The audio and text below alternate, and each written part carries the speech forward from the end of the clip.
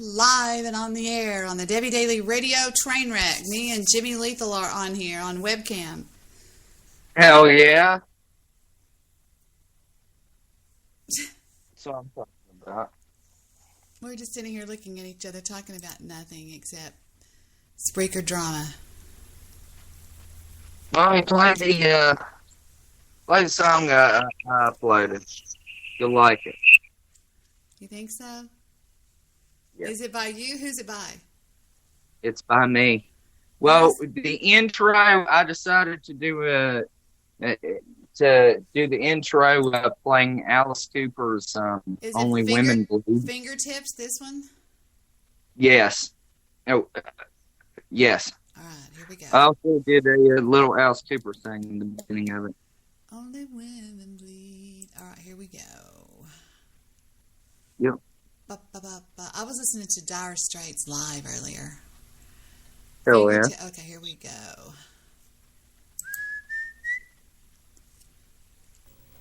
Prepare your... I'm going to go on mute.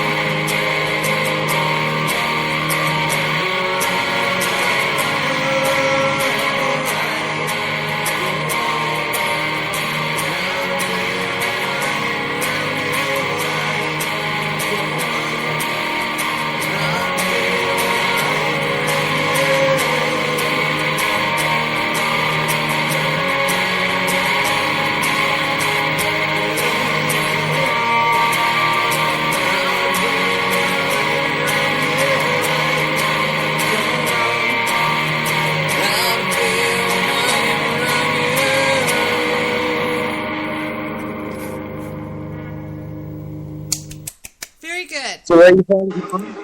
I liked it. I liked it a lot. You're getting a lot better. You're getting better. You're improving, and that's good. I actually I wrote that song back in 2011 when I was going through marital problems. Oh, you wrote And that it song? kind of shows in the lyrics. What were you saying? I couldn't hear the words, the lyrics. I'll send you the lyrics here later, Mom. Okay. And grab me another beer. You like "Only Women Bleed" by Alice Cooper? Oh, 70s Alice is best Alice. 70s Alice is only Alice in my. You're gonna have to excuse what I'm doing right now, but I'm keeping you at face level. I'm not looking. We'll listen to "Only Women Bleed" too. Oh yeah, good song.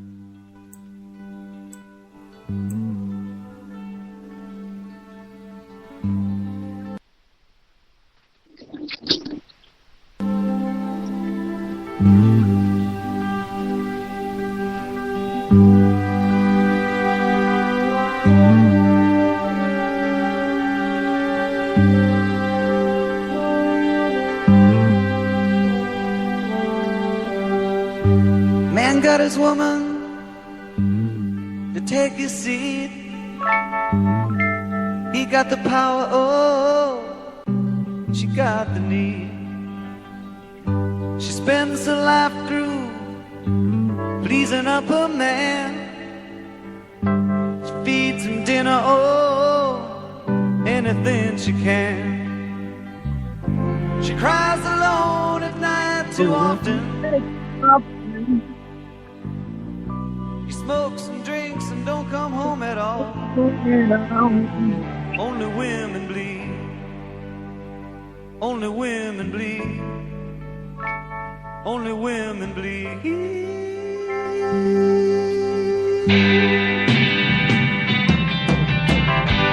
Man makes your hair gray. He's your life's mistake.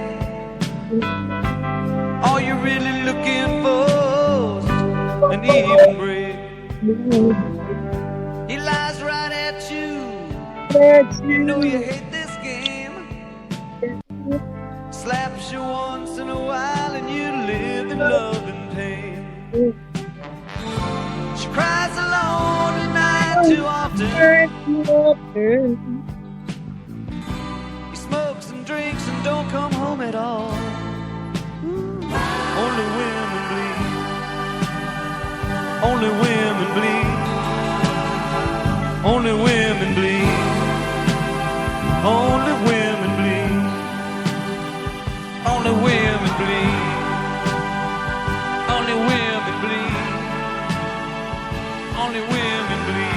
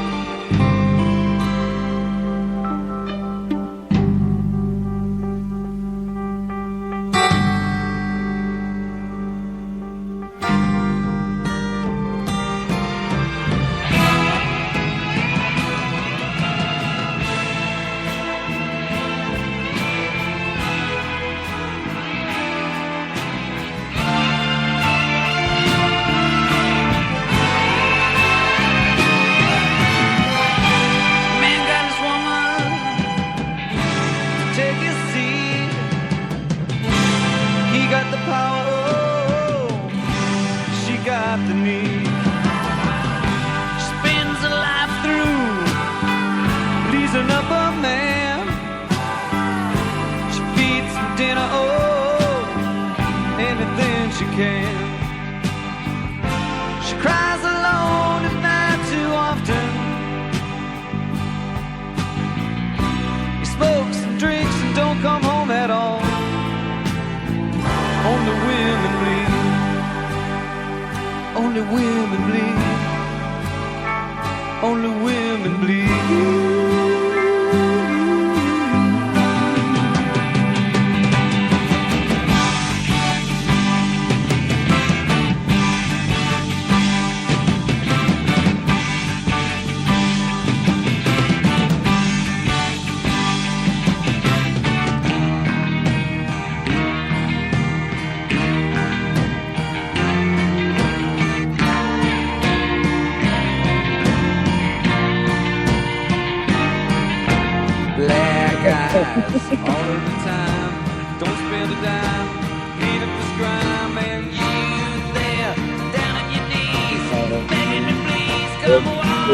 just not me.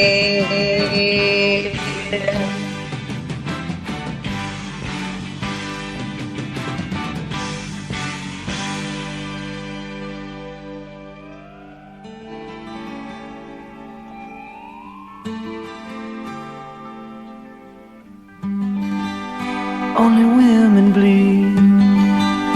Only women bleed. Only women bleed. Only women bleed.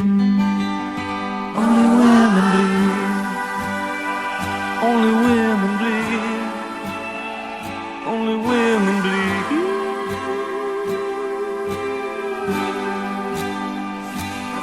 Oh, yeah. Choctaw Indian Chickasaw. Careful.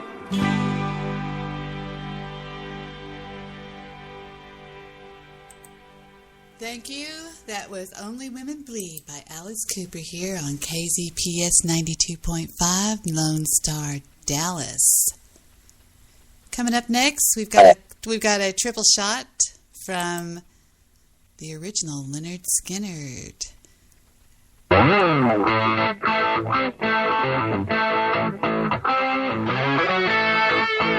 little Southern rock for you.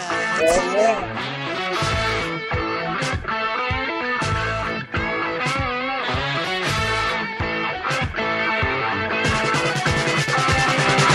Call me the breeze. I keep blowing down the road. Well, now they call me the breeze. I keep blowing down the road. I ain't got me nobody. I don't carry me no load. Ain't no change in the weather. Ain't no changes in me. Well, there ain't no change in the weather. Ain't no changes in me. And I ain't hiding from nobody. Nobody's hiding from me. That's the way it's supposed to be.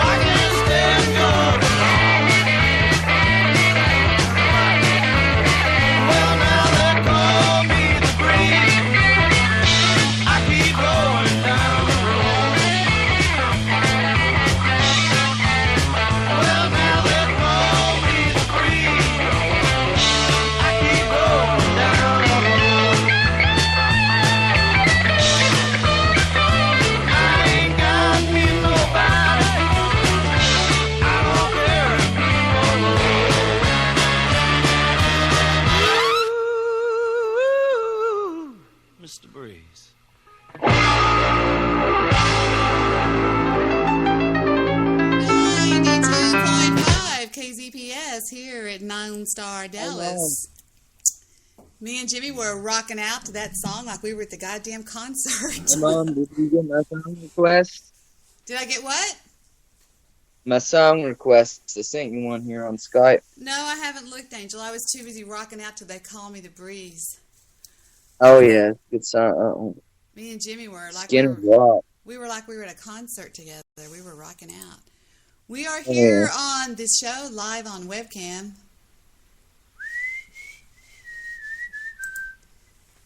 All right. You're no different than me.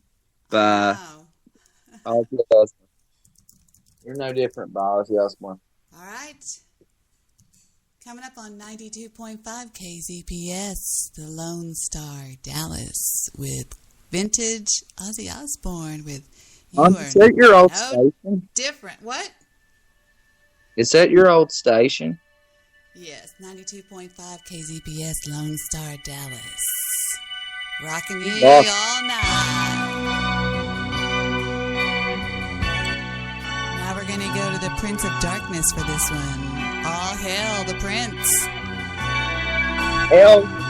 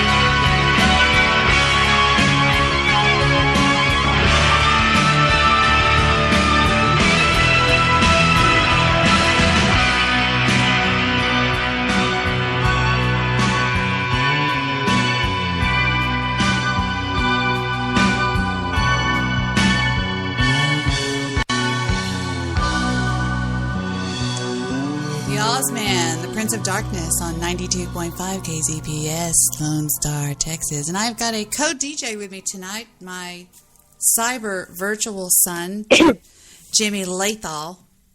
Just playing air guitar I and saw air that. bass I for saw that that. one. I saw that. I was watching you. I love that song. It means a lot to me. Jewish producer was just on the air, and he just went off about 20 minutes ago, so I don't know where they're at. But, trying to... Now, of all the songs I'm bad about ever playing on my show, that one I probably play the most. Yeah. I like some Ozzy, too, but I was having fun with the Southern Rock, so let's try one more from the album of the same name. Like, yes? What's that? when ever since I was a real little boy, I always wanted to be Ozzy Osbourne. If you take a good look at my YouTube, it's kind of obvious. Damn, this drink is all stopped up with pineapple pieces. That's my idol right there. Ozzy is God. The first date my daughter ever went on was to Ozfest. I was like, oh boy, thank you. Really appreciate it. Rocks. What year? 2009, I think. 2009, something like that. I went to 05 and 07. Really? Mm-hmm. Nice. I got to see him once with Black Sabbath, and his last one of his last tours with Zakk Wylde. All right, now coming up on 92.5 KZPS, a little bit more of that Southern rock when you're flirting with somebody else's girl and you tell the man, just give me 3 steps and I'll be out of your way. All right. Yeah.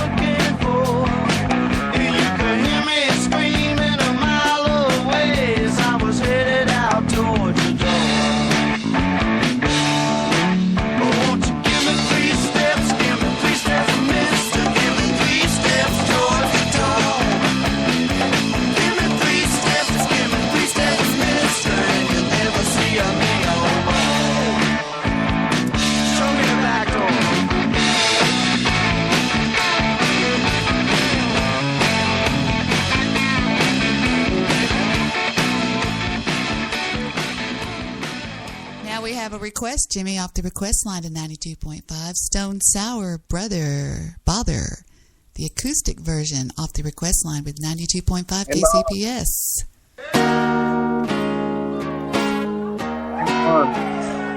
What baby doll? What baby doll? Next, I got a request, another request for you. Please don't kill me over it. But we have a request off of the request line, which is the chat room. I know. All right. I know, but after this. All right.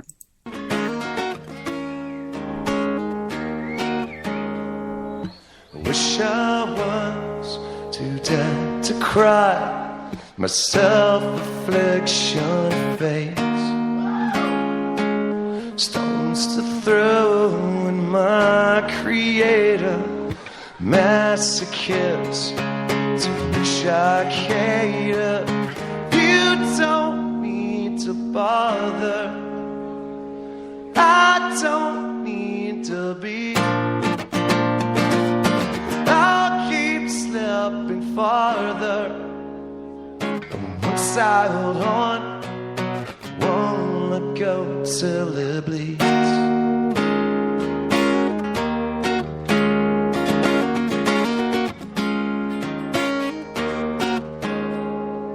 Wish I was too dead to care, if indeed I cared at all. Never had a voice to protest, so you fed me shit to digest. I wish I had a reason, my flaws were open season. For this I gave up trying, one good time deserves my time. I don't need to bother, I don't need to be. I'll keep slipping farther, but once I hold on, won't let go till it bleeds.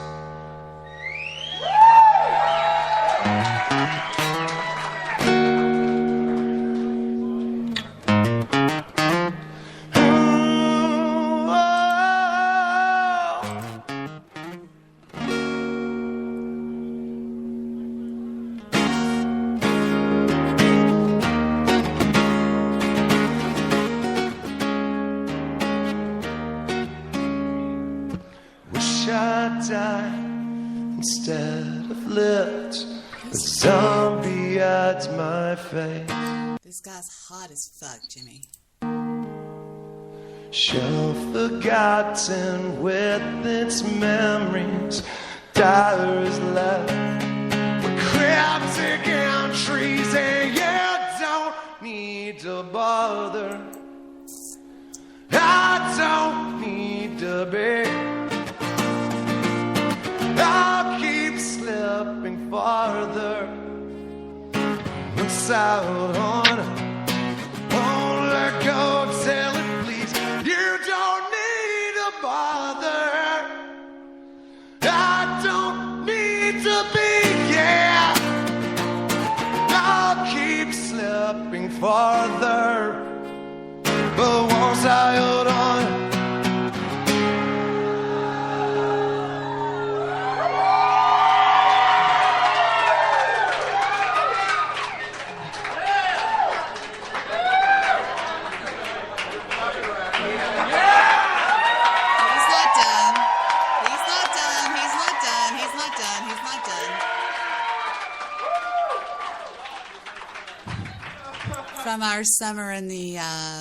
from our summer in the park series, that was Stone Sour with Bother, the acoustic version on live 92.5 KCPS 92.5. Hey, Mom. Shut up, Jim.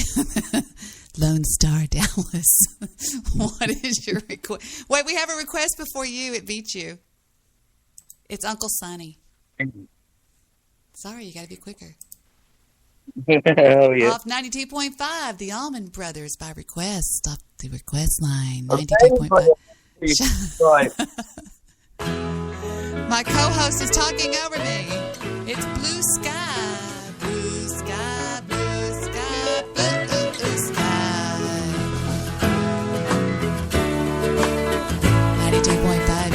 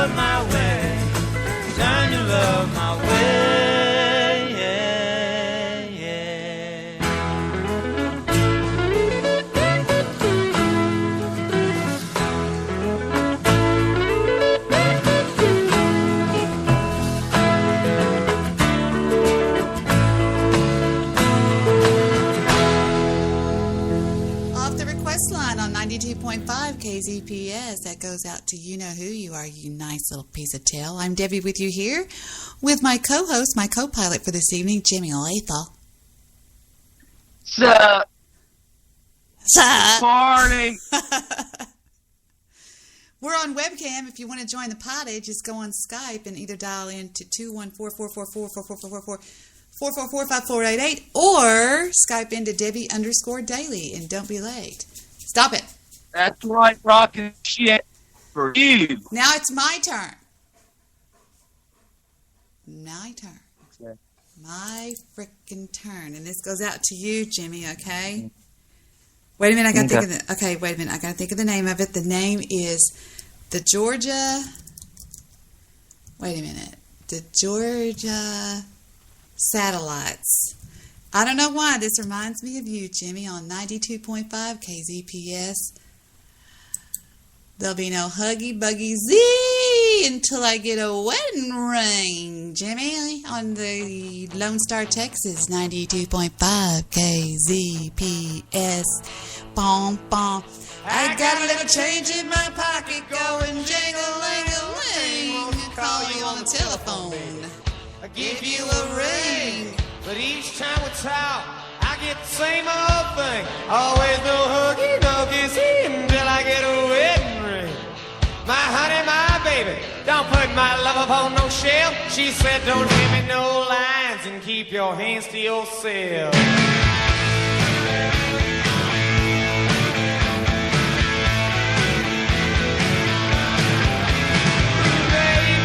Baby, why you always treat me this way? You know I'm still your lover boy. I still feel the same way. That's when she told me a story about free milk and a cow and said no hooky, no kissy until I get a wedding vow. My honey, my baby, don't put my love upon no shelf. She said don't hand me no lines and keep your hands to yourself.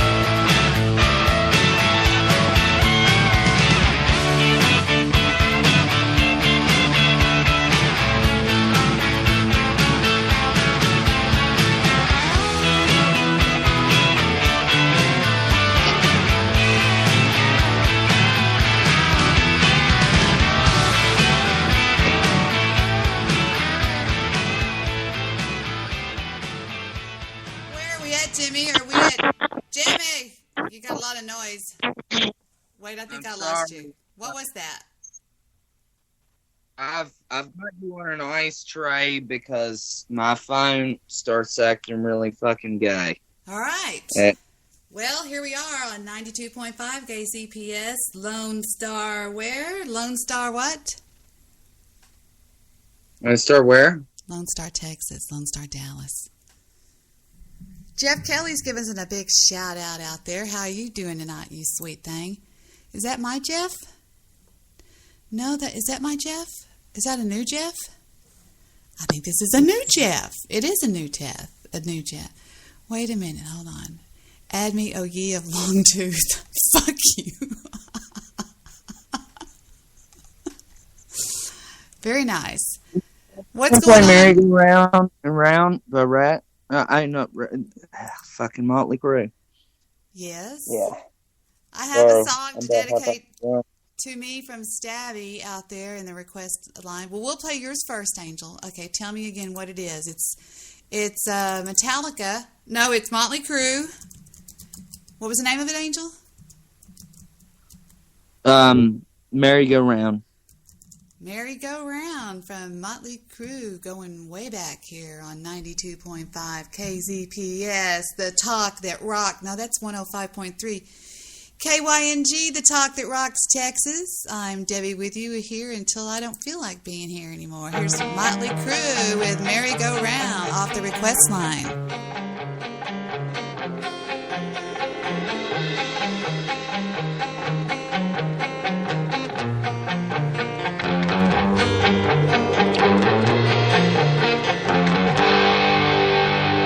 You know he's gotta get away to the merry-go-round and round. Count the times that he laid awake at night thinking, am I going down now? Am I going down? Am I going down now?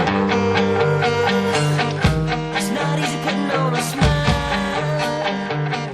You're long lost and found.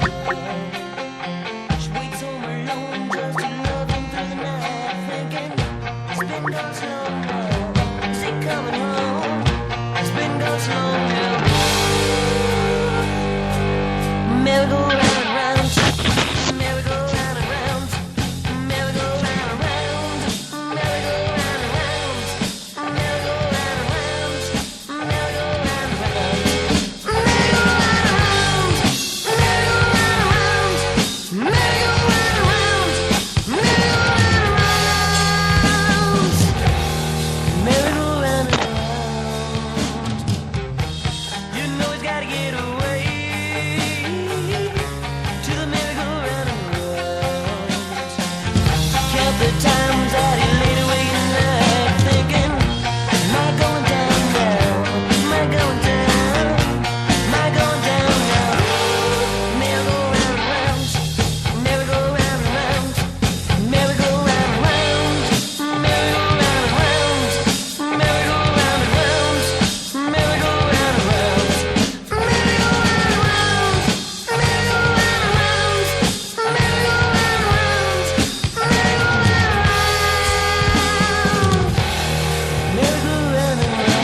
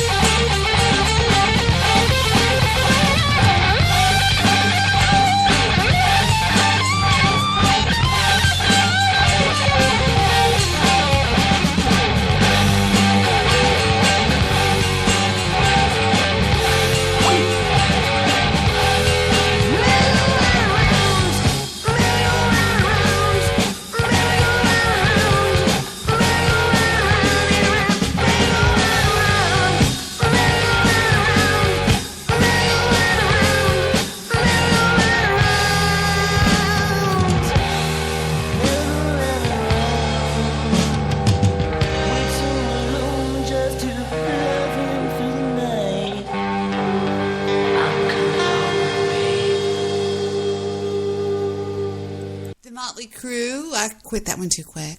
Off 92.5 request line Hey, KZPS. Mom, I'm sorry about the noise. A lot of it, I've got my phone on ice right now.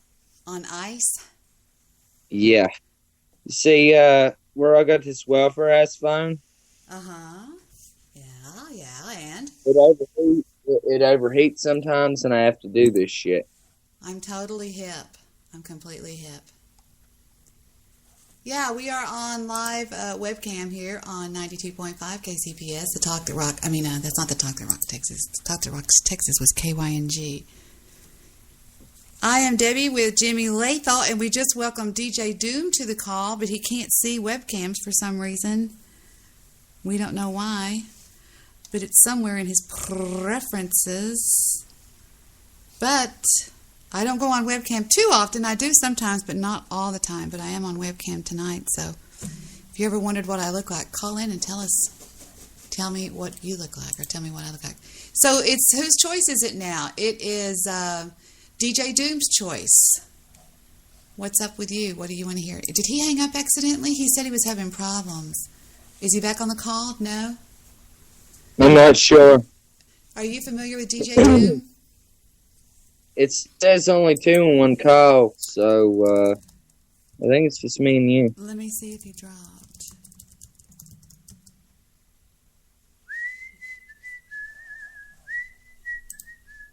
Yeah, there we go. All right, got everybody satisfied for a minute. He's chilling. Hey, Mom. Yes, dear. I got a song I want to dedicate to you. What's that? Do you feel like I do, Peter Frampton? Well, we have a request before you. This goes out to me from Stabby McHugs. This ought to be interesting. On 92.5 KCPS.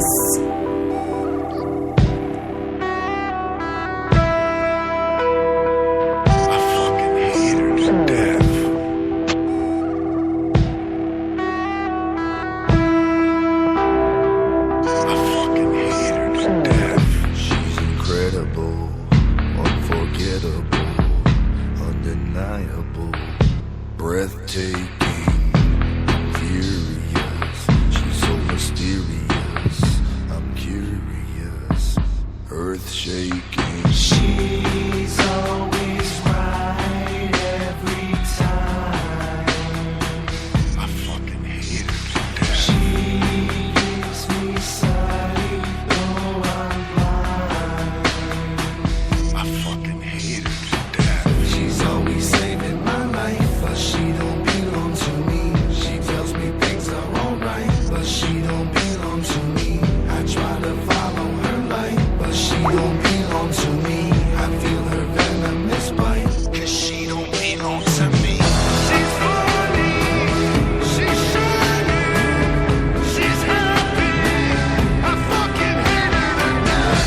She's caring, she's fine, she's smiling.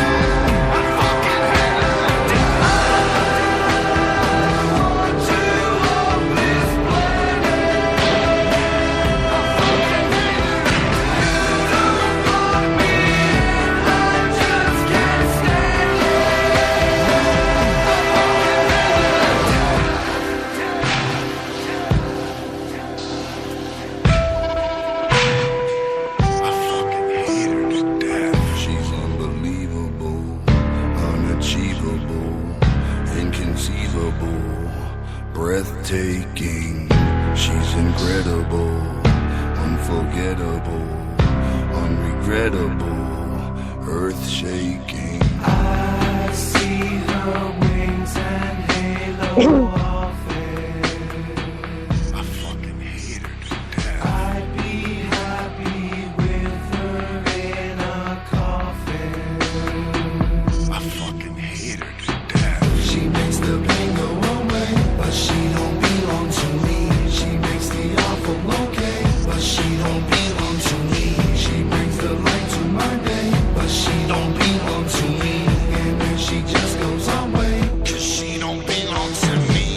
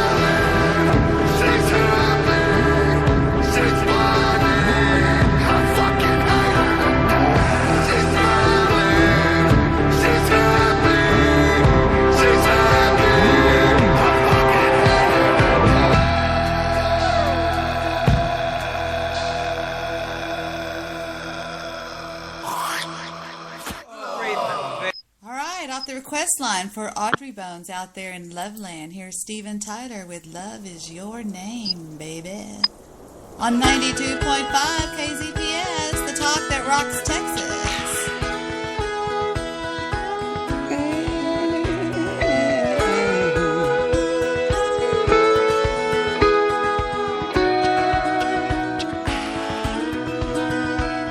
Send your kisses my way.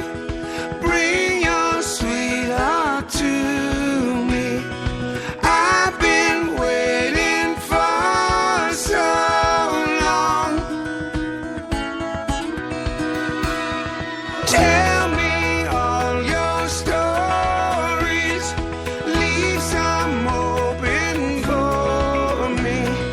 Write your name into this song. I walk through the fire. I'll run through the rain. I'll wait for forever. If love is your name, your name.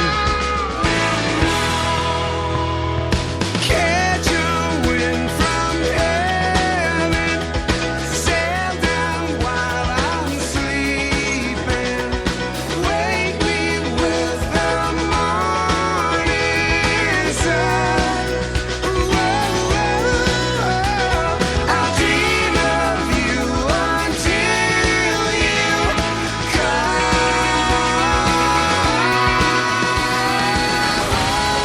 Through the fire, I'll run through the rain.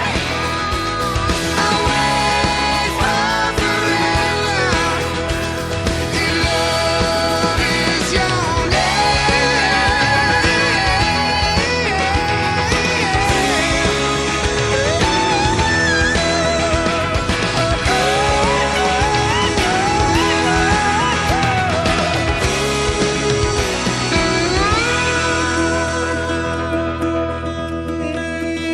Valentines keep knocking. My heart keeps on walking. Darling, I'll hold on for you. For you. For you. I'll walk through the fire. I'll run through the rain. I'll wait for forever. If love is your name, if love is your name, if love is your name.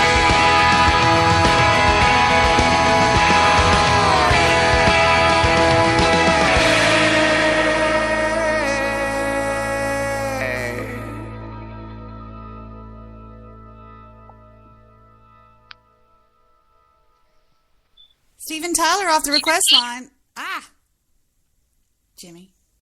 Jimmy Latham. Sorry, my fucking phone Please sucks. be careful, because this one here is the super sharp, fast claw. This one is the crush. Do not get your fingers in there, okay? We've got a video where Gordon Ramsay extracts every ounce of a lobster out of the lobster.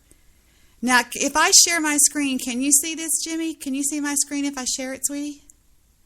It's where we got multiple people on the call. It shuts down unless it's set up in this. You want me to one try it? Let me format. try it. Tell me if you can, because I wanted you to see the video with me. Tell me if you can That see. gray format going, I can see it, but for some reason, when we just add people to the call, I can't. Can you see it now?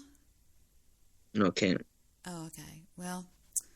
Well, it's there. So I'm going to watch this video that was forwarded to us off the in studio line here. Somebody in studio. Here we go, everybody. Now, you've got to kill it quickly. We'll do this as safe and as humane as possible. There's the cross line there. Cross, there. Knife in and down through. And that is it. Straight into the water. Touch of salt. And that is in there for 2 minutes. We're not cooking it all the way through, we're just poaching it to release the meat from the shell. So I'm taking mental notes in my head right now like I'm a student in one of my classes. I'm memorizing every step he does because I'm going to deshell this lobster exactly how Gordon's doing.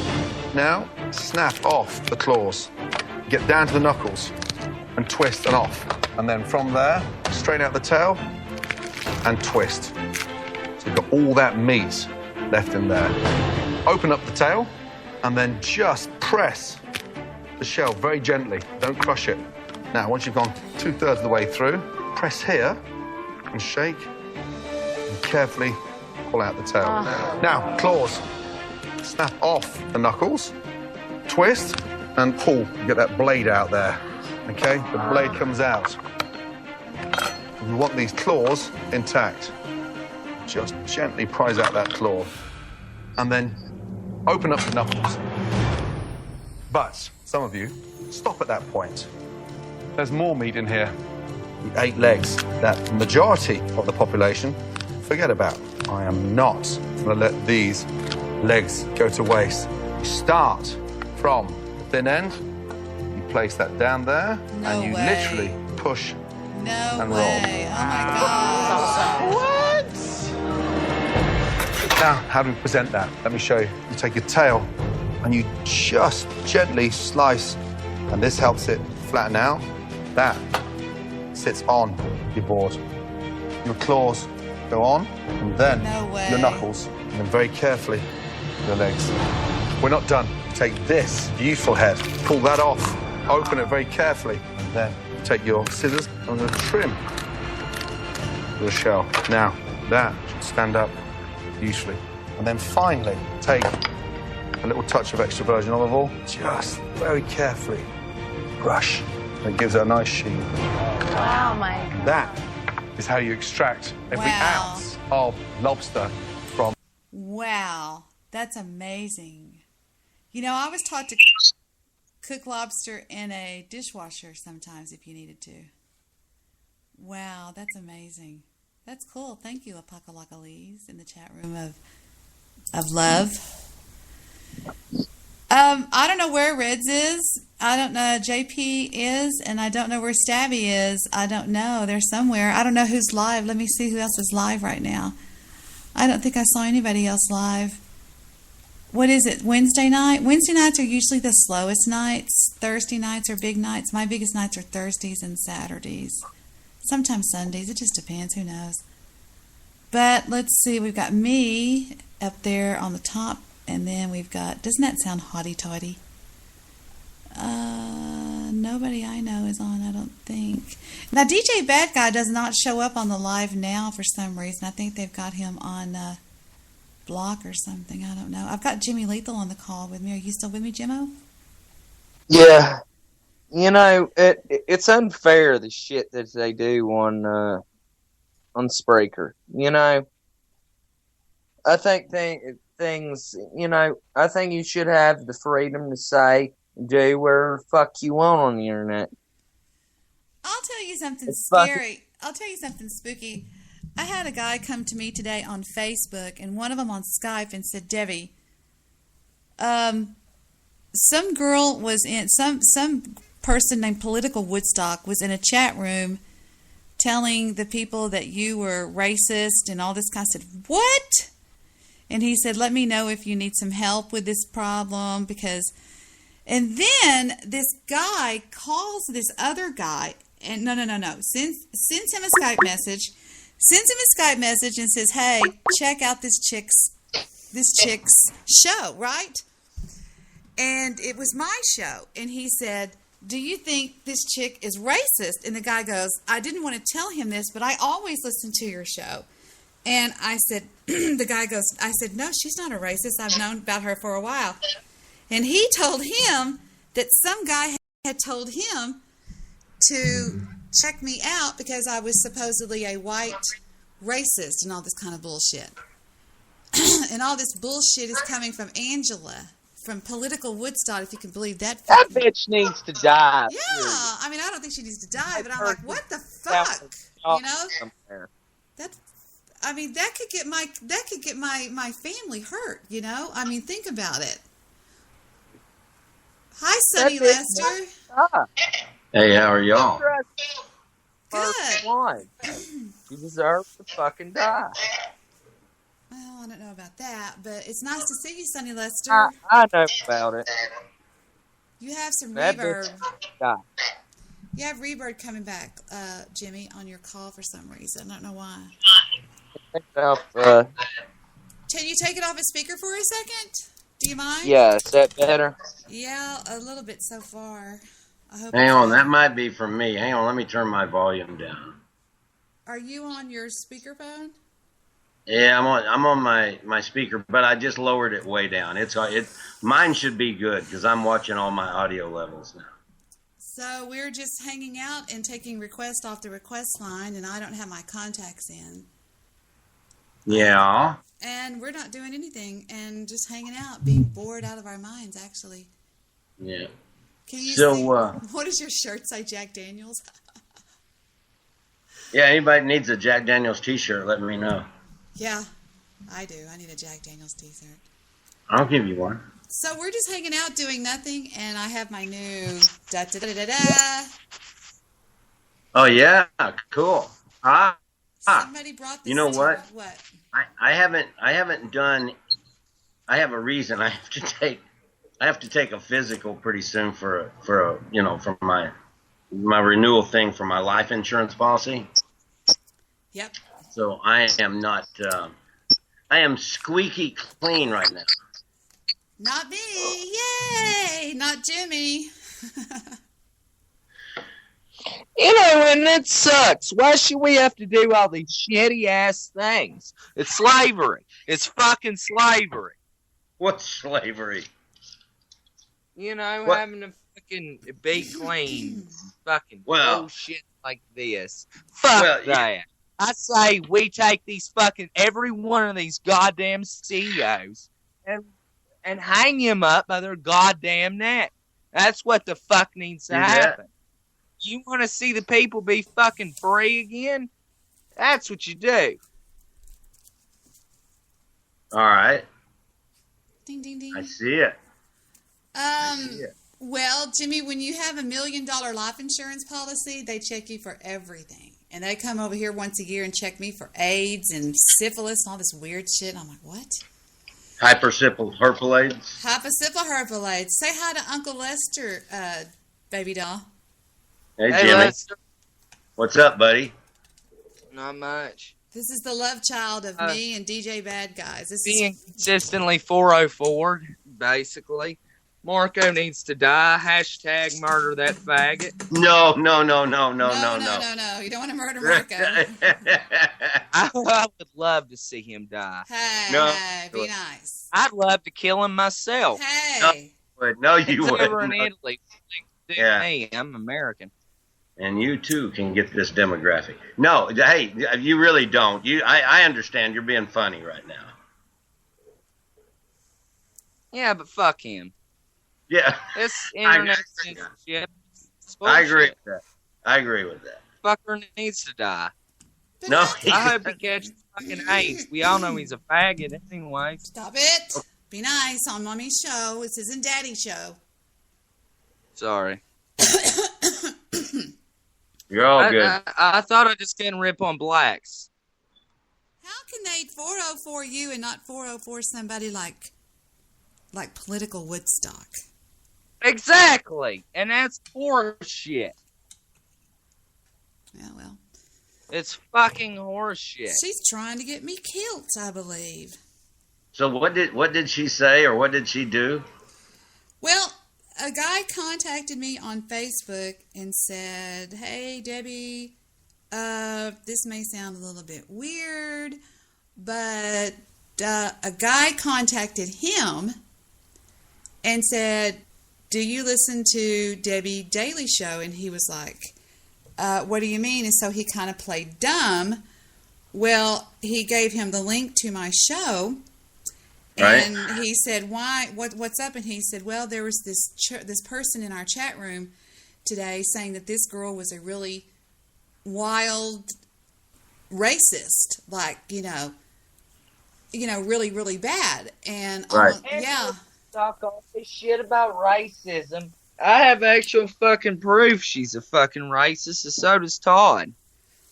Well, I never considered myself much of a racist. I mean, I've got a lot of... Shit's satirical. But, like, she if I really was a racist, I wouldn't be so close to Jewish producer. Well, I have kids that call me mom that are African American. Aaron Harris, Markel Ellis, Jamarcus Webb of the Chicago Bears. I mean, people, can we talk? I could go on and on and on. You've heard, have you ever heard Hassan call in, Sonny? When I look over there, I'm looking at you. When I look up here, I'm looking at my camera. Sonny, have you ever heard Hassan? Yeah. Hassan's a little black kid that I love. Love to death. Right. Remember Go ahead. I'm listening. Go ahead. Go ahead, Angel. It's bullshit. It ought to be obvious. Guys like me and DJ Bad Guy, we're satirical. As a matter of fact, Stop excuse that. me. Can y'all hear Gunner? Yeah. He's dreaming of those bonny bygone days when he and his Peppy were chasing criminals. Never mind. That was off of Lady and the Tramp. Anyway. Stay at home It's mom. like they're trying to take away freedom of speech on the web, period. That's bullshit. What did you think about it is bullshit, my love. What did you think about I do my podcast kind of like real radio. Once somebody makes a point, I don't back up your point. I go straight to the next one. Sonny, what did you think about the hearings with Comey? How about that? Yeah, I thought that was, it was kind of telling, right? I mean, it kind of let us know what's really going on, right? I mean, if you read between the lines, it's all fucked up. Yeah, it's major bullshit. I mean, she committed a freaking crime. Right. She did it knowingly, willingly, and I believe intentionally. Yeah, I agree. Well, I do agree. If you listen to when that one guy grilled her ass on intent, he grilled his ass. He nailed him on intent. Right. He said when we asked her about it, she only gave us 100 emails. We had 1,000 that got taken off the servers, and then she wiped the servers clean in an attempt to destroy evidence. He goes, I smell intent. Right. I agree. Which makes I just think it's all a big look. I'll agree with Trump on this. It's all rigged. And I hate to say this, even though they're making it look like this is happening and that's happening, and he's got a little bit of a lead in Pennsylvania and this is happening.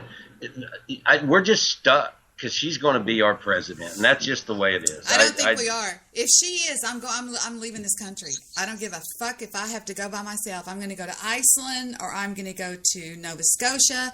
I'm going to go somewhere north. I may even go to the Baja freaking Peninsula. Nah. Norway. Whatever. Go to Nazaré, Costa Rica. I have a doctor that lives there. My lips are chapped. This is just chapped lips. I have a doctor that lives in Costa Rica. And he flies in. He's so freaking rich. He flies in like once a month to see patients. I hate him. You can live. In Costa Rica, I've got a lot of friends down there. I go down there a lot. And in Costa Rica, you can live something you'll relate to here. You can live Highland Park wealthy for around $2,500 a month. You can live Plano style for around $2,000 a month. And you can just live really decent at around $1,500 to $2,000 a month there. You mean food, everything, rent, gasoline, everything? Yeah, that's even housekeeping. What, darling? I'm going to step off here for a minute so my phone doesn't just randomly shit out on you. Just call back in when you're ready. Okay. All right, love monkey. Later. He's a mess pot. Why can you live so cheap there? Mess pot is a cute word.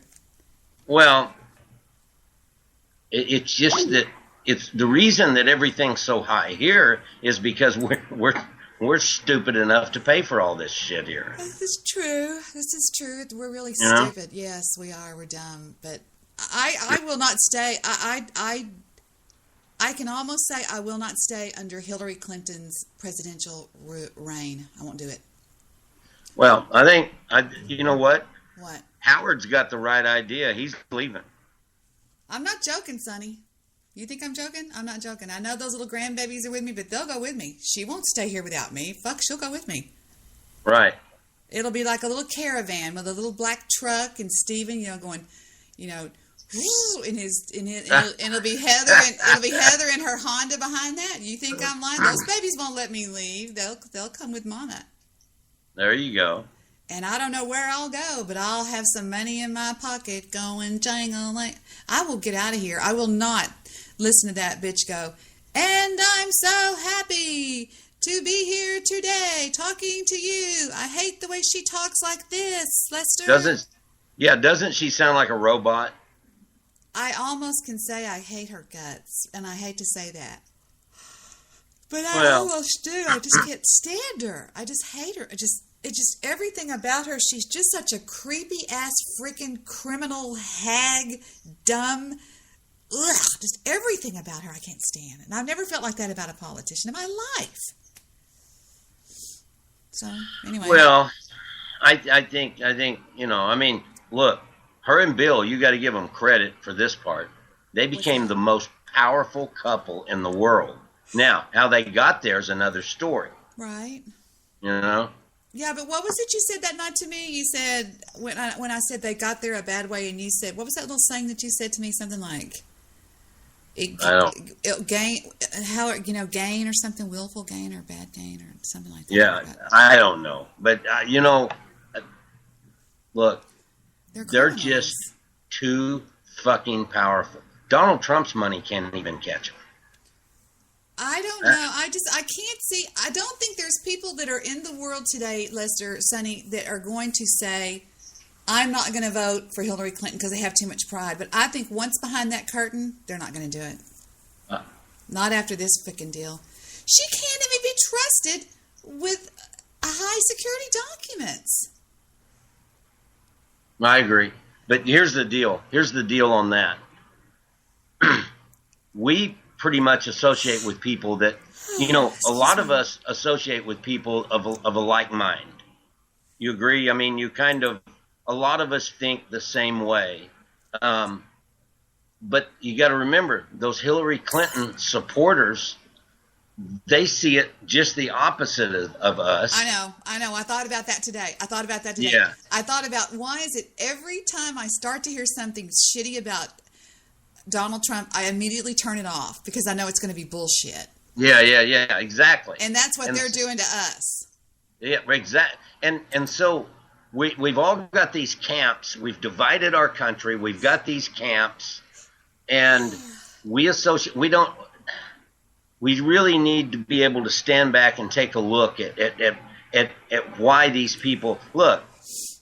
The blacks are voting for Hillary because she's going to give them everything they want. Did you see what she said when those Black Lives Matters came into her thing? They go, Black Lives Matter. And she goes, yes, they do. And I thought, she's so fake. Well, I'm sorry. I've had all I want of that Black Lives Matter thing. Oh, I'm fed up with that shit. I can't even talk about it anymore. But, it's just that when I saw that guy nail her to the wall, Sonny, and you're down there in the little corner now. When I saw him nail down Comey, and when he nailed him to the wall, it was that senator from that congressman name started with a CH, something like. I know who you're talking about. Yeah. I love the out of him. I was like, I hate dirty, rotten scoundrels. I hate rotten government. I hate that crap, and I think you know why. Right. Yeah, I agree. I agree with you. Dirty, rotten pieces of crap. And like I've said all along, I'm not a big fan of Donald Trump, but he is our only choice. I know. I know. And I was trying to look some stuff up earlier today about this Mike Pence guy. the guy that may be his running mate, the governor of wherever the fuck he's from. He's a really conservative guy. This is what I love. This is 2 minutes long. Check this out, Lester. Sonny Lester. It's Senator Congressman Gowdy, Trey Gowdy. Yeah. Yeah, the kind of the long face and all the gray hair, and he's real. You'll remember. The Bulldog, Trey Gowdy, rapid-fired through Hillary Clinton's lies during a House hearing on Thursday. Secretary Clinton said there was nothing marked classified on her emails, either sent or received. Was that true? That's not true. Secretary Clinton said, I did not email any classified material to anyone on my email. There is no classified material. Was that true? There was classified material emailed. Secretary Clinton said she used just one device. Was that true? She used multiple devices. Secretary Clinton said all work-related emails were returned to the State Department. Was that true? No, we found work-related emails, thousands. Did her lawyers read the email content individually? No. Gowdy schooled Mr. Comey on Mrs. Clinton's intent of mishandling classified material. In your old job, you would prove intent, as you just referenced, by showing the jury evidence of a complex scheme that was designed for the very purpose of concealing the public record. She affirmatively rejected efforts to give her a state.gov account. She kept these private emails for almost 2 years and only turned them over to Congress because we found out she had a private email account. So you have a rogue email system set up before she took the oath of office, thousands of what we now know to be classified emails, some of which were classified at the time. One of her more frequent email comrades was in fact hacked, and you don't know whether or not she was. And this scheme took place over a long period of time and resulted in the destruction of public records, and yet you say there is insufficient evidence of intent. Gowdy finished with what he said is most concerning about the double standard for Hillary Clinton. You mentioned there's no precedent for criminal prosecution. My fear is there still isn't. There's nothing to keep a future Secretary of State or President from this exact same email scheme or their staff. And my real fear is this. It's what the chairman touched upon. This double-track justice system that is rightly or wrongly perceived in this country. That if you are a private in the Army and you email yourself classified information, you will be kicked out. But if you are Hillary Clinton and you seek a promotion to Commander-in-Chief, you will not be. So what I hope you can do today is help the average person, the reasonable person you made reference to, the reasonable person understand why she appears to be treated differently than the rest of us would be. And there you go. Da, da, da, da. I mean, people, this is not Debi saying this. This is not Debi, okay? This is Congress. Read your message. This is the big dogs that have come out to eat. And they're not going to back down to this either. You can tell these guys are hot on her frickin' trail, and they're going to get her. And I love it. What message, Angel? I sent you a message. Oh, on our private chat. Oh, yeah, I saw that. Okay. God damn it, Lester. You're so sweet. You waited the whole time until I saw that. And then I love to listen to this other guy tear him up over Hillary Clinton, proving what I've said. Take a bow, Debbie. This guy, it just proves what I've been telling you guys the whole time. Proves it. Here comes your future president. Physically, where were Hillary Clinton's servers? The operational server was in the basement of her home in New York. The reason I'm answering it that way is sometimes after they were decommissioned, they were moved to other facilities, storage facilities, but the live device was always in the basement. Was that an authorized or unauthorized location? It was an unauthorized location for the transmitting of classified information. Is it reasonable or unreasonable to expect Hillary Clinton would receive and send classified information? As Secretary of State, reasonable that the Secretary of State would encounter classified information in the course of the Secretary's work. Via email? Sure, depending upon the nature of the system. He's hot, Sonny. You can see it in that man's freaking eyes. He's hot like a bitch. That's what. Look at this. Look at his assistants back here behind him are his paralegals. That's a paralegal, and that's probably those are attorneys that are helping him. And look at the way they're looking at that man. They've got that zombie look right now. Goddamn right. They're looking at him like, you son of a bitch. To communicate classified information would have to be a classified rated email system. But you did find more than 100 emails that were classified that had gone through that server, correct? Right, through an unclassified server, correct. Yes. So Hillary Clinton did come to possess documents and materials containing classified information via email on these unsecured servers, correct? That is correct. Did Hillary Clinton lie? To the FBI? We have no basis to conclude she lied to the FBI. Did she lie to the public? That's a question I'm not qualified to answer. I can speak about what she said to the FBI. Did Hillary Clinton lie under oath? Not to the FBI, not in a case we're working. Did you review the documents where Congressman Jim Jordan asked her specifically? And she said, quote, "There was nothing marked classified on my emails, either sent or received," end quote. I don't remember reviewing that particular testimony. I'm aware of that being said, though. Did the FBI investigate her statements under oath on this topic? Not to my knowledge. I don't think there's been a referral from Congress. Do you need a referral from Congress to investigate her statements under oath? Sure do. You'll have one. You'll have one in the next few hours. Did Hillary Clinton break the law? In connection with her use of the email server, my judgment is that she did not. Did you just not able to prosecute it, or did Hillary Clinton break the law?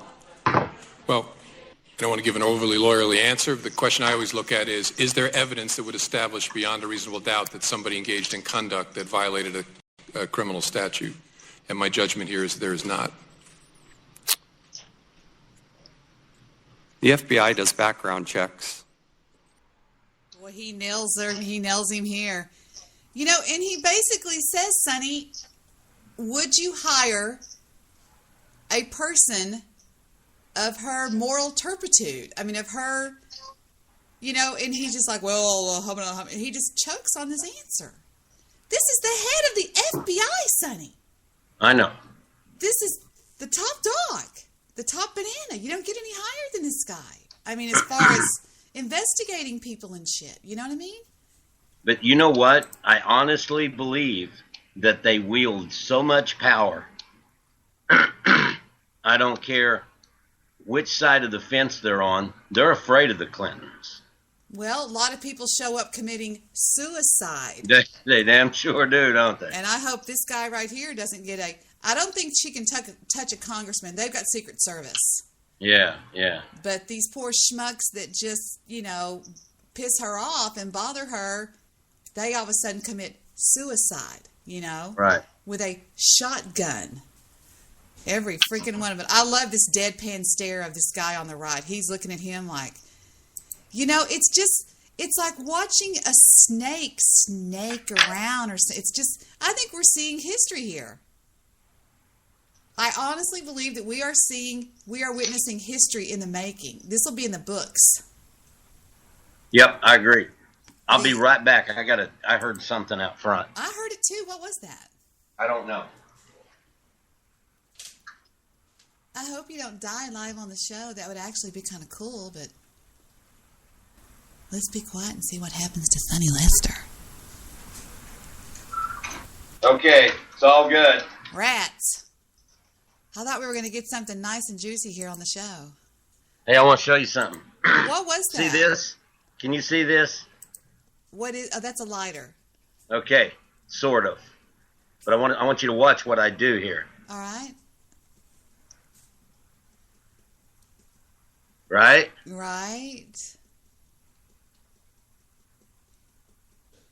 See that? What is that? That is a pipe. What does that mean? I mean, oh, get out of town. Is that cool? Look here. See it? It's just like that. here's your deal. Right, right. Okay, open it up, and that's where you put your stuff. Wow. Okay, then when you have it in there, let me get it up here. Then you push down on here, and right in here, it lights. Underneath the pipe? Right over above the bowl. Wow. And where do you suck? And you suck in on that long thing? Yeah, yes. That's what she said, huh? Yeah, that's what she said. Is that not too cool, though? That's cool. Did you get that at, a head shop or something? No, a friend of mine gave it to me and said he'd never use it. There's even a little place, I don't know. There's another place in here, in this thing somewhere where you can, right here. Where you can store stuff? Yeah, but I don't even know how to get that open, but that's in there. Then this sets down like that. And then there you go. That is neat. I would have it engraved. I belong to Sonny Lester. Social Security number. No, I'm joking. Yeah, there you go. So getting back to the demolishing of this, everything that's hot off the presses right now, we're going to get back to the music. We're on, we switched over to KYNG, the Talk That Rocks Texas. And now, getting back to the demolish of your future candidate. Yeah. If Hillary Clinton applied for the job at the FBI, would the FBI give Hillary Clinton a security clearance? I don't want to answer a hypothetical. The FBI has a robust process in which we adjudicate the suitability of people for employment in the Bureau. Given the fact pattern you laid out less than 48 hours ago, would a person who had dealt with classified information like that, would that person be granted a security clearance at the FBI? It would be a very important consideration in a suitability determination. You're kind of... This guy is looking at him like he's looking at a 15-year-old little boy that just tried to fuck his 12-year-old daughter. You know what I mean? He didn't. I do. He didn't do it, but he tried. I mean, he looks like he's fixing to kick his ass, and these two guys have got his backs. He's got his back. You know what I'm saying?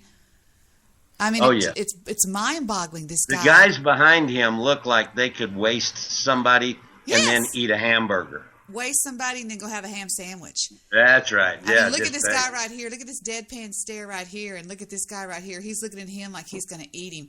And here we go. Here we go. I just love this. I love this. I love this because it's justice and it's the reckoning, Sonny. Even if she ends up getting elected, this is the reckoning for this stupid you-know-what. I just can't stand her. All right, here we go. Making my point, Director. The point being, because I injected the word Hillary Clinton, you gave me a different answer. But if I came up to you and said that this person was extremely careless with classified information, the exposure to hostile actors, had used, despite warnings, created unnecessary burdens and exposure. If they said that they had one device and you found out that they had multiple devices, if there had been email chains with somebody like Jake Sullivan asking for classification changes, you're telling me that the FBI would grant a security clearance to that person? I hope I'm giving a consistent answer. I'm not saying what the answer would be. I'm saying that would be an important consideration in a suitability determination for anybody. And it's just, personally, I just think that sounds like a bit of a political answer, because I can't imagine that the FBI would grant a security clearance to somebody with that fact pattern. I love the fuck out of this, Sonny. I don't know why. Did you hear that guy make a noise off to his left, and then the little guy over on the gave him that look. Did you see him shoot his eyes over there? Shut the fuck up. Shut the fuck up. Yeah. Yeah. But look at that look. That look would scare the piss out of me if I was about 12 years old. And well, it's not just that. This is the guy that if you're in trouble for something, this is the cop looking at you across the table that says, listen, I'm fixing to send you away, and you're going to be Bubba's little bitch, and he's going to fuck you in the ass, and I'm going to be the guy that puts you there. I mean, I haven't seen a look on like this in Washington, D.C. since the. I mean, I wasn't around during the Nixon thing, but I can imagine how they tore Nixon up, you know? Yeah. It's a look of utter disgust. That's correct. And I just the way he looks at him is beyond. Matter of fact, I'm going to screenshot this and make that's going to be my my avatar tonight. There you Do you go. agree or disagree with that? Just say what I said before. Again, it's very hard to answer in the hypothetical. Look at how these guys aren't blinking. My dad taught me how to tell liars from truthers, and when you're stone cold in your belief, you don't blink. It's called your eyes are floating. You know, when they start blink, blink, blink, blink, blink, blink, blink, blink, blink, blink. Yeah. Yep. I'll repeat it. It would be a very important consideration in a suitability determination. Did Hillary Clinton do anything wrong? And what do you mean by wrong? That's got to be the line of the night. What do you mean by wrong? And I thought, if that were me, I don't think I could keep my cool right there. Look at that guy's picture right now. You see how he puffed up? Yeah, he puffed up real big right there. I'm gonna take he that one. He looks like my parrot, Bailey. Yeah, when she's getting pissed off, she's getting bigger and bigger. You know what I mean? I think it's self-evident. Well, I'm a lawyer, I'm an investigator, and I hope a normal human being. Do you really believe there should be no consequence for Hillary Clinton and how she dealt with this? Well, I didn't say, I hope folks remember what I said on Tuesday. I didn't say there's no consequence for some. Did you see him lick his lips? That is a show of anger. That's the animal in you saying, I'm going to eat you. I'm going to destroy you. I mean, this guy is unfreaking believable. Who is this guy? He's from South Carolina. What the fuck? Run for president, bitch. Jesus. Look at this guy. I love this guy. Someone who violates the rules regarding the handling of classified information, there are often very severe consequences in the FBI involving their employment, involving their pay, involving their clearances. That's what I said on Tuesday, and I hope folks walk away understanding that just because someone's not prosecuted for mishandling classified information, that doesn't mean if you work in the FBI, there aren't consequences for it. So if Hillary Clinton, or if anybody, had worked at the FBI under this fact pattern. Okay, this look right here tells me you want me to freaking believe this bullshit that you're giving me whenever you cock that one eye up, like, are you fucking kidding me, is what he's saying right now. Yeah. I just love reading faces. What would you do to that person? There would be a security review and an adjudication of their suitability, and a range of discipline could be imposed from termination to reprimand, and in between suspensions, loss of clearance. So you could be walked out, or you could, depending on the nature of the facts. Okay, his attorneys are working back there. This thing right here is the thing that he looks at, and it's got words that come across it. And right. if you watch any second, they're trying to send him a message. They're doing some research on something like that. They're probably just put into a Google search how many people in the FBI have been fired for, whatever. They've got, they've got access to that. Probably the NCIC or whatever, I don't know, some database. Right.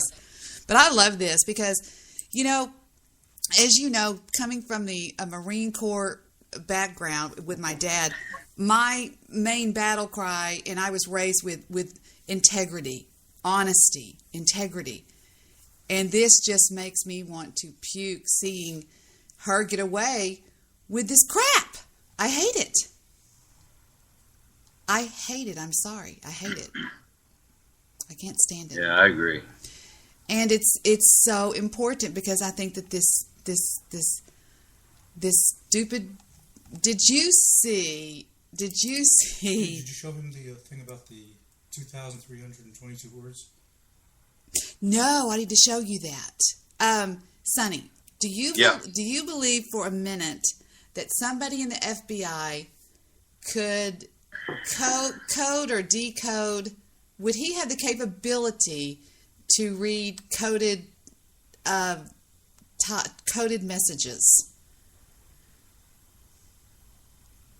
Well, I would think that would boil down to what his job was. I mean, there are they have people that's what they do.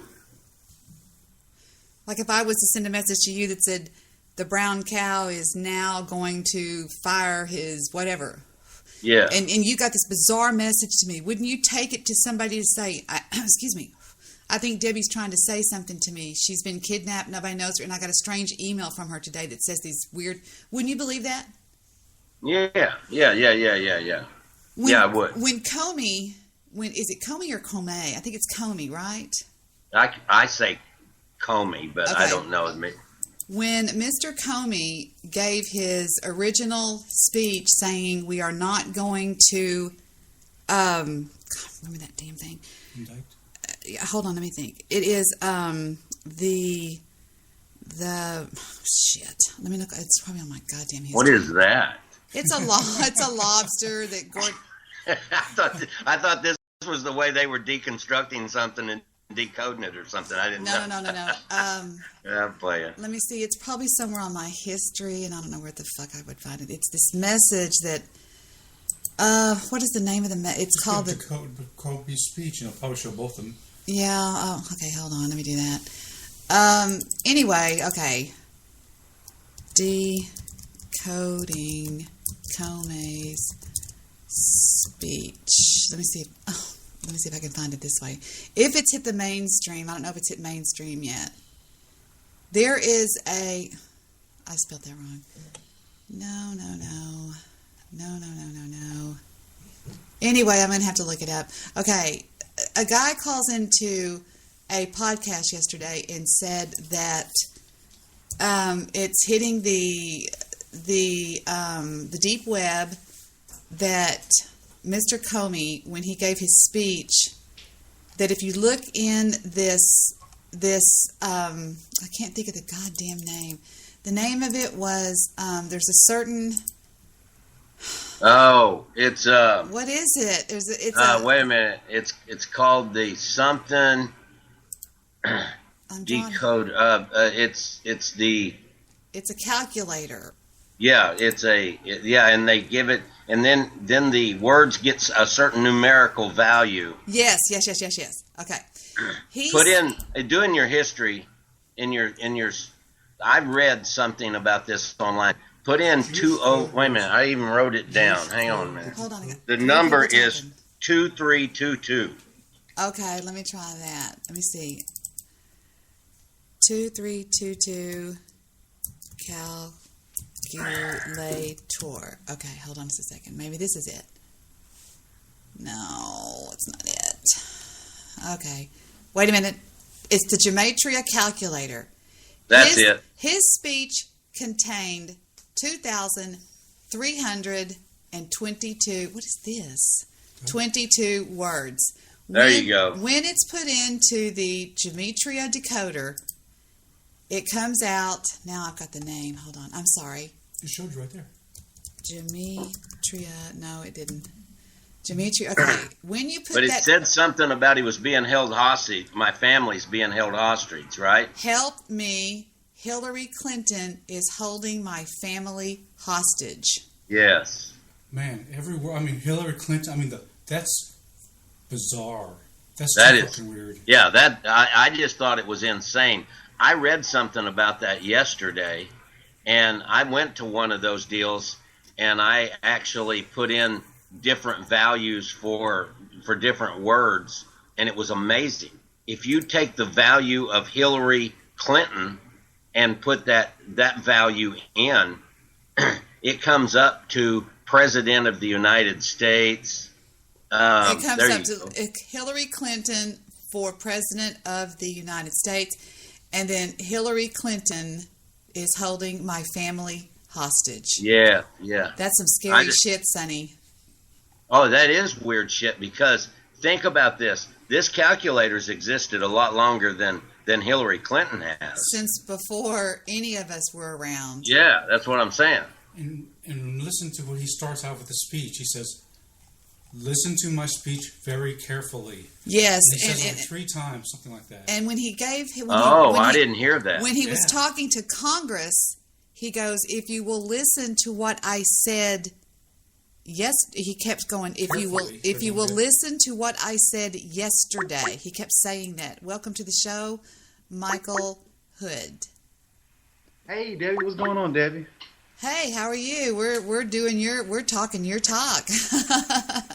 Yeah, I'm gonna mute myself and go off. Y'all was talking about whatever you was talking about. I'm gonna go off of what y'all was talking about. Well, there's a thing called the Gematria calculator. It was used by the ancient whatever, and then it was adapted by the Jews in ancient biblical times, and it's unbelievable. And when you put in 2,322, which is exactly the words that Comey had in his speech saying that he wasn't going to prosecute Hillary, it comes out to help.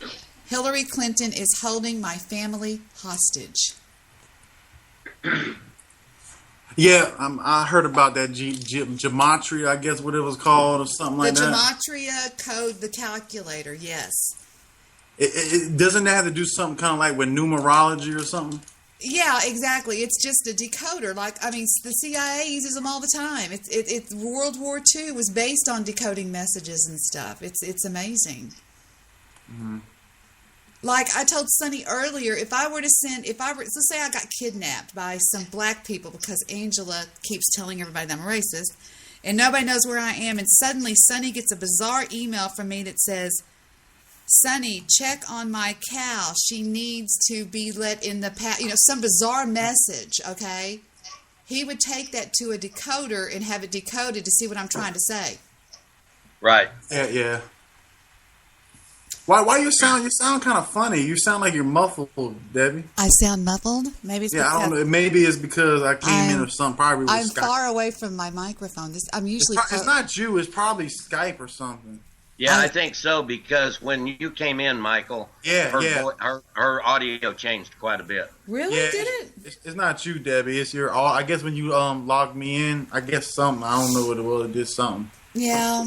So I don't know. It's kind of scary to me that this guy's, because Hillary Clinton does have a history of let's be honest here, of killing people that piss her off. Did Michael just disintegrate? No, I'm here. I'm at the trash. He took off running. A lot of people. Hillary Clinton's killing people. He hauled ass. Sonny, shut up. Sonny's such a fucking badass. Can you hear Sonny? He said, I didn't sign up for this shit. I'm out of here. Fuck this, Debbie. Yeah. Well, she does have a history of everybody that gets in her way that is not covered by Secret Service, they suddenly commit suicide with a shotgun. Sometimes even twice. Yeah, exactly. So y'all think? Go ahead. Let's say you was about to. And some of them actually supposedly kill themselves on one side of Washington, and after they're dead, they walk to the other side of Washington. That's Vince Foster. What about the guys in the Starbucks restaurant? What did they do? That was fucked up. That was real weird and stuff. Who was that she pissed off? I don't know, but I'm going to tell you what. If you really want to see what's going on, you look up Clinton's and Mena, M-E-N-A, Mena, Arkansas, and you look at what happened over there. Lots of people died there, and that was a known. Well, they say once you get your first kill down, if the rest of them are easier after that. That's what they told us in the military. I knew you were going to say that. Fuck it. Man, that's horrible. It's kind of crazy. Have y'all heard about don't change the topic, but you heard about the Day of Rage that's happened on Friday? Mm-hmm. The what? The Day of Rage. No, what is that about? The blacks? Well, there's over 27 selected cities, and Anonymous came out talking about where these people, whoever in these cities got a riot, riot against the police. It's called the Day of Rage. If you look it up. Oh, I did see that. I didn't get a chance to read it, but I saw the little blurb about that. Yeah. I don't believe anything Anonymous threatens because it ain't shit gonna happen. I'm just saying Anonymous makes a lot of threats, and they never seem to pan out. Do it to beat the Black Lives Matter. Bunch of bullshit ass shit. I think it's just reporting it. Well, I have a big problem with people that aren't honest and aren't and when they killed those cops, I thought that was a really cheesy way to kill people. Yeah, that's kind of fucked up. That wasn't fair. That wasn't a fair fight, Sonny.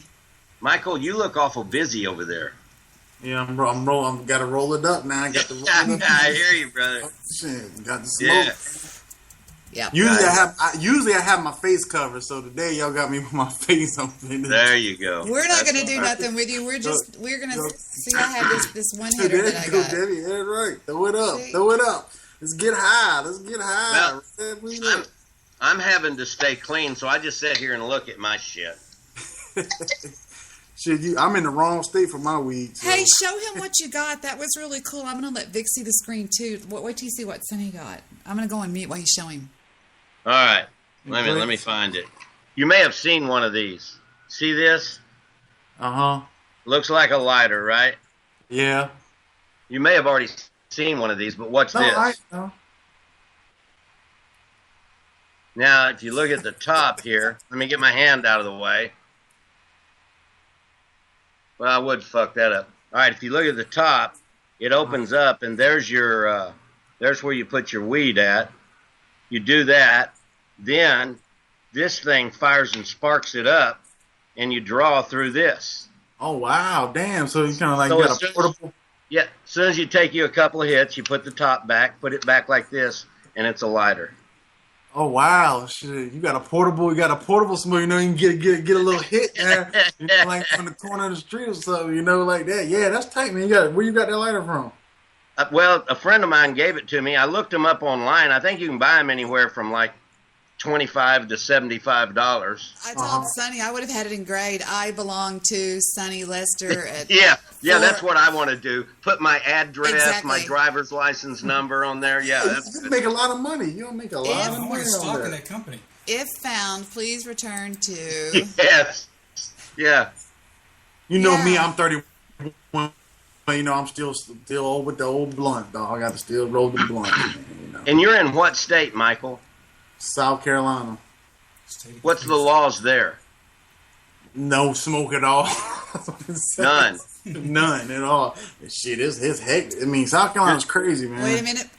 Stabby's Apocalypse says, "Did you see this twit? Let me hit this Twitter and see what we've got. We've got Donald Trump's Twitter, and he says, "Make America Great Again." He says, FBI Director Comey admitted that other people would face consequences, not just Hillary. And he tweeted that just not too long ago. And he says, to be clear, this is not to suggest that in similar circumstances, a person who engaged in this activity would face no consequences. FBI Director Comey, when the law doesn't apply to those in power, we no longer have law. And I'm going to retweet that. Thank you, sir. Let's see what else Trump's been saying today. Trump said, can anyone tell me why Hillary Clinton has not once mentioned today's FBI ruling, yet she has been tweeting all day? Why is she avoiding it? He is so... No offense, because she's a criminal bitch. Crooked Hillary Rotten Clinton is above the law. We must make above the law trend to wake up our fellow Americans, people. Let's do this. All right, let's retweet it. You know what I would really like to hear, though? I would love for somebody to call in to your show and you assure them that you won't just tell them they're fucking crazy and they're this, that, and whatever. And I'd just love to hear their arguments for Hillary. I would too. I love that too, man. I would too. I wouldn't be mean to them. Call in, people out there that are listening. 214-444-5488. You can call anywhere if you're on the globe. And even if we thought that their argument was insane, there's no sense in us just saying you're fucking crazy, you're stupid. But get the fuck out of here. Man. That's Debbie. You remember? Oh, I'm sorry to cut you all this, but Debbie, you remember Sarge?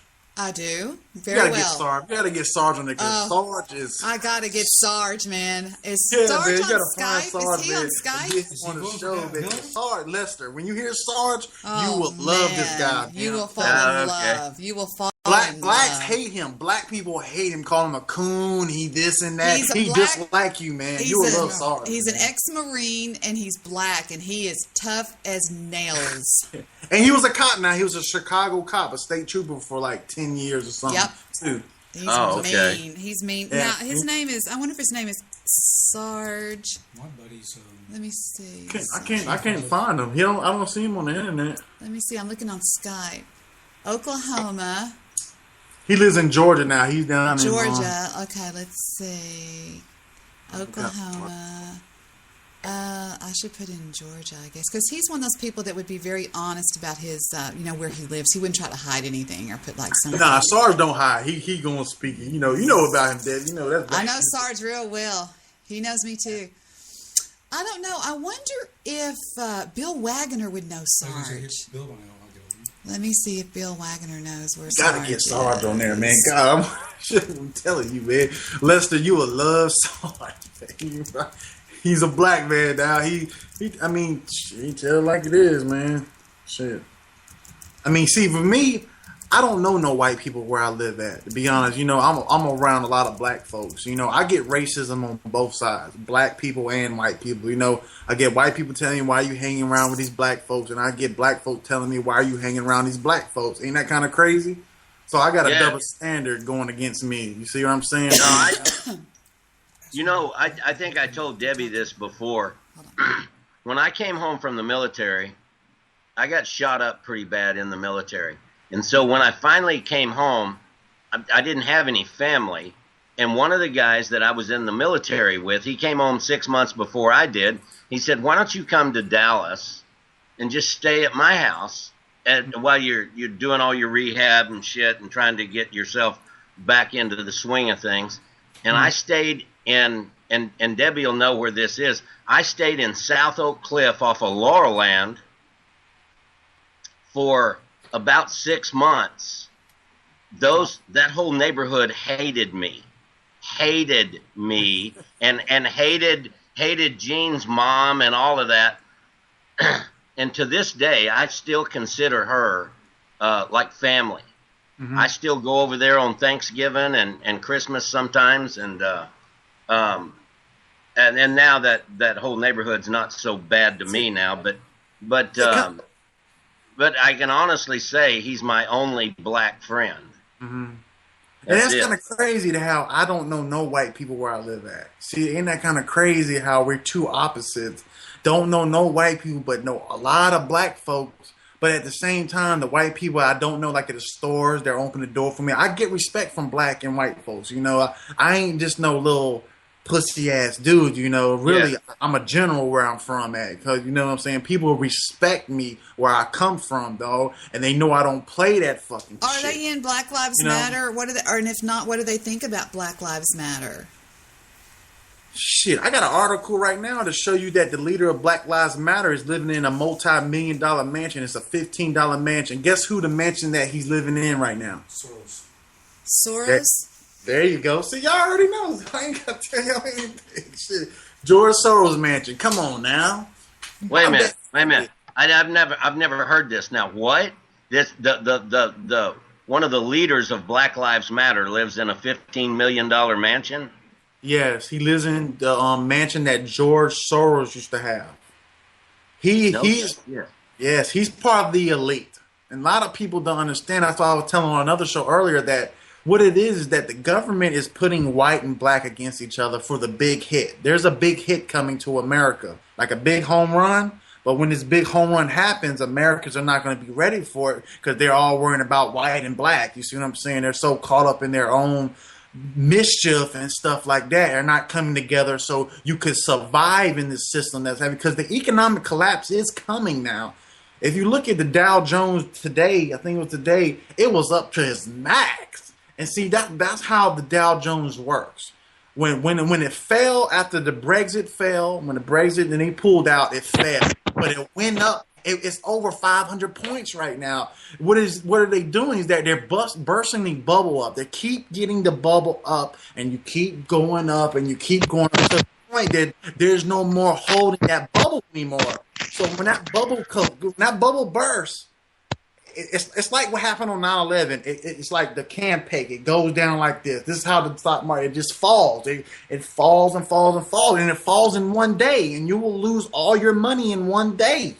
That's why I've been telling my relatives. I've been telling my relatives, pull your money out now. But they'll tell me, well, if I pull $1 million out, I'm going to lose $500,000. Hey, you know what I tell them? Wait a minute. How are they going to lose $500,000? You know what the interest is? If you've got $1 million in the bank you're receiving no money. No, this is in the stock market. This is in the Oh, stock. I'm sorry. Okay. Yeah, okay. but I have proof that. Welcome back to the call, DJ Doom, Jeff Kelly. How are you? Not too bad, man. How are you? Good. You're Australia, is that right? Canada. Oh, just as good. Well, Close. That was close. I remember somebody telling me that it was very smart because I believed them that when the stock market crashed in 1920, was it 1929 or 30? I don't remember. 36. Okay.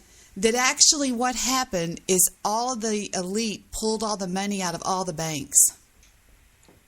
Yeah, they did. You did, because the Rothschilds, and it was David Rockefeller, and it was the Windsors. The Windsors were kind of the main major before 1929 and stuff, like in the the late 1800s was Jeff, the Windsors. Jeff, did you have something to add to the conversation, please, or were you just calling back in, or what? I do. It's I just wanted to talk a little bit about this whole BLM thing. Take the floor. Take the microphone. Go with it. Go. You've got the floor. All right. No, I totally I know about this story. Tariq, I forget his last name, but Tariq does live in a mansion provided by George Soros, and they at all their big rallies they do send out messages on social media for crisis actors, and they basically ask for people to antagonize police. Like this is a well-known thing now. They're very wide open on social media, just asking for people to instigate and cause problems for the police. I know this is kind of off topic from the crash of 36, the stock market this crash. is what we were talking about all of this, pal. So go ahead. Yeah. Yeah, no, but it's very well known that George Soros is very much underneath all of these movements. And they're not underfunded. These are not people that are just leaving their houses to protest a movement. These are people that are Marxist and anarchists that want to disrupt the flow of civilization as we know it, democracy as we know it. And these are paid rebel rousers, trouble starters. Exactly. They are funded through George Soros, who is a billionaire, correct? And yes, that's correct. And what I'm trying to say is that there are people that do have a valid claim as to the institutionalism of racism in the country. It's true. It's been around for a long time. But at the same time, the stats and the narrative have been shifted to serve those people that have the money that are feeding that certain narrative for that certain outcome. You know what I mean? I think that we are headed towards world domination. I mean, I'm sorry. I just think that we're headed for something like that. And it bothers me because I've got little ones, and I know that some of you young gentlemen want little ones. I think, Jeff, you have little ones. I do, ma'am. And call me ma'am one more time and you're off the call, baby. No, I'm joking.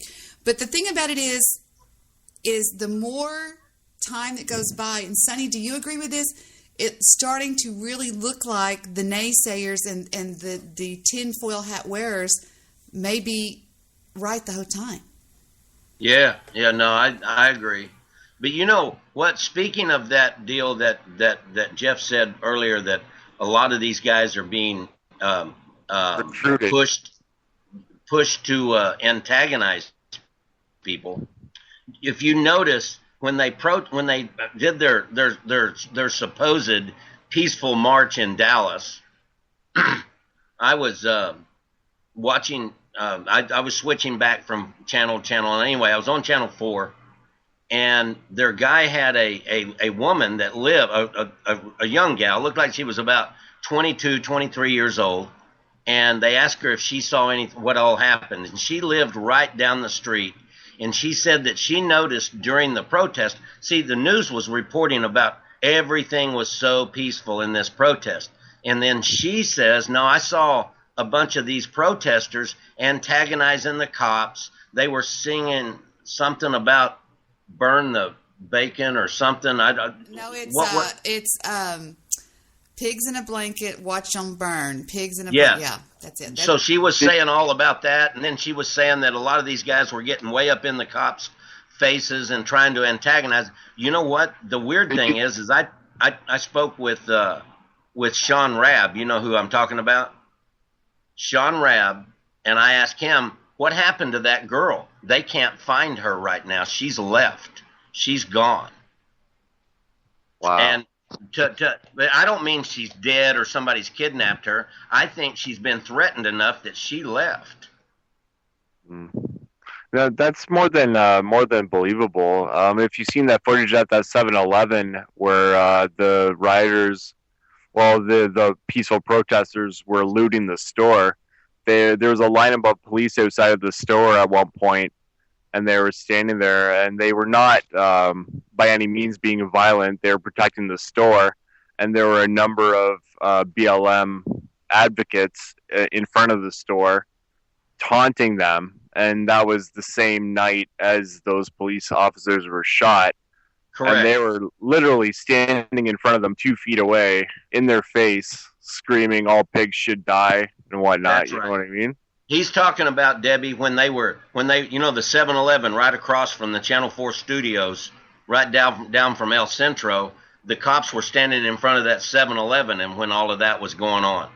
And these people were so concerned about the lives of these police officers that they were dancing and playing music and laughing and doing all that other shit. I mean, it was insane. Yeah, I'm listening to every word. I mean, I just think that Black Lives Matter is part of the, how can I not sound crazy? Part of the, now Apocalypse says, Soros makes big money for his open society. He plays like some sort of a savior in it. And he also says, we had protesters here, and we haven't had many racial issues here with blacks and cops. It was silly, and then they were trying to block the highway, but Phoenix PD didn't allow it.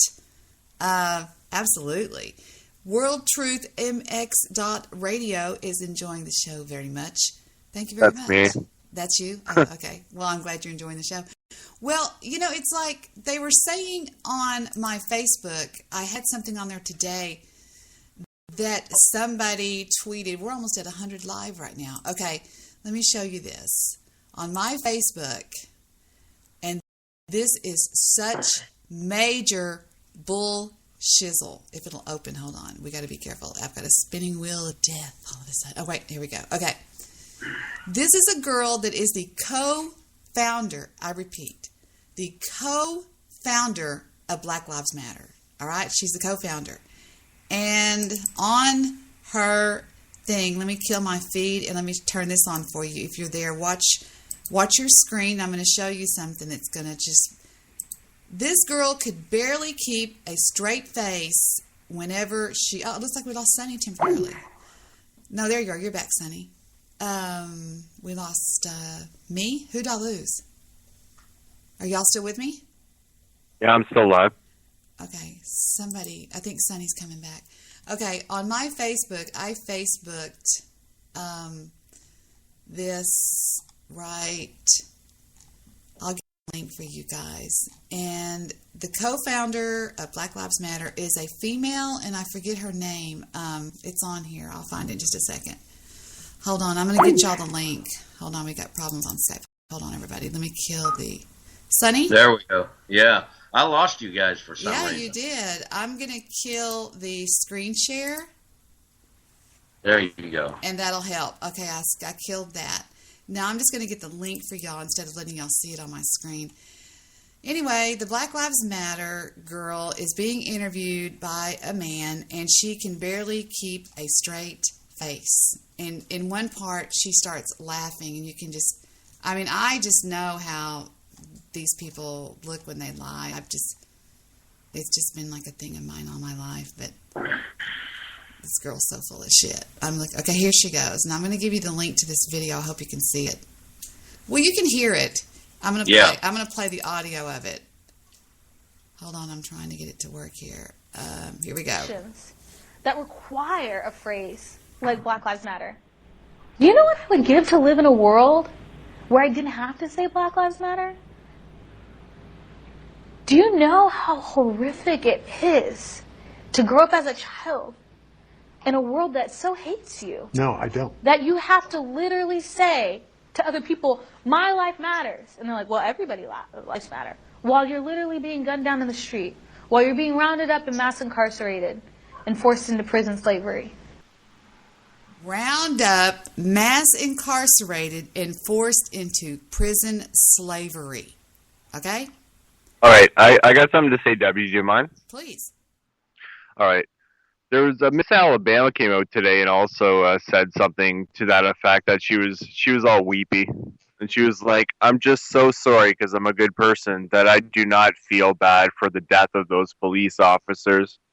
And I feel like that Malik X or whatever his name was, the one who killed all those police officers down in that area, is a martyr.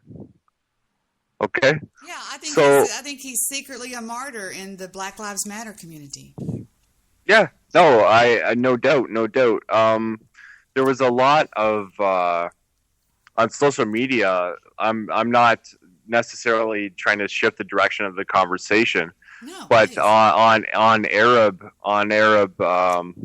Twitter, things blew up in light of the events that happened, and they were. I have two friends on Facebook that are in northern Iraq, and they're both blowing up my Facebook. Yeah, like this was an international event. This was not a local event by any means. And the Arab Twitter blew up in favor of the assailant in this case. You know something? That's some major bullshit because my brother served on the Dallas Police Department for 21 years. And he used to take me to a bar, maybe Sonny knows about this, a bar called the DPA Club. Yeah. Okay, it was for cops and DAs and correct. And I would go down there with him because he always wanted to show me off, and we would dance and get drunk with a bunch of Vice Squad. I knew a guy on Vice really well, and And I knew all of his buddies. And we were coming home one night from going out. Remember how you go out and eat breakfast and stuff? Yep. Well, they were talking to me about something. And for some reason, guys, the conversation switched to, beating up people. And I looked at my brother, and I remember being in the passenger seat in the front. And I said, well, do you guys go out with the intention of wanting to kick somebody's ass, like kind of like they used to roll gays back in the 70s? And my brother looked at me and he said, Deborah, I want to tell you something. He says, I've got 260 men under me. And he said, and it doesn't matter if you're suiting up at 8 a.m., 4 p.m., or 11:45 at night. First watch, second watch, or third watch. Every time you leave your house, you wonder as you turn around and look, is this the last time I'm going to see my family? And he said, and my blood runs cold every time I stop and walk up to a car. I never know if I'm going to go tap on that glass and they're going to blow my head off. He said, or just because I've called in a one-man vehicle, there could be 5 crouched down in the back seat. And he said, no, we don't go out to try to kill people. We're out trying to protect people, and we're putting our goddamn... And they really are putting their lives on the line. You know what I mean? Oh, I think that's pretty clear at this point. And I'll never forget my brother telling me that. And it's just one of those things that stuck with me this whole time.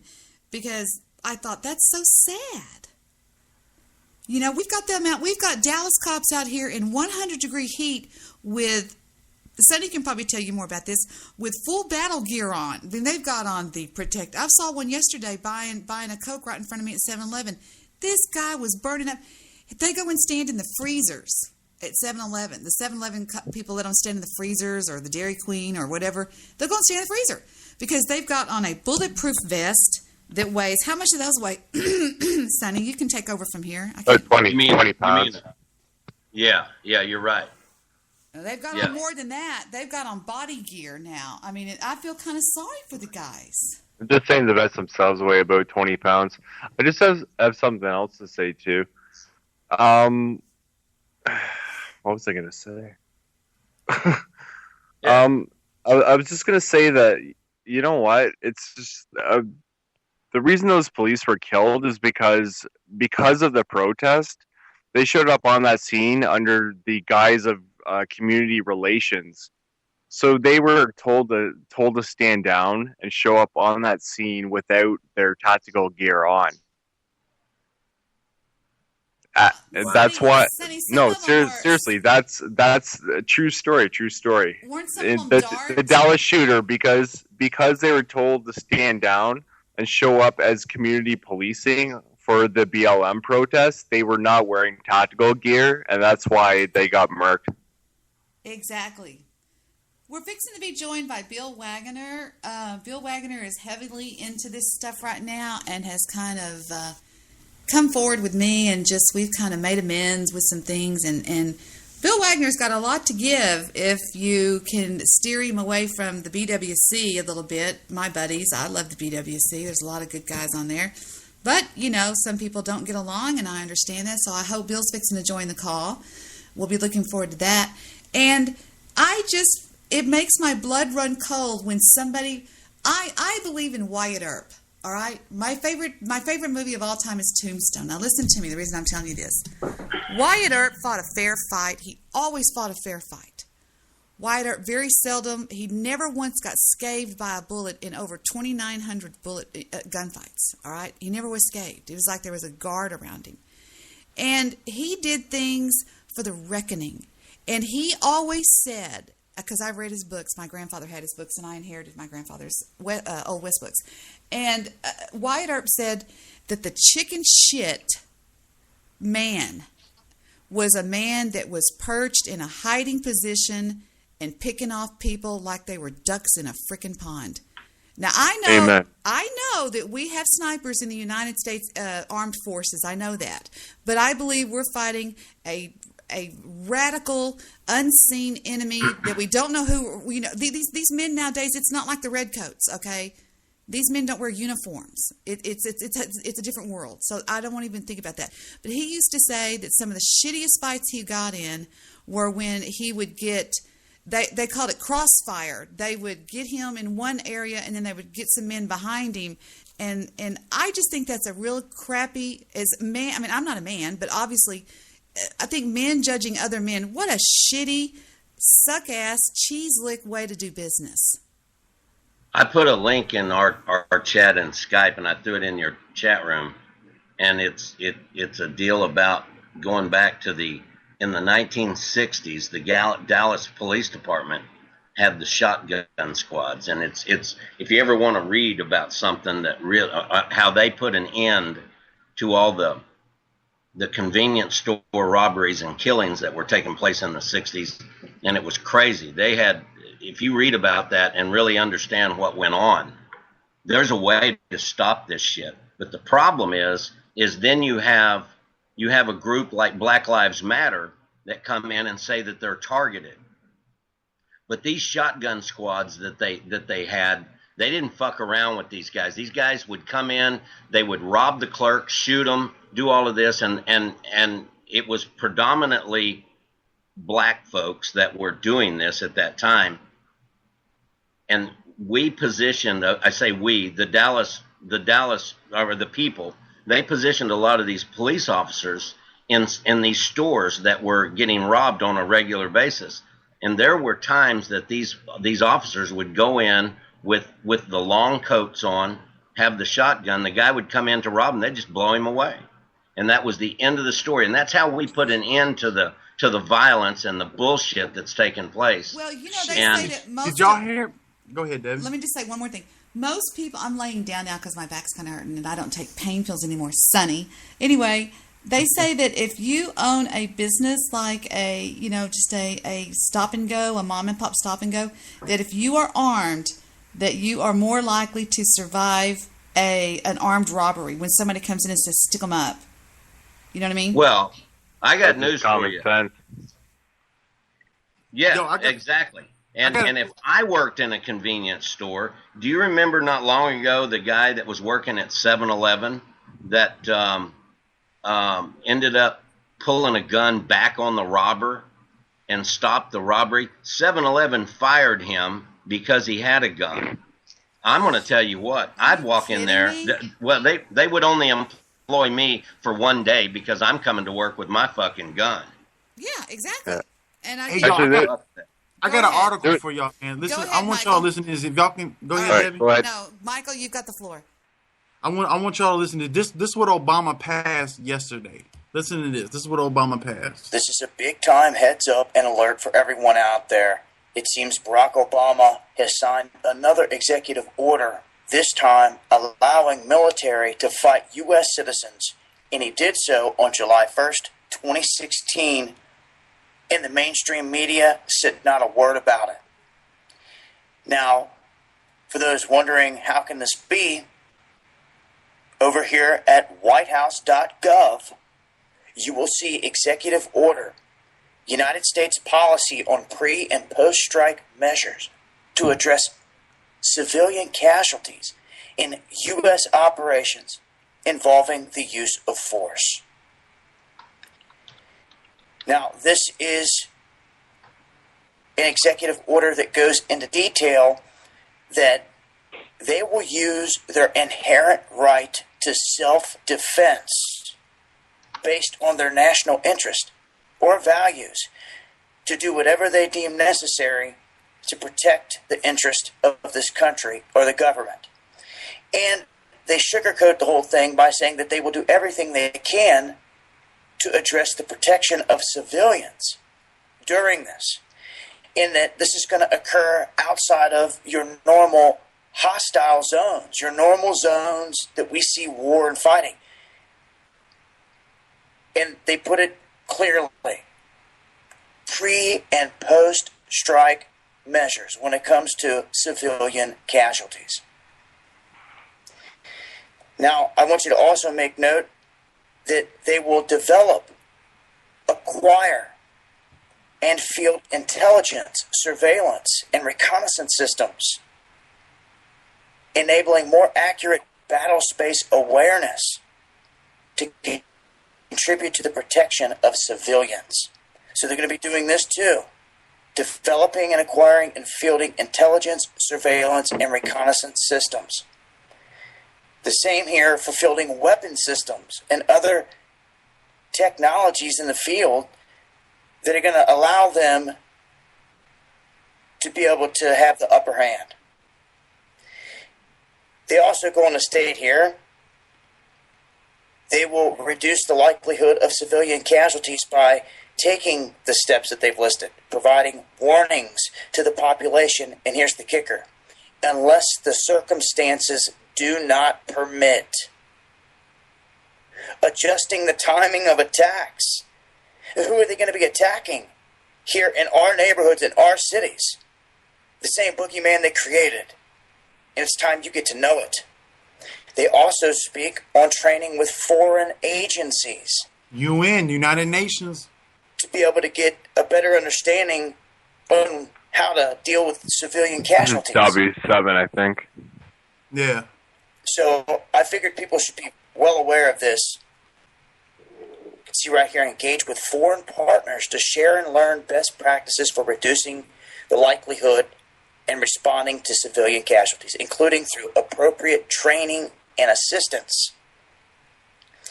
So, for those that don't know, there have been, you wonder why the UN units have been seen being shipped here and there. From what I've heard, they're working with military units here in certain instances, like some of the massive flooding we've seen here. And in other instances, they're gearing up for social disorder. I've reported on it time and time again. This whole thing of Summer of Chaos, the Day of Rage, all of this is part of the staged chaos that they want. And it goes right back to that Barack Obama Illuminati playing card where it says backlash. This is what they're whipping up. And I just wanted to make sure that people were well aware. Yeah, that's it. The moral of the story is that America is falling into chaos. And the Day of Rage is on Friday. The Day of Rage. They have 27 selected cities that they're going to try to do martial law or whatever, have these people, dumbass people, go out here and rage and fucking make chaos, and they're doing the plan of the hierarchy wants them to do. And these are fucking stupid idiots. And I tell a lot of people that are Americans here, you're not ready for fucking war. You're not ready to go into a firefight and fight. And a lot of Americans that are out here protesting with Black Lives Matter, they have not a fucking clue what's about to happen. And they don't even know if they're being set up for fucking chaos, for destruction of war, dog. War is coming. You know, like war. The people are like, oh, well, war, I go down and shoot down the street at somebody. No, this ain't your typical war. Go ahead, man. Yeah, those people that have no idea what a hot zone is, man. Yeah, shit, a hot zone. I told people there are hot zones in major cities: Detroit, Baltimore, DC, Dallas, California, Chicago, Atlanta. Hold on. We got President Barack Obama signs into law President Obama, this was yesterday, signs martial law order in United States of America. And it reads, President Obama signed an executive order that could potentially give him the power to institute martial law in the United States in times of peace. In times of peace. Right. The National Defense Resources Preparedness Executive Order. NDAA, the National Defense. So when did he sign that? Because I'm looking for it. Gave Obama power over resources and services needed to support such plans and programs. Many Americans were shocked to find out that this order also gives him practically unlimited power over the United States citizens and their property. What? See, Debbie? Yes, yo. And that was with the congressman that did that in January. Okay, the congressman, I forgot who congressman that was. Go ahead, Debbie. I suggest everybody out there within the sound of my voice get your money out of the bank. Yes. I'm not joking either. Bury it. Go get a huge safe. Put it in the safe or bury it in the backyard. I mean, Sonny, I'm going to send you the link to what I'm reading or what I was reading in case. Right, coming up, baby. Yo, that's kind of crazy because I was telling a couple other people that I have with my money, and they say if I take half of my money out, I'm gonna lose it. Now, but damn, a lot of people buy. Let me show you something. They buy a lot of. No, not that one. Where'd it go? That was my real credit card. They buy a lot of these. All right. They go and they put money on these. Let me tell you something. If something breaks out, these are not going to be good. It's non and void. It's non and void. Do not buy the temporary. This one's 100. There's one that's 50. I get them for my kids or whatever. You know, just if they, Mom, I need some gas. You know, I just give them that or whatever. I have a bunch of those that are bought. Like here's one that's 50, and here's another one that's 50, and they haven't been used. But anyway, y'all just probably saw the number on them. Anyway, duh. But what I'm saying is. Don't even do that. I mean, my grandfather kept his money in the back freaking yard. I mean, and I had a neighbor in Plano that was majorly wealthy, and he had a boat, and I can say this because the guy passed away. He had a boat storage at his house where you pulled in the boat, and it had a shed over it, and on the bottom there was gravel, and there was a point in there underneath the gravel that went up under the foundation, and that son of a bitch had, I mean, there was a thing full of hundreds and 20s and hundreds, and there was just thousands of tens of thousands of dollars, you know. And I know how you feel because I got some grandparents that do the same thing. Yeah, I was just about to say, my granny, when she passed away, I was cleaning out her freezer, and I moved a couple of pieces of frozen meat aside, and there was like a bag of money in the freezer. When my father died, he wrote down veal. That's all he wrote, VEAL, because he couldn't hardly talk. And in there was a thing like this big that said veal, and it was just hundreds of dollar bills, hundreds of $100 bills. So yeah. Anyway. Yeah. It's the old generation, you know what I mean? They thought that keeping money under the mattress would be a good idea, shit. you know what I mean? They lived through that shit. My grandparents, I mean, Sonny, I bet your grandparents lived through the Great Depression. They know what it feels like to walk up to the bank. Yeah, my grandparents too, because they had our own jewelry store and they had a watch store back in the 50s and stuff around here in my town and stuff. Yeah, and and my grandfather went to World War II and all that. Yeah, it's a lot of deep history that a lot of our family members and stuff went through and stuff, and we don't kind of support it no more. We do recognize it on like Memorial Day, but like now that's happening in America. It's like we got to stand up for our rights, man. We got to stand up because it's being taken away by Obama, and people think, oh, Obama because he's black, he's okay. This and that. Obama's not gonna do nothing.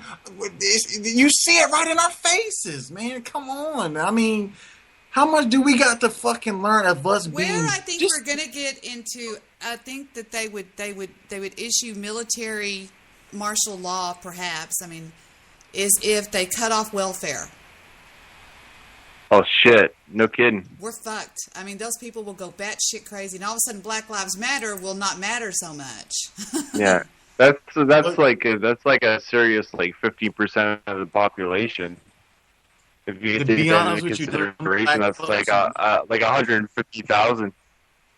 It says in this order, now listen to this, in this order, the Secretary of Agriculture can allocate material such as food resources, livestock resources, and the distribution of farm equipment and commercial fertilizer. The same goes for forms of energy, health resources, transportation, and even water. According to the White House press release, this purpose is to delegate authorities and addresses national defense resources policies and programs under the Defense Protection Act of 1950, also known further as the Act. The sneaky tactics couldn't have come at a worse time, especially after the newly signed H.R. 347, or the Trespass Bill. And even more terrifying, the NDAA, that allows the president to detain and torture American citizens without due process. That's right. That's right. I remember staying up all night with a brony friend of mine. There was a brony that I knew. We stayed up all night reading that bill and scared to death. And that was past, what date? Hold on, Debbie. What date was that? That was 2013, right? 2012 or 2013. It was on Christmas or Thanksgiving, or remember? No, they did it on Christmas. You know why they do it on Christmas? Because there ain't nobody at the Congress house to go in because everybody on vacation. We were scared to death. What? They pass shit on every single holiday when people aren't paying attention. Yes. It says even if the president never uses this power, the fact that he has such unlimited authority over United States citizens and their property doesn't sound too comforting in the land of the free and the home of the brave. Yeah, exactly. Exactly. It's crazy that with that NDAA, National Defense Authorization Act, is that they can go ahead and take you to jail without due process. So if you are part of the political dissidence, they call it, like you're part of the other order and you got your freedom of speech, they will take you to jail because of your freedom of speech. Wait a minute. We have something interesting here. It says somebody secretly screenshotted a video. I'm going to try to show this to you, Sonny. I can't bring you the link. It says, watch the massive military equipment that is headed for Canada. It says, for those who think this is nothing to worry about, watch the video of the equipment secretly being transported through Canada. And are you kidding me? I mean, I can see this happening. I can't see it bothering perhaps maybe my family because we're not radical people that would be in the streets. If they ordered martial law, I do think it would be wise at this time to stock up on perhaps some water and some... I got one more thing for you, Debbie. This is for you, Debbie. I want you to look up Jade Helm 15. I just saw that, Jade Helm. Yeah, Jade Helm was last year for what the purpose of Jade Helm was. There were 5 states. It was Texas, it was New Mexico, it was Utah, it was Denver, and a little pocket of California. And they're saying that Texas, it was a test run for martial law. Yes, they're saying Texas. See, Texas is already want to secede from the American government already, because with the oil, the gold that y'all had, y'all took the gold out of the Federal Reserve. And see, Jade Helm is kind of like for political distances of people that they called y'all. Look it up. Look at the map, Debbie. If you can pull up Jade Helm, look at the map. Texas is an enemy. Y'all are an enemy against the state. Well, we've got a lot of weapons down here, Sonny. That's why you're the enemy. We're not to be fucked with. We've got a lot of people down here that can get real mad real quick. That's why they're coming for you first, Debbie. They're coming for y'all first. We got it. The government, the new world order doesn't give a fuck about what the fuck how y'all feel. They give a fuck about their resources and what they can take over. And what Debbie said earlier about the congressman earlier this year, January 25th, where he gave the power over to Obama of martial law. He gave federal martial law now. We have to understand about martial law. Martial law, it can happen in a city, but that's martial law in that city. Sonny, we have to understand. Sonny, I want to address Sonny. Sonny, what exactly is martial law? What does that mean, Sonny? Well, that's basically when the federal government takes over all the law enforcement responsibilities.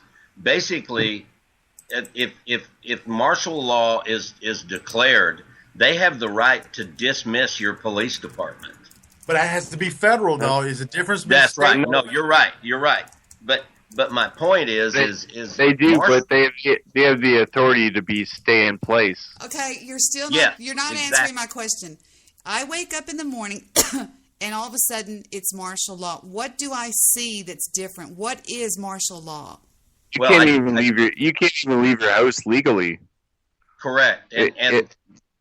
Yes, you're right, and they can impose all kinds of curfews. They can basically put everybody in house arrest.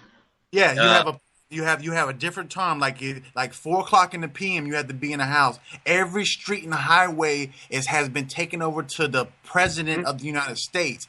Federal martial law is when the military, and it's not the military that you think it is, takes over all traffic, economics, waterways, takes over your schools, it takes over your life. It's like 20 different things that the federal government can take over on your life, because you can't even ride down the highway anymore. I mean, can they come and knock on my door and say, we need to go through your house and look for what? Yes, definitely. Well, the only not only that, the worst thing is they can take over your water rights. They can take over your food rights. They can shut down every store, every access to water that you have. Sonny, they own that. I'm talking to Sonny right now, just for a second. Sonny, why would somebody do this to American citizens? Why? I can't think of a good reason. As far as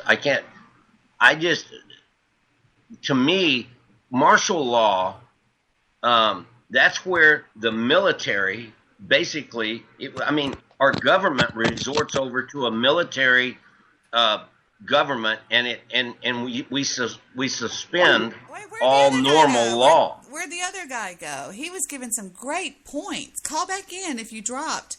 See, what it is, it's called a foreign occupation. As the main person on the call, I have to make sure that everybody gets equal time to speak. So that's why. Yeah, that's why I be quiet. We know about radio, radio to be quiet. I mean, dude, can they shoot people and just drag off the dead body? No. This is how it works.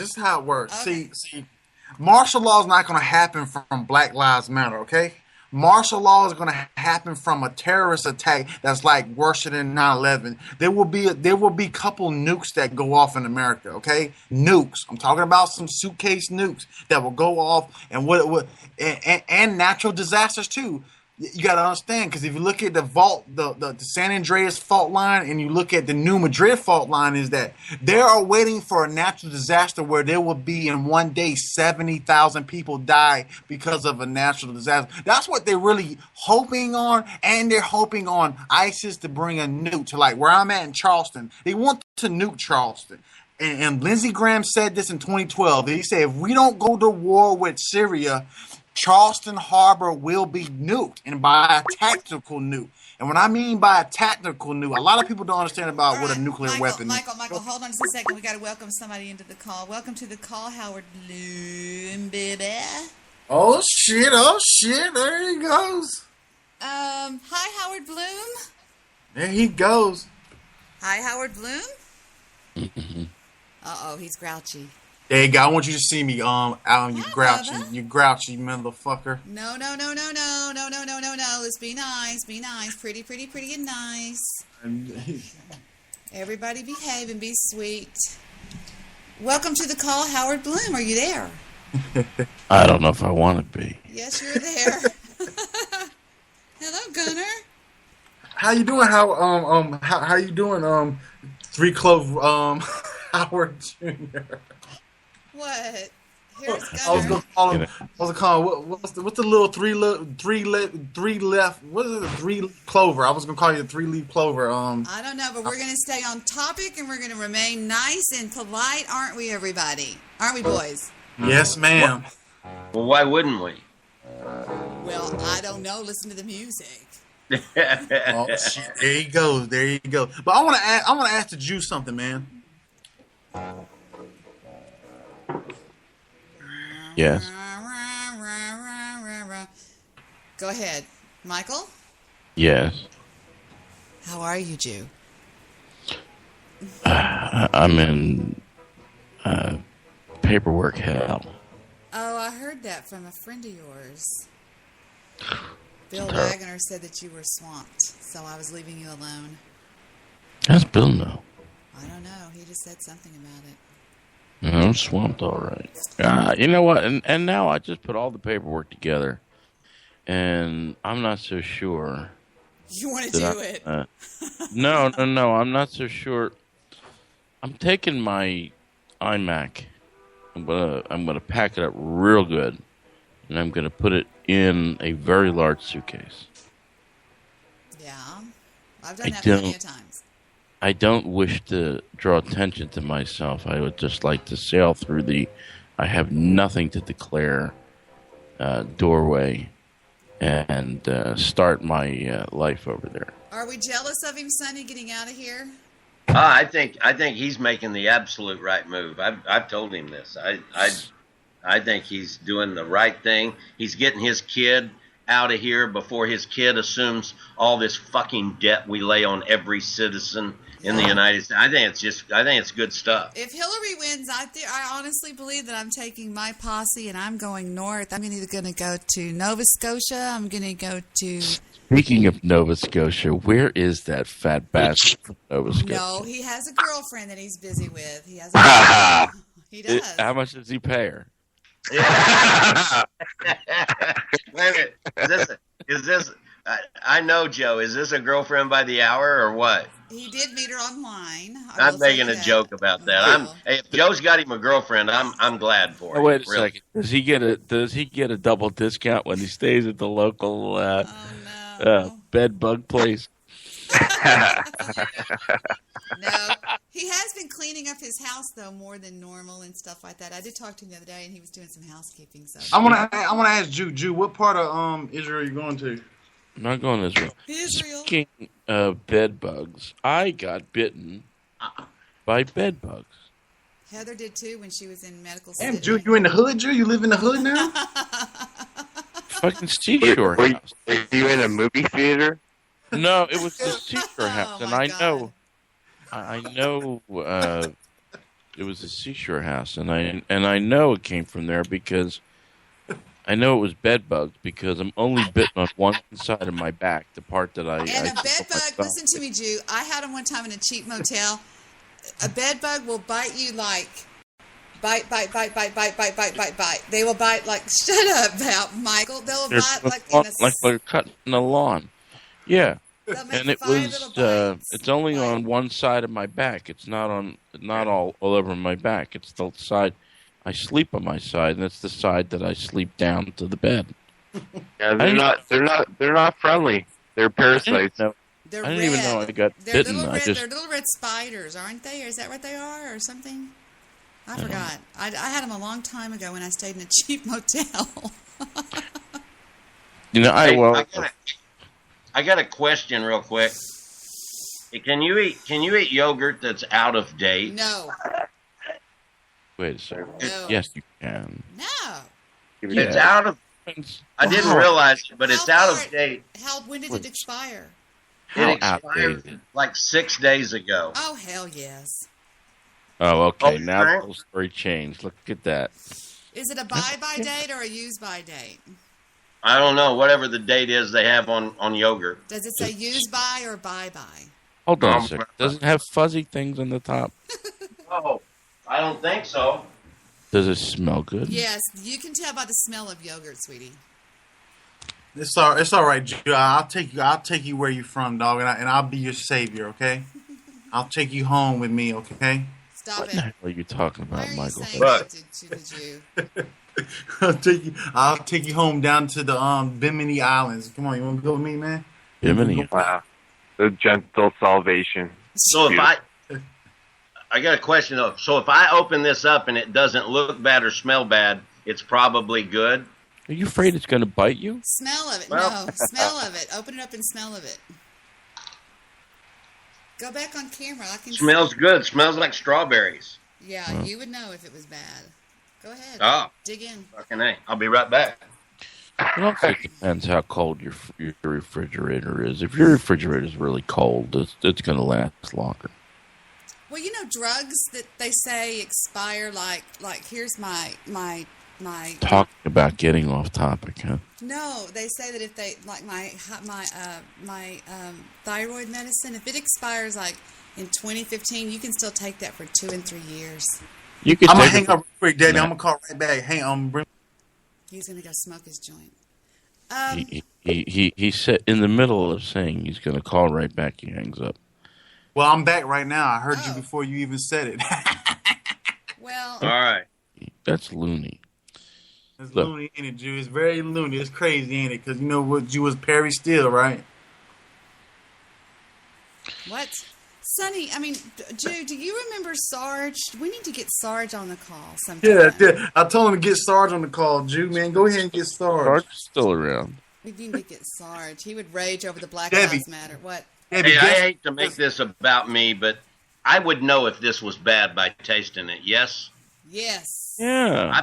I've been on the road so long that I've had food poisoning like 9 times in my life, and I don't want it again. You're not going to get food poisoning from. Okay. No, you're not. There's my new You're going to restaurant, get Jew. poisoning from meat. Yes. Okay. Cool. And look at poor Debbie. Thai What's she? and Japanese. Thai What and is Debbie? Japanese. What's God Debbie? dang it. I'm Oh, what- hungry. They're open until 3 a.m. What is? This restaurant. Who? They deliver until 3 a.m. Who is that?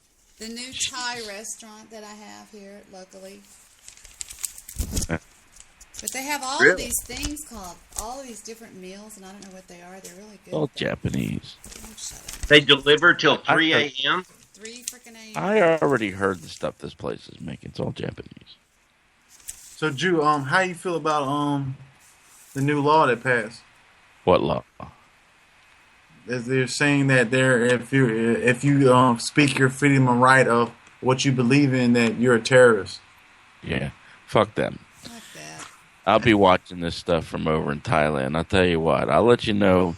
You'll always be below the fold on the Bangkok Post. Don't you worry. Well, one thing about Thailand that you have to worry about, One Jew, night in Bangkok and the is world's Thailand. your oyster. You better worry about the typhoons coming there, because you know they got hit with the past.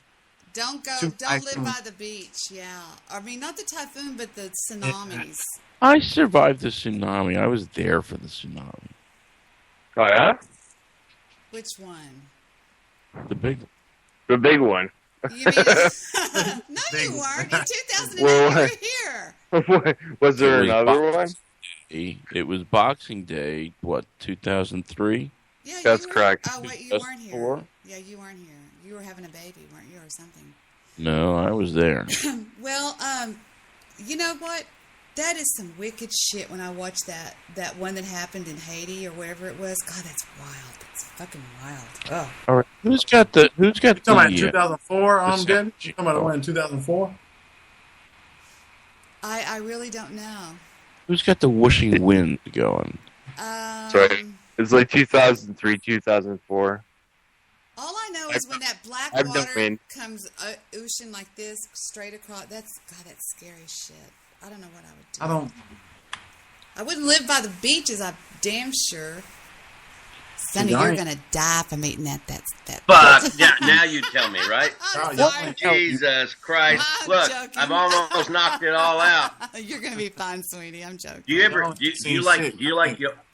you like yogurt, Debbie? Do I like yogurt? Yes, I love yogurt. What the fuck are you Y'all laughing about, shit. Hood? This is the best yogurt. To America. That. Wait a minute. Wait. Steven brought that home. He went and bought it. Let me go see what I've got. I'll be right back. I'm telling you, this is the best because it's got 15 grams of protein, and I'm all about the All protein. right, I'll be right back. I think Steven got that. Hold on a second. You got some beer? Yeah. You got some beer in that, Lester? You got some liquor?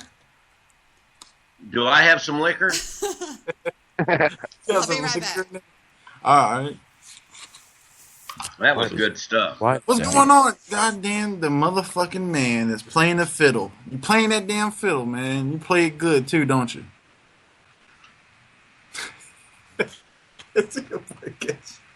Play that fiddle, man. Play it good.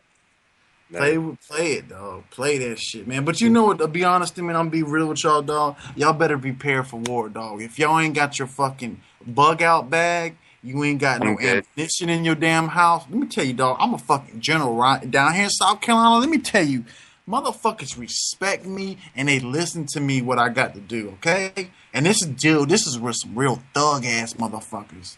And white people down here. You got to understand, I don't know no white people where I come from, so I'm talking to black folks about how to fucking wake the fuck up.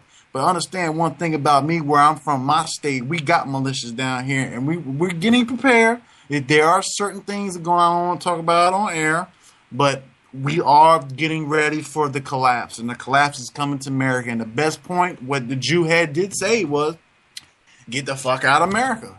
You better get the fuck out of America. If you don't, you will have to go to war, dog. If you don't know about a firefight, being in a firefight for like 20, 30 minutes against whoever your enemy is going to be the government and United Nations. If you're worrying about fighting black folks fighting, you better think different, dog. Real talk. You better. It's Fred Albert, and I'm gonna sing a song. As a Canadian, I approve this message.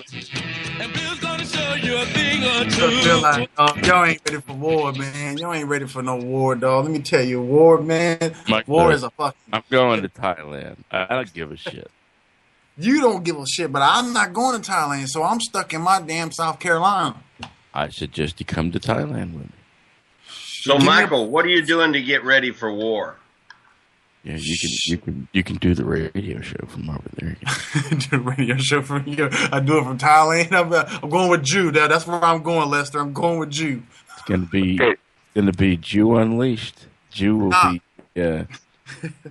Nah. Just as a sidebar, you want to know what Canadian preppers are doing? Nah, man, nah. But to be honest, what Lester said about preparing for war, man, preparing for war is something, man, you prepare for years ago, man. It's nothing that you prepare yesterday about. Because if a lot of us, that me and a lot of generals that we know and militias, that we've been prepared for this 10 years ago. So being prepared 10 years ago and being prepared 2 days ago is totally different things. You see what I'm saying? Wait. Did you say general? Yeah, hell yeah. You're a general. Hell yeah. Yes, I am a general. That's why I'm showing you on my face now.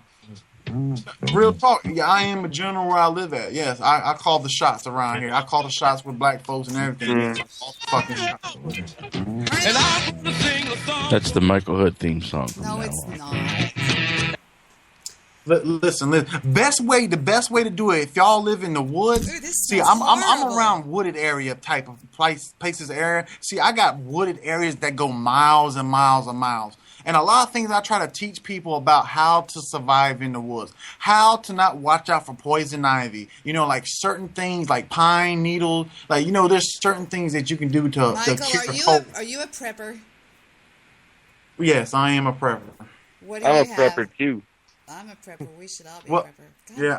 I'm a prepper because you know, like we have everybody in America, like where I'm at. the northeastern woods, the woods is different here. There is dry woods where I That is live at. horrible. Oh my God, that smells like shit. What? That strawberry.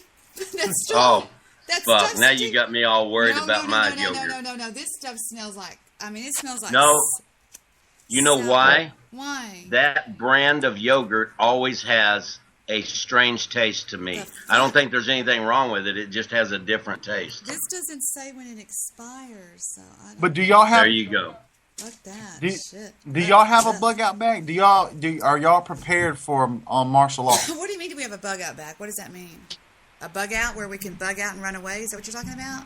No, no, ma'am. That's something that preppers have when in a time of emergency. It's the medical supplies, armaments, just basic supplies to provide you for at least like 6 weeks. 6 weeks, generally. Like Are food. you talking about like those great big plastic containers that are really big, and you load them up, one of them with like canned goods and. No. Debbie, you can't go down the street, Debbie, with your containers in the back of your pickup. Exactly. That's not gonna work, okay? Because they will that will rob you and take your pickup truck, and you'll be sitting on the corner like, what the hell? And there's no cops. But there won't be I own property. I own property. I'll be inside my home, inside a fortress. Yeah, but at the same time, you have to guard your fortress. How would you guard your fortress? You want to see? Well, you need about 20 troops with you, man. You gotta have more than just you and a couple people in your house, man. You got this is serious now. You got to have Sonny, people. wait a minute, Sonny. We need to get a plan down. If I say Barracuda 99, that means you get your ass in your fucking. That means that I'll get in a classic car that does not have electronic ignition, and I'll be over and pick you guys up. We'll head out to my cabin, which is armed like a goddamn fortress. Listen, Michael, I guarantee you, I am more prepared than you ever dreamed of being prepared. I guarantee you that you would be surprised to see what I've got. Let me tell Lester this. Let me tell you how I'm prepared, Lester. Listen, man, I got fucking tanker trucks. Shut the fuck up. No, you don't. No, I really do. I'm not gonna lie to y'all. I have tanker trucks. Sherman fucking that's sitting in camouflage now, out in the woods, deep in the woods for my field now. Okay, I'm getting we're talking about Waco shit here. Now, come on. No, listen now. Once chaos breaks out in America, people are not going to. A lot of people are going to go to the grocery stores and they're going to go to and take stupid shit, but not understanding that the fuel that you have in gas stations that's in that ground that you can take, and you can go ahead and take that and hide that and take it into the woods and camouflage that. I don't have already 3 trucks already, man. All right. So let me ask you, though. You say you've got tanker trucks, right, Michael? Yes. All right. So each tanker truck carries about 7,000 gallons, right? Yes. Oh, I thought you meant a tank like a Sherman tank. I'm sorry. No. But gasoline. But what I'm saying, though, is how long have you had that gas stored like that? Well, we got one of them, but we have some contingency plans that we have for when it does pop off. When it does, we have contingency plans of taking it over. So we have certain gas stations that I'm telling this on air. We have certain gas stations that we already are going to take over. Okay, yes, we already have the plan. Yeah, so when the shit hits the fan and you can't get your money out the bank and people going to the stores going crazy, I have a set of team members now.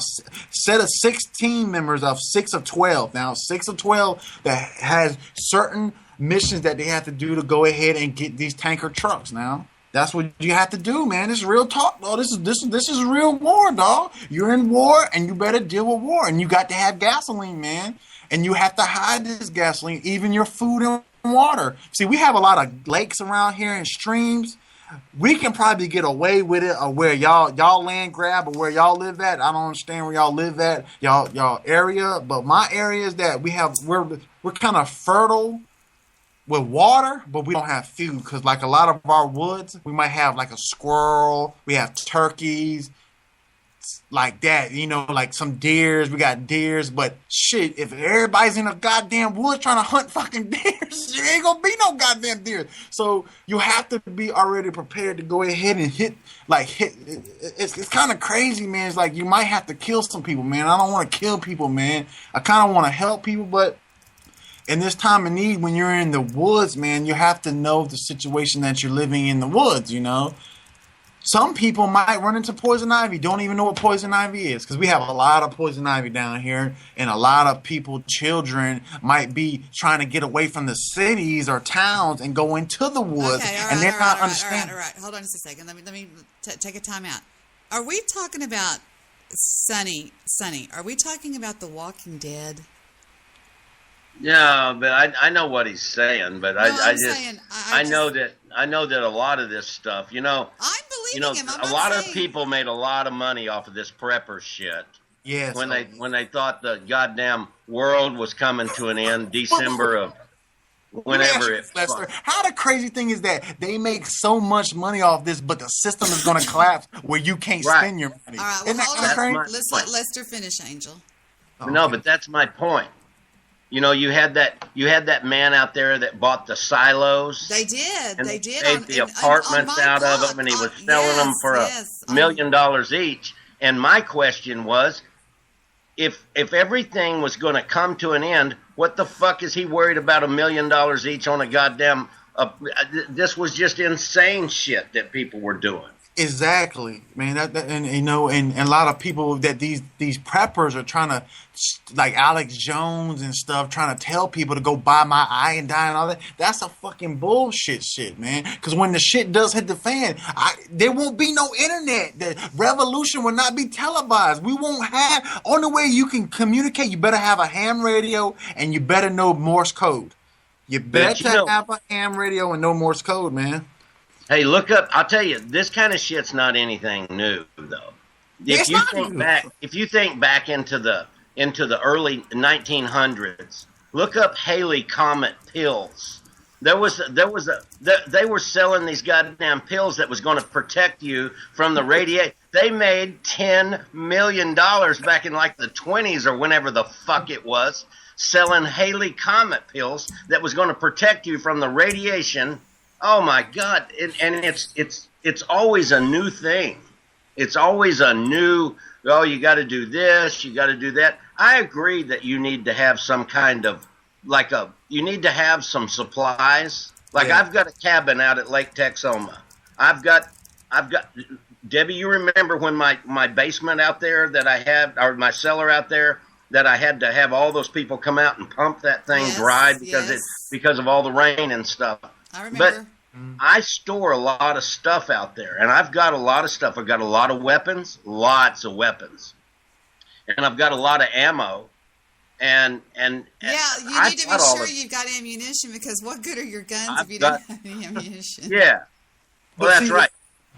It's kind of like you have a certain amount of you have a certain amount of ammunition in your house, but at the same time, do you have certain individuals in your family that's ready to go to war and kind of, no, I'm going to say it, shoot, not murder, but shoot UN troops and take their ammunition and take all the resources that they have, you know, like set up a convoy. You know, if a convoy go down your street, you got a convoy, you got your people on both sides of that convoy that can take that convoy over that United Nations. Right? And you could take it over and take their ammunition, even if you have people that knows how to drive an MRAP. You know, you got to have these certain people. You need people that have certain abilities and what they can do to make things better. Like you can have a person with medical, have a person that knows about warfare, has a person knows how to take over a convoy, knows how to drive a tank. You know, like you got to have these, because when United Nations come into America, that's all rap, because the Chinese.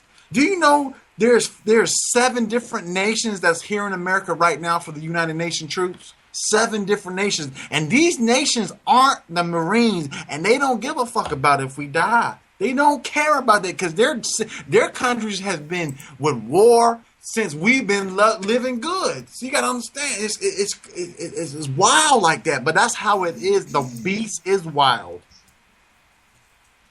And these UN Well, troops don't give a damn about what you speak English. They be like, they're gonna look at you like, what the fuck? And you know what? You're gonna get on a bus and you're gonna get onto the concentration FEMA train. You know, guess how the best way, Lester? What is the best way to take people to the internment camps? What's the best way to do it?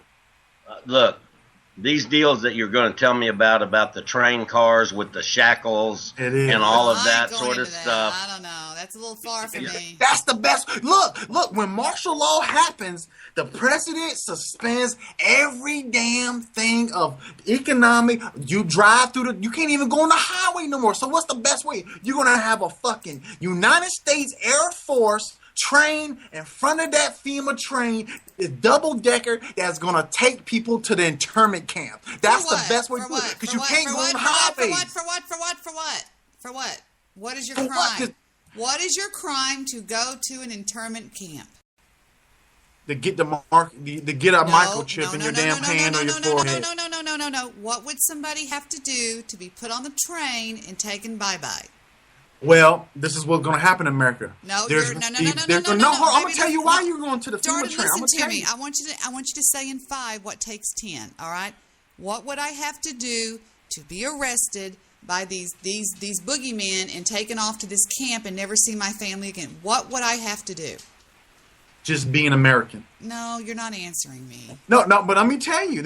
See, there's going to be major attacks that's going to happen in America in the next 3 months. In the next 3 months, there will be major attacks by ISIS. See, this little fucking shit with Black Lives Matter and little racist cop shit, that's a fucking delusion to keep you off of what's really about to happen. See, what's about to happen in America, there's going to be a major attack. Now, I'm talking about nuclear weapons. And what's going to happen is they're going to shut the whole nation down. And what it is, the government is going to say that you are a terrorist because you are your freedom of right. What you speak right now, Debbie, you're a terrorist. Me are a terrorist. Lister's a terrorist because we speak our rights and we don't follow their plans. Every American citizen is going to be labeled a damn terrorist. And like being ISIS, this is what the government going to tell you. We don't know who ISIS is. Anybody can be ISIS. This is what Obama going to tell you in the next 6 months. Okay. No one can be. Everybody can be a terrorist. Come back. There's my hound doggy. She can sniff people out. Foo-foo, come here. Tell you the truth, dog. I'm not lying to you, I'm not saying man. that you're lying. Come here, Foo-foo. Say hi Well, to everybody. no, I really believe that you're sincere. I do believe that. We're not saying you're not saying that we don't believe you either. We're just saying that I think that it can be a certain amount of problems, but not maybe to the point to where it's freaking The Walking Dead. But I mean, I want you to think about this though. Let Sonny talk. Can I pose something? Go ahead. You have the floor. All right. I don't know if you subscribe to this theory that they're going to depopulate the earth and all of this sort of stuff, but what do they truly have to gain by putting everybody in these FEMA death camps? And look, if the goal is money and you take all of these people out of the equation to make money, then what is it that the goal is? You know what I'm saying? Of the governments and stuff like that. I got you. The first part of it is that these global elitists didn't have all the fucking money. They're trillionaires. Right. If you look at Rothschilds, guess what their net worth is? $500 trillion. So okay, but you're not answering his question, Angel. I'm getting to his question. I'm getting to his question. Yeah. These people are not about money anymore. They don't care about money. They care about power, and they care about. See, there are certain families that worship Lucifer, and then in the occult world, you know what? I'm kind of an ex-cult member, though. I was in the occult world. Certain things I don't want to get into, but the hierarchy of the occult world wants it to be one global order of one system of Lucifer. I'm going to say it like that, Lucifer. If you do not worship Lucifer, you don't get your pick and your part in this new world order. You will get beheaded. The FEMA camps are set up for your American Christians that believe in Christ will be beheaded. There are 60,000 guillotines that's already set up in America now for y'all Americans to be beheaded because you don't believe you chose Christ. Listen, Lucifer is a fucking big body around here, man. Lucifer. All right. Sonny, you've got the floor, please. Well, I know what you're saying, and I get it. It's just hard for me to swallow all of that. Look, I don't think our government's good people. I don't think that they have good intentions for us at all. But I know that the bottom line usually in our world is money. And not anymore. Not for us little local folks. Yeah, it's about money. But to the trillionaires, they got trillions of dollars. They buy countries, Leslie. I agree. Money don't mean shit to them anymore, man. So the whole idea, all right, go ahead.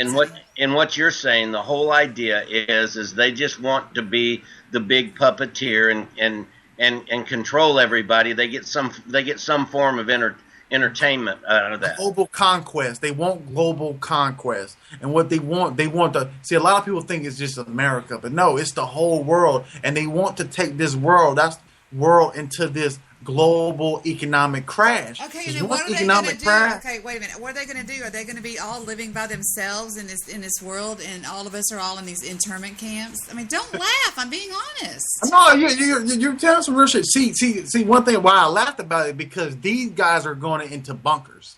The American leaders. You got David Rockefeller. You got George Bush, you got Bill Clinton, you got Hillary, you got the Windsors, you got Rothschilds. One thing understand about the family, there's two families that are fighting over America right now in the occult world now. Not y'all world that y'all live in think is black and white. It's an occult world. It's the Zionist Jews going against the Fourth Reich. You got to understand this now. This is truth. Now, I'm not lying to you. You have two families of America. There's families fighting over the world now, but the main purpose of this land is two families, the Zionist Jews and the Fourth Reich. I'm going to tell you like this. Hillary Clinton is a Zionist Jew.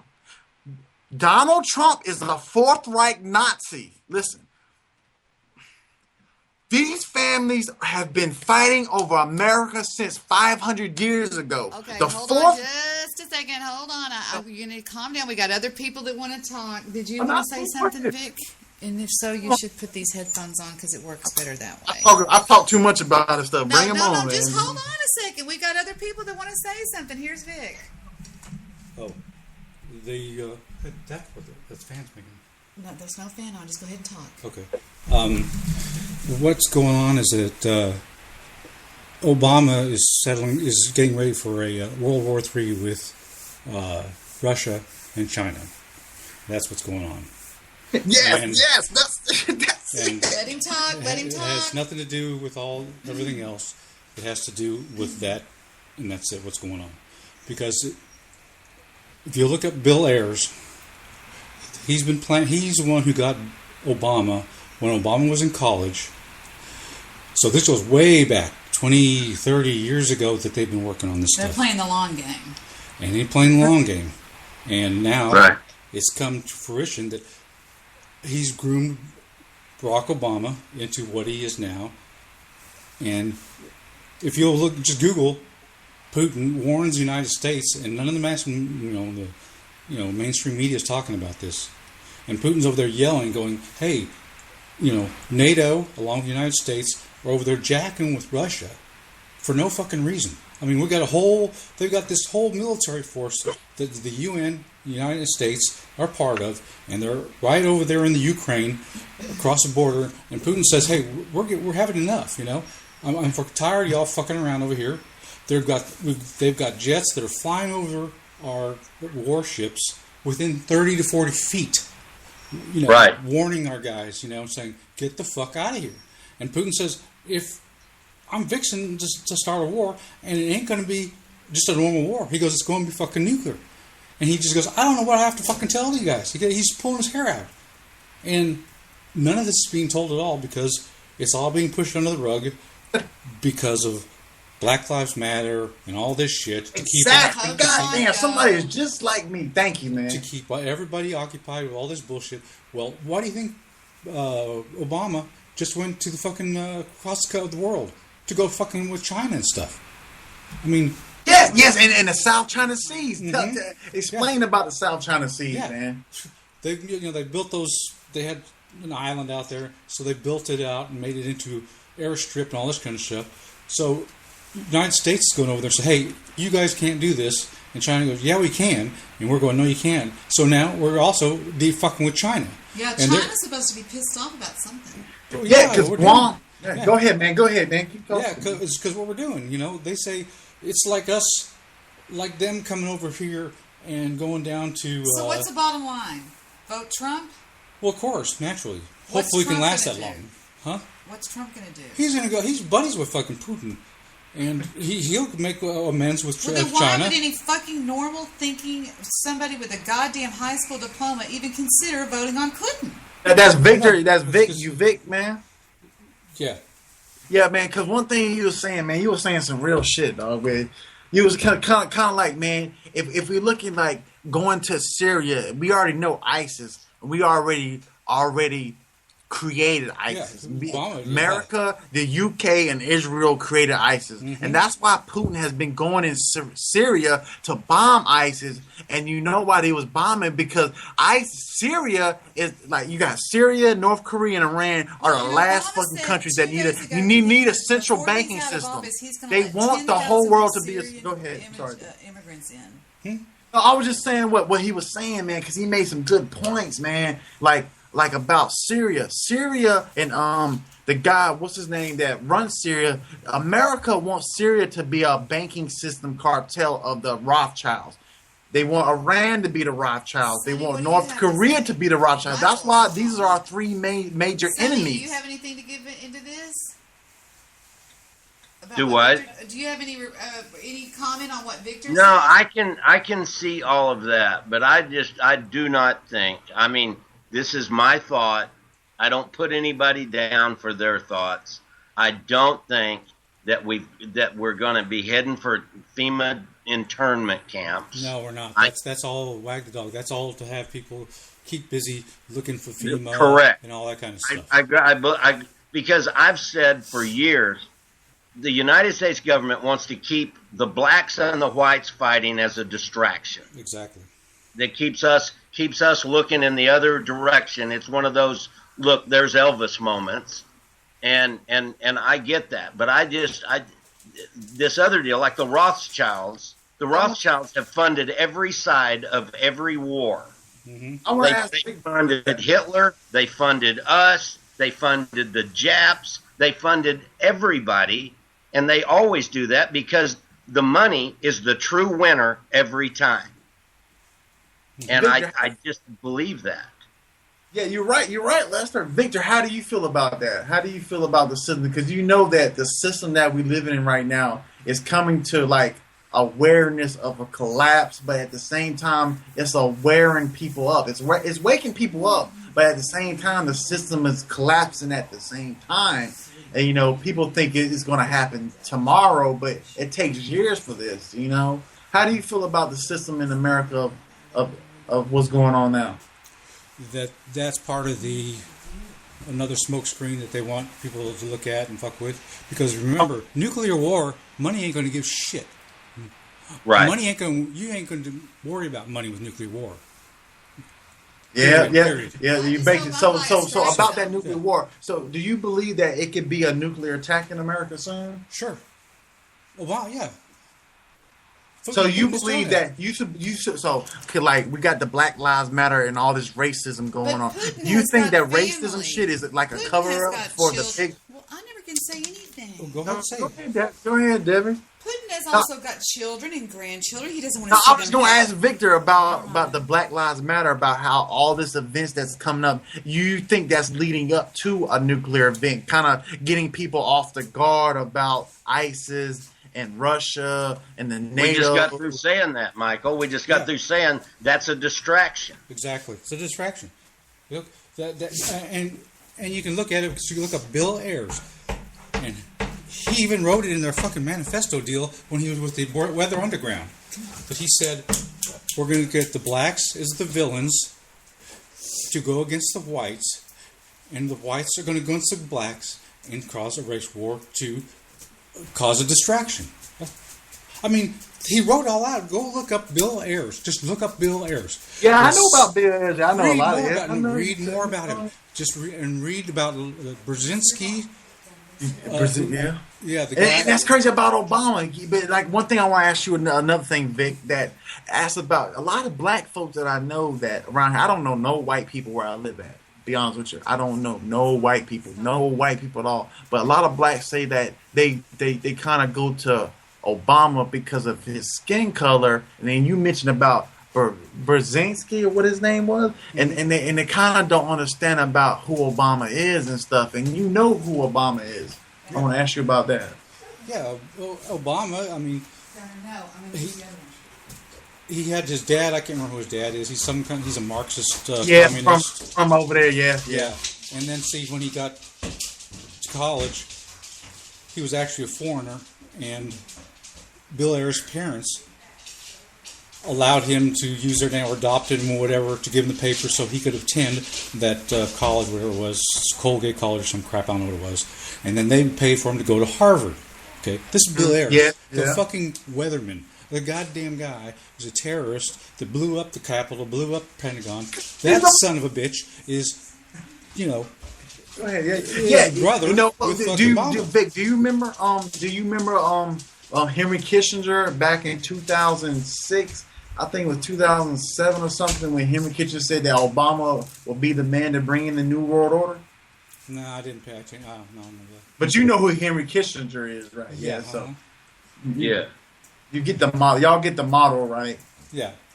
But the model that Obama is following is I think it's the Communist Manifesto by Brzezinski or whatever it is. So if you get that and you look at it and you look and go, oh my God, this is it.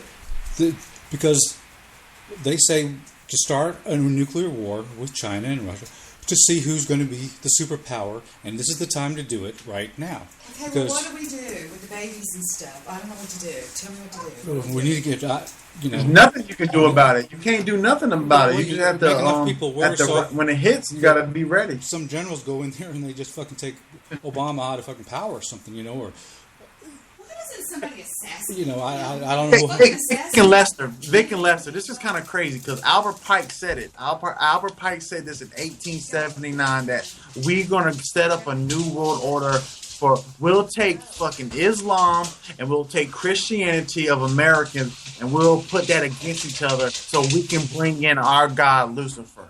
There was 3 world wars that was already planned. 3 world wars. The 3rd world war would bring in the Antichrist. And people don't believe in the Antichrist, but it was Luciferianism that they wanted this guy to come in. And it's not, it's kind of, see, the crazy thing about this conspiracy, it goes so fucking deep that they're saying that Prince Williams, you know who Prince Williams is? Prince Williams of England is the Antichrist, not Obama. Obama will be shot in the head and be assassinated. Obama might be assassinated in 6 months. He will be dead. You know what's going to happen when Obama get assassinated? This is going to flare this fucking country up like y'all never seen it before. It's going to be war like it. Guess who's going to come behind it? Hillary. Hillary's going to go behind Obama being assassinated and saying that Obama was the man and all this, and it's going to be fucking hell and chaos to come onto this planet, man, and on America. See. All right, well, let me ask you something, Michael. Well, it would be naturally to actually have to go to what's-his-face, the vice president. I can't remember his name anymore. Right. Yeah. Go ahead. But let me ask you something. I'm not challenging you to be a smartass at all. I'm just asking, though. So when Obama's not assassinated, then what? The plan moves on to Hillary. Well, Hillary's not going to be voted. I mean, I personally don't think. Look, yes, they've been. What we have to worry about is them killing Trump off. That's what we have to worry about. That the Trump makes it to the presidency, because we gotta understand there's 10,000 people that's going to the convention in Cleveland next week. There's 10,000 gun owners. Yeah, have their guns out. So like this now. If the government, if I'm the government, guess what I do? And in that predicament of the damn convention, guess what I do? I'll hire 2 assassins. out of the CIA, and these assassins will go ahead and kill 5 to 10 people in that protest, and we'll blame that protest on a certain organization and go and make another fucking crazy shit go on for Obama to go up and say that as being if I was in the CIA, that's what we'll do. We'll shoot on you at the protest, and we will kill 10 to 20 people at the protest, even if it's cops, and we'll go ahead and set up because you have to understand about the CIA and the NSA, man. Well, why would these they guys do, are which I understand, and I think that's a very high probability because that will allow for martial law, which will keep Obama in 2 more years. 2 more years. Okay, but I want y'all to understand, when Bill Clinton was president of the United States, all this same shit went on about he was going to declare martial law. We were going to have a situation, and I just know that this comes up all the time, and I'm not saying you guys are wrong. I'm just saying it's just hard. Every cycle we go through this, there's going to be martial law declared. They're going to suspend the elections and all of this sort of stuff, and that never happens. And I agree with you because I've never paid attention to it before and everything, but now it's different because Bill Ayers is involved, and this is the most devious, diabolical motherfucker I've ever seen in my life. The guy's been planning this for 30 years. I think I got they infiltrated themselves into the education system so they could dumb down the education system for the people we had. He's the Common Core. He's the one that's dumbed down the fucking America. Right. Now, I agree with you about Bill Ayers. I agree wholeheartedly that he is a domestic terrorist 100%. And look at this. This is what I realized last night, what I thought was really funny and just hit me all of a sudden. Okay, you know how Hillary skated on this deal, right? Yep. The FBI, through their wisdom, could not get Hillary, okay? And what does FBI always do when they go on somebody? They hit him what next? The IRS, right? Correct. She ain't getting hit with no IRS. She ain't getting any other charges like they're not going after charges of perjury, that's lying to Congress, which they would on anybody else, right? I agree. Okay, I now, agree. Take it back. Now, Bill Ayers was blowing up the Capitol, the fucking Pentagon, all this shit and stuff. And they said they had this case on him and everything. And then, oops, because the FBI messed up some things, the whole thing got thrown out. Right. And the smug look on that motherfucker's face is exactly the same look that Hillary has, like, fuck you, you can't touch me. And he is the same egotistical motherfucker with the same look as her. Well, and if you think about it, do you remember when months ago they asked her about that and she was so confident that no charges would be brought against her? She knew. Yeah. Oh, yeah. She was too confident. She went on. Dude, if they were after me the way that they were after Hillary, fuck, I would be looking for a hole to crawl into. Hell yeah. But y'all don't understand that Hillary's a mafia queen now. She's a mafia queen, and that goes back all the way to Bill Clinton and before Bill. Agree. Oh yeah. She knows where the bodies are buried on everybody. Yeah, buddy. So she could bury the whole all of them. So that's why they didn't do anything. You know what she's gonna do? She's gonna bury our country into the fucking oblivion. That's what she's gonna do. Oh my God, war is coming to the world. See what it is. I'm gonna say it again. What we got going on in America, the left hand doesn't want the right hand to know what's going on, and the right hand is what's going overseas. The right hand is overseas with NATO, Russia, and the South China Seas, and what's all going over there. People are not even most Americans, they don't even want to know about that shit because they'll say, I live in America. That has nothing to do with me. Yes, it will. It would definitely goddamn will have to do with you. What North Korea done said will fucking do an EMP attack over the Central America, right above America. They can send an EMP attack and hit us with that shit. But one thing I'm going to tell y'all about, it happened in 2012, man. It came out of Alex Jones, and I'm in Charleston, South Carolina. it came, and I'm with Lindsey Graham. Y'all ever heard of Lindsey Graham, right? He's a Republican senator for South Carolina. In 2012, man, this is kind of crazy, man. There were some nuclear weapons that left Dallas Air Force Base in Texas. It's called Dallas. I don't know what part of Texas it was. It was called Dallas Air Force Base, and they took 3 nuclear warheads from Dallas Air Force Base.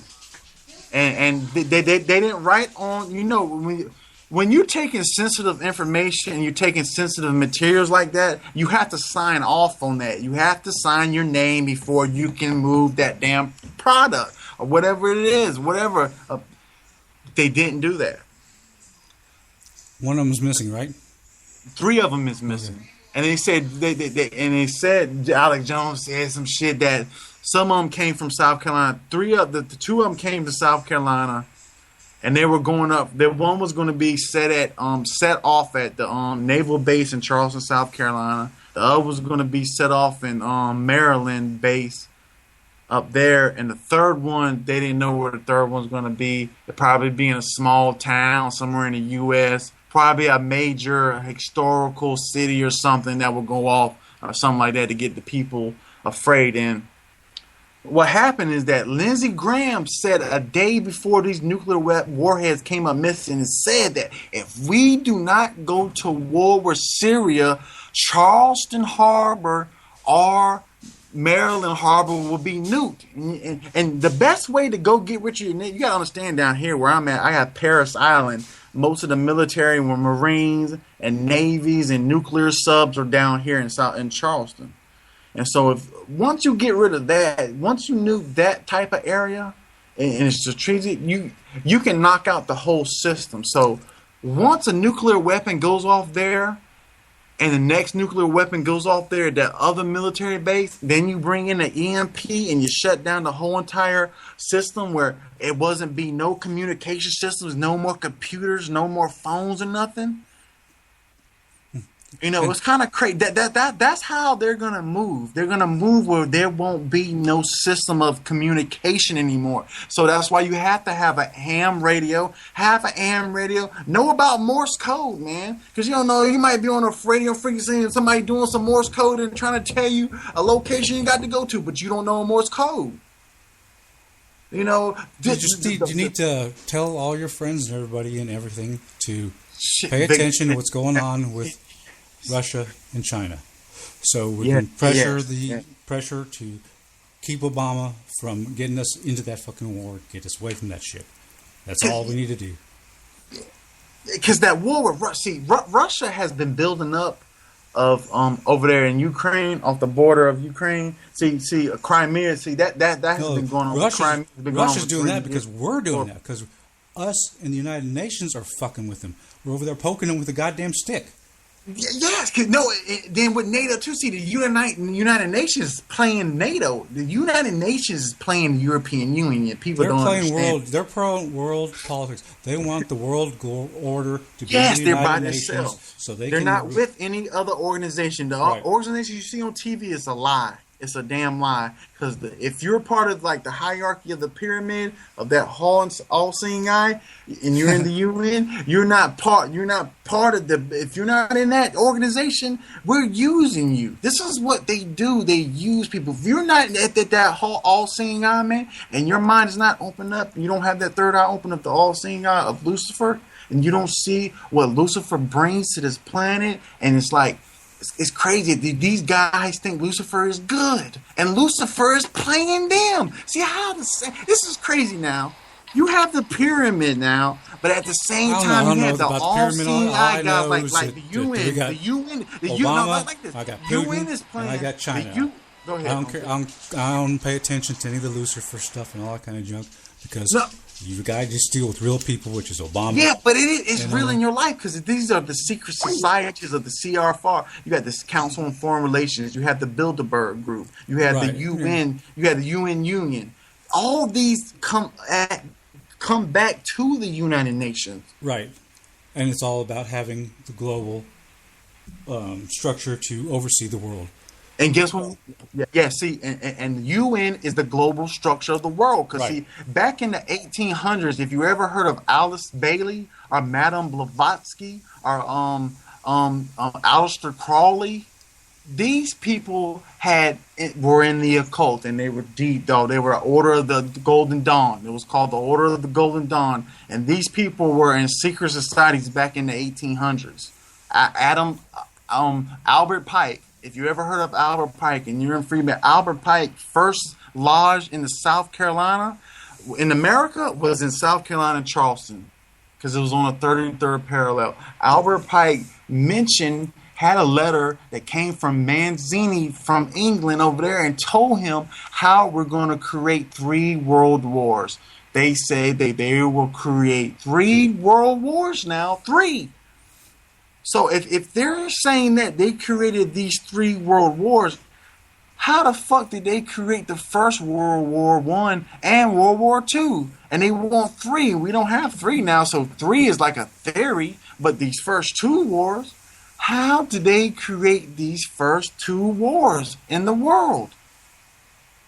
You know, being in Freemasonry, you have to go a long way. And a lot of cops are Freemasonry. We have to get this now. There's a war on cops, but at the same time, if you're not in this order with us, you're not part of us, okay? And what's going on, it's called the Hegelian dialect. I think it is order out of chaos. That's what's happening right now in America. Order out of chaos. You know, it's simple. Y'all know this. You know, I ain't think all y'all that's online is hearing me know this was going to happen. But y'all, you know what I feel about it? Y'all know about this, but y'all didn't think it was going to happen in y'all time. Y'all thought like, damn, man, I didn't think this was going to happen in my time. Like, I'm 31 years old. You know, y'all older than me. Y'all be like, man, back in y'all time, it was... I didn't know anything until I started reading about Bill Ayers. But y'all paid the road, man. Y'all paid the road for me. My parents and stuff listened to rock and roll, good ass music and shit. I know, and did everything they could do, man, to raise me who I am today, man. And y'all did the same thing, man. Y'all paid the road, but now don't blame me on you. I ain't gonna take blame for you. No, I ain't gonna blame. I didn't put this guy on this earth. But you know, you paid the road, man. You paid the road for other people and your families, everybody. Everywhere. There was families that paid the road. I know, man. I'm always just got them on my back, hanging around, and just fucking fooling behind me, going, God damn, these people are heavy. Yeah. I don't know how y'all did it, though. I don't know how y'all did it, because like my generation from 31 years old down to 18 years old, they're lost. And I'm not saying it's every family. I'm just saying like the majority. I'll say like 20, I'll say 30, 40% out of 100, probably. Like, and there's other young people that want to be entrepreneurs. They want to make money. They want to find ways, you know, like computer is the way to make money now. This right here is about making money. Yeah. You know, you don't have to do physical jobs no more. It's all about the mental, you know? And a lot of young people are making money that way, but at the same time, the majority of young people are not doing that. They're lost. They're up in the songs. They're on Facebook. They're on Pokemon now. Mm-hmm. It's all part of a satanic order of Luciferian, of people in mind control. It's called mind control. I think it's a bunch of lazy boys and girls that sit and play with their PUD on the computer. Guess where that mom comes and dad from? don't kick their ass out there. It doesn't come from them. No, they'll do what It they can get away comes with. from a certain order, an order that did this. So and this order, parents that go, get your ass out and go get a job. That was real parents that did that. That's right. Our parents did that to us. They tell you, you better get your ass out there. I'm gonna fucking smack the shit out of you. You know, like my parents be like, oh hell no, you better get the fuck out. But now we don't have that no more. And why? Because Barack Obama, over the last it's not 10 even years, Barack Obama, man. It's the secret societies of Freemasonry, all the way down to witchcraft, Satanism. I just know what happened with the education system and how it dumbed down America and made them. Thank you, Vic, for coming up and bringing that, because there was an article I saw 2 days ago. It was talking about now in children's schools now, elementary school now, that when you're 5 years old, they're asking you what gender you are. Mm-hmm. Do you want to be a female or you want to be a male? What the fuck? And they also have Muslim Week, where you pick out. They do. They have the agenda where you have to pick out a Muslim name like Huba Huga Higabaga. Then you wear their garb, and they have to have prayer and all that shit.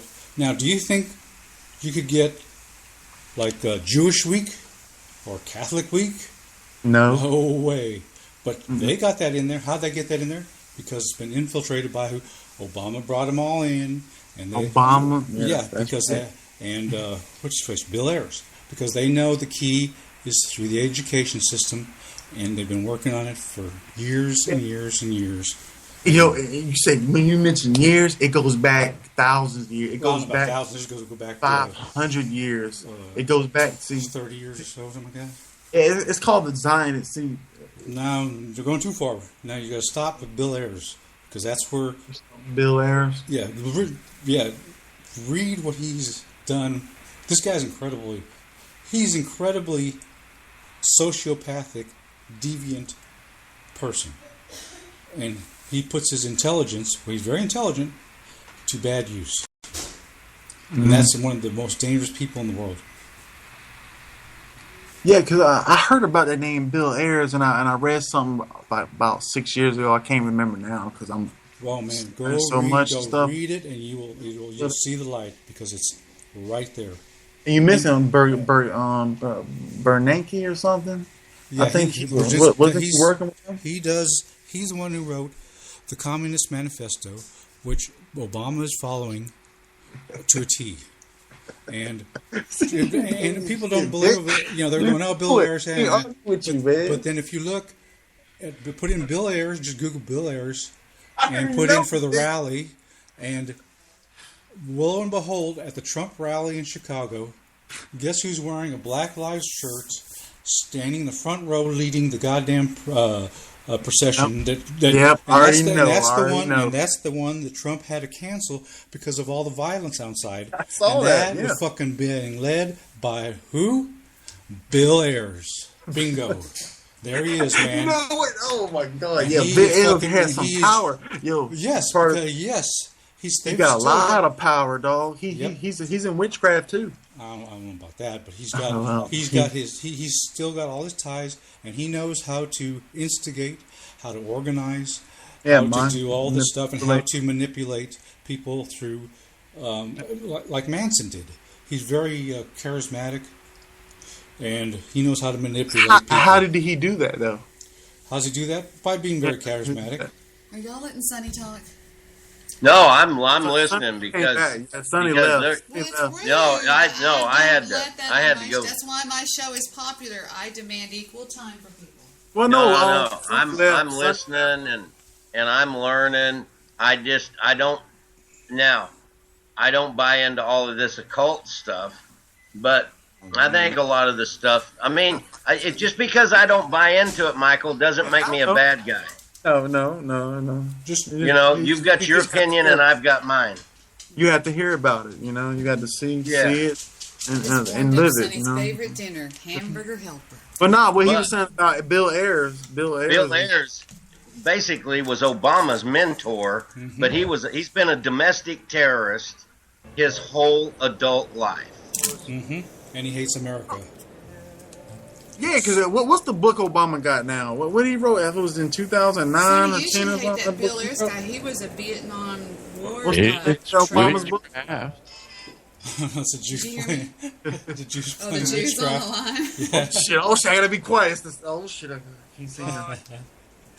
Be quiet. Yeah. Go hide. I'm a hide Jew. Sonny, I was telling him that I need to get myself something to eat, and I'm going to be doing that shortly. Okay. I was telling him. I'm going to let y'all know that I listened to Bill Ayers in a debate between him and who's the Indian? Dinesh D'Souza. And I'm going to tell you something. I've heard everybody talk about Bill Ayers. I know what Bill Ayers is. I've never heard him before. But he sounded all of a sudden very, very logical to me. He was saying things I was saying, he's right.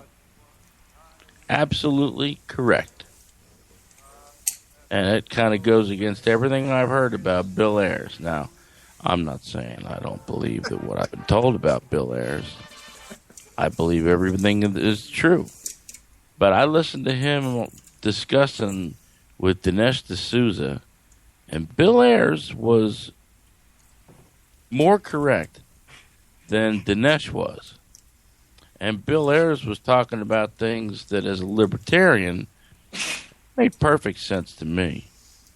So I don't know what's going on with Bill Ayers. Maybe it's some kind of a front. Maybe it's some kind of a trick. But he was making all sorts of sense.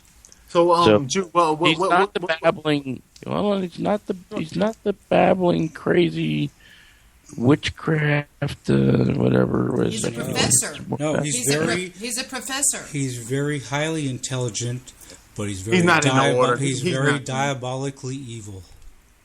That's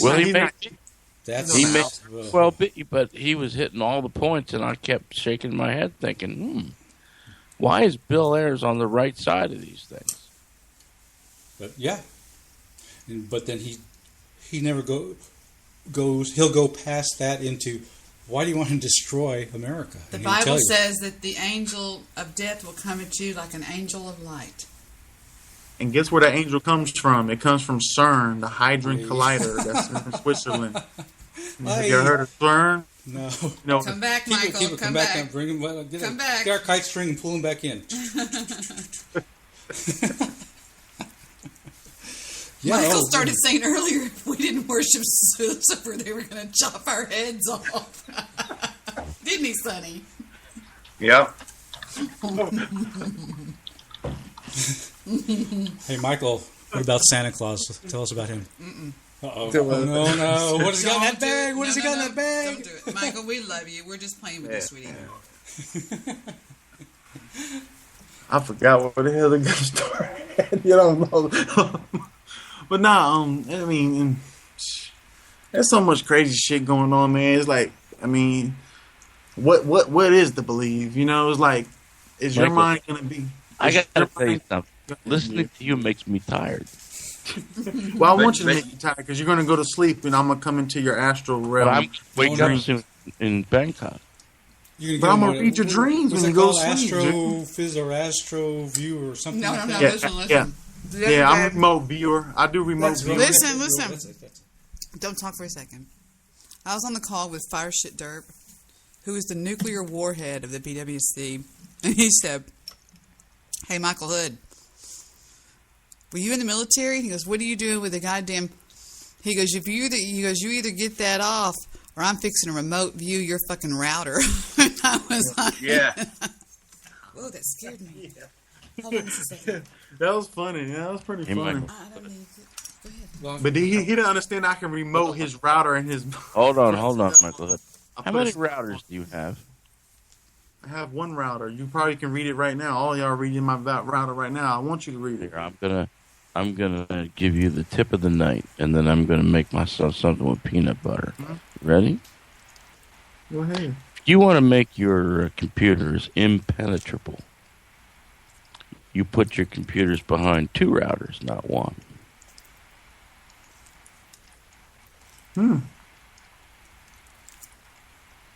Delicious leftover hamburger helper. Not 2 routers, but not 1 router, but 2 routers. Okay. Can you do 3? Can you do 5 routers? 3. So can I do 100? Now, see, Michael, that is absolutely perfectly Michael Hood. I don't want to do 2. I want to do 100. No, I do 3. But listen, I don't want nobody to find me. You can do as many as you want. You just increase the latency. But putting yourself behind 2 routers, you won't notice any difference.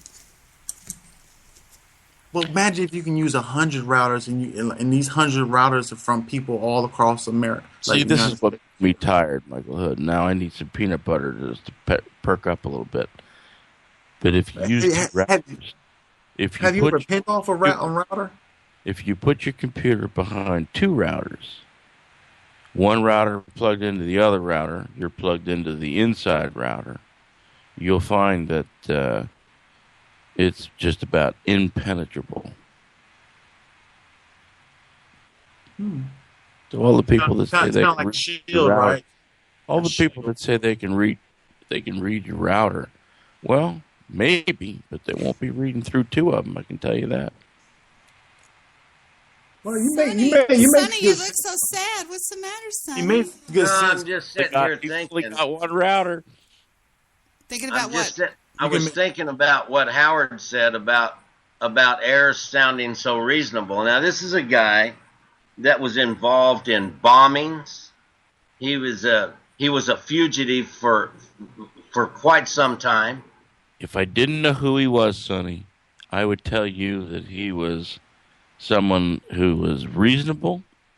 Sounded Right. he was like he had well thought out the issues and was on the right side of them too.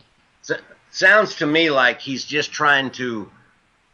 I just don't think a guy like that changes his ways. But he was up in the opposite of Dinesh D'Souza, and he was taking the positions that, as far as I'm concerned, were the correct positions. And he sounded absolutely reasonable. And I had think to go he's back a fucking and think, chameleon then. well, maybe. I'm just saying, if you heard him and you never knew who he was, you'd think he was absolutely reasonable and right. Because Dinesh D'Souza was being Dinesh D'Souza. He was being a little bit too to the right. Right. I don't know, man. I just know that deal was he was if I remember right, wasn't when they started that Weatherman Underground, wasn't that kind of a didn't that have a bunch of communist leanings? Probably. I don't know. I'm just saying. I'm saying to you, I listened to the debate, fully expecting Dinesh D'Souza to knock him around and make him look like the fool that I always knew that he was. But damn if he didn't sound reasonable. And I kept thinking, wow, okay, got to agree with that one. I'm agreeing with that one. And you all know I'm as far to the right. Drew, I want to ask you a good question, Drew. I want to ask you this. I know you already know about it. With Bill Ayers giving his opening statement for... He has a shirt on in this debate that says Black Lives Matter.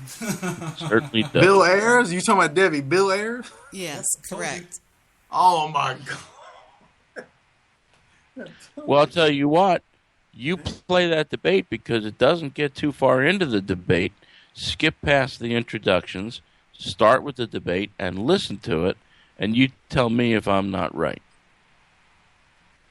And the Hoover Institution at Stanford University.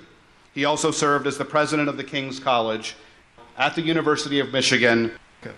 I would say there are a couple of things that I return to again and again. One is the spirit of democracy. The idea that, and it's a precious and fragile idea, that every human being is of incalculable value. Each of us is important. Each of us has dimensions that have to be taken into account. I think this should guide us as citizens and as teachers. The idea that we're quite capable of making the decisions that affect our lives without kings or queens, without autocrats or bosses, that we ourselves can make the decisions that affect our lives. That is an ideal that's never been fully realized, but it's an ideal worth struggling for, and it's an ideal that is deep in our DNA as a... I don't know that I'm going to have a rebuttal, but I reject the idea that what I'm asking for is a utopian view of America. I'm asking us to take a hard, close look at reality. And reality tells us that we can do so much better. The richest country in the world having the greatest divide in the industrial world between rich and poor is a mistake. We can correct that. There's no reason that we have...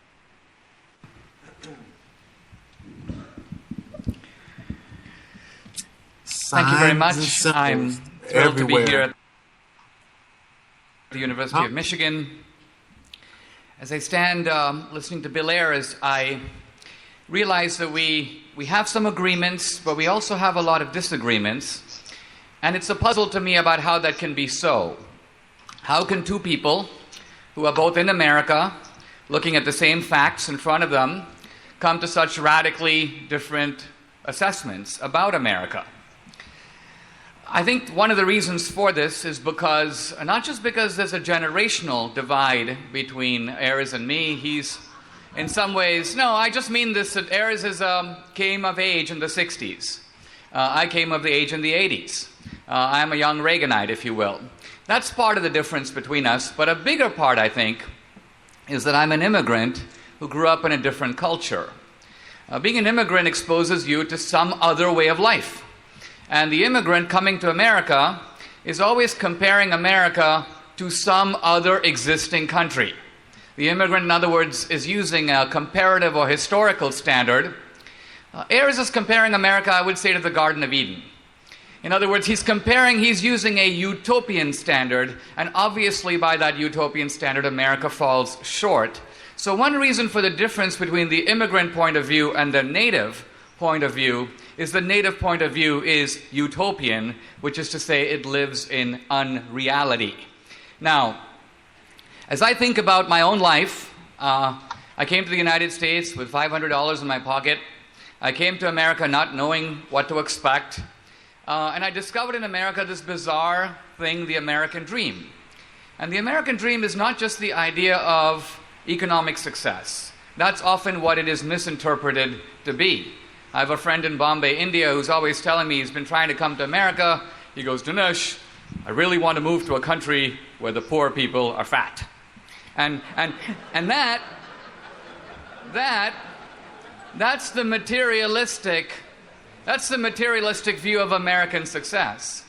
But for me, I grew up in a middle-class family, and although my life is materially better in America, that difference is not radical. My life has actually changed more in other ways.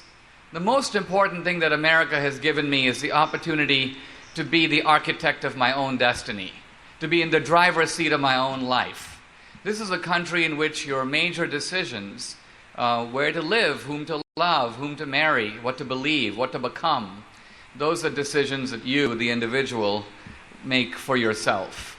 Now, this opportunity, this social mobility, in which people start at the bottom and make their way up the ladder, this is part of what makes America different. And the proof of it is the immigrants themselves. Because if America were to take down its borders, half the world would come here. Now, the immigrant is a very reliable testifier to American exceptionalism. In sociology classes in this university, you might be told until the cows come home that all cultures are equal. But every immigrant knows that that's a lie, because the immigrant is voting with his feet in the most decisive way possible against his own culture and in favor of another culture. And why would he or she do that if the other culture wasn't, on the balance, better? So the immigrant, people say imitation is the sincerest form of flattery. Actually, immigration is. Because the immigrant is, in a sense, casting a ballot for the United States. Now, it seems that Bill Ayers' objections to America, I'll come back to this in more detail later, have a lot to do with American foreign policy.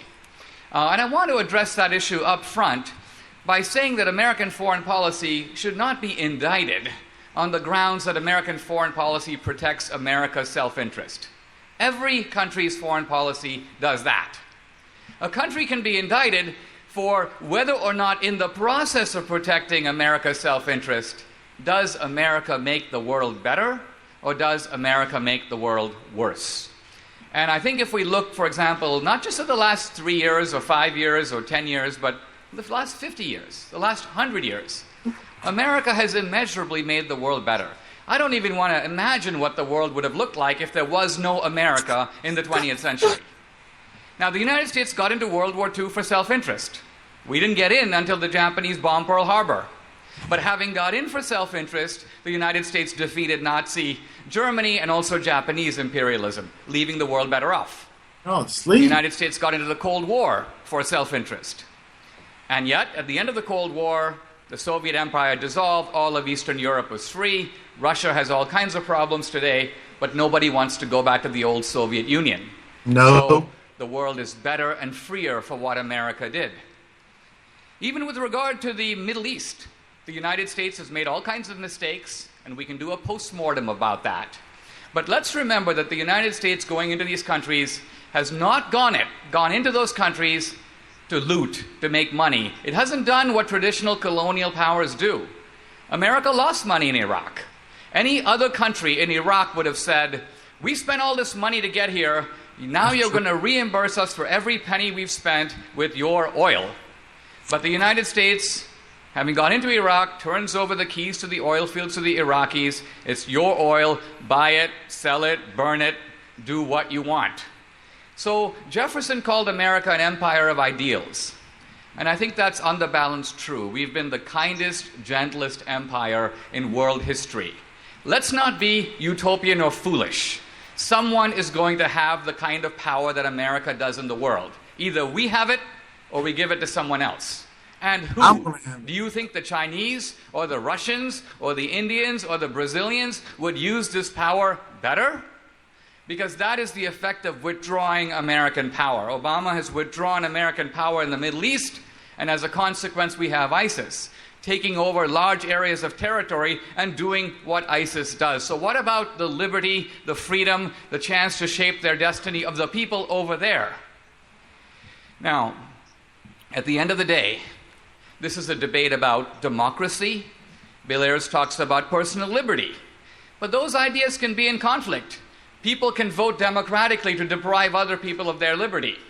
So ultimately, this is not just a matter of are we for democracy, are we for liberty? It's what kind of democracy? What kind of liberty? Do we want the freedom of gays to marry, but not economic freedom? Why is one type of freedom better than the other? Why do some people get to vote to take away other people's money, but not to take away other people's rights? I think as an immigrant coming to America, I've seen both sides of America. I've been in a federal confinement facility with a group of 120 hardened criminals. So no longer would I say that I live in a rarefied world of intellectual debate. I've seen the upside of America, and I've seen the downside of America. But at the end of the day, I wouldn't trade the United States for any other country. At the end of the day, my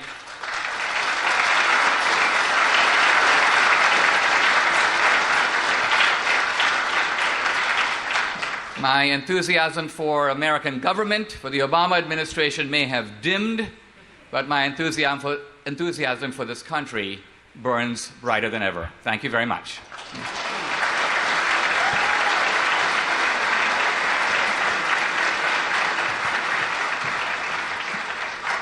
Mr. Ayers, your rebuttal. I don't know that I'm going to have a rebuttal, but I reject the idea that what I'm asking for is a utopian view of America. I'm asking us to take a hard, close look at reality. And reality tells us that we can do so much better. The richest country in the world having the greatest divide in the industrial world between rich and poor is a mistake. We can correct that. There's no reason that we have to accept that as a way of life. We do not have to be the major incarcerator of human beings on Earth. We have 20% of the world's prisoners are in our prisons. 2.5 million of our fellow citizens are in prison. That's unconscionable. That's unnecessary. And the idea that we would then give that over to private corporations so that private prisons who have an incentive for laws like 3 strikes and you're out, for laws like indeterminate, indefinite sentences, this is a mistake. We should get rid of it. The richest country in the world could have free medical care for all. That's something that's within our grasp, it's within our reach, and there's no reason we don't have it. Who's against? I can feel it. How could you be against people having access to medical care? And the idea that somehow the choice is between Obama. Coming from a man who bombed half of America at one point and who is wearing Black Lives Matters and knows that the reason we can't have health care is because we're too busy paying out fucking welfare to everybody. Just saying. It's crazy. Care or something else. I'm not for Obamacare. That's not where I'm coming down. But the idea that we can't have good public schools for all kids, or free health care for children? Why can't we have these things, the richest country in the world? And part of the reason we don't have them is because we spend $1 trillion a year on military bases, 1,000 military bases around the world. This is a waste of money. Permanent war is a waste of our resources and a waste of our energy and our intelligence. We can do better. And that coming from a man who dodged his draft card to the Vietnam War. So I guess, oh my bad, my fault. But I guess he's a good guy. I guess. I mean, he was out there protesting, Debbie. No, Howard was saying that his past doesn't seem to reflect today. He talked like a true conservative and made a lot of sense. And everything I knew about Bill Ayers, though, in my opinion, is he was a horrible guy. I mean, they bombed places. I was just reading something, and he wrote that I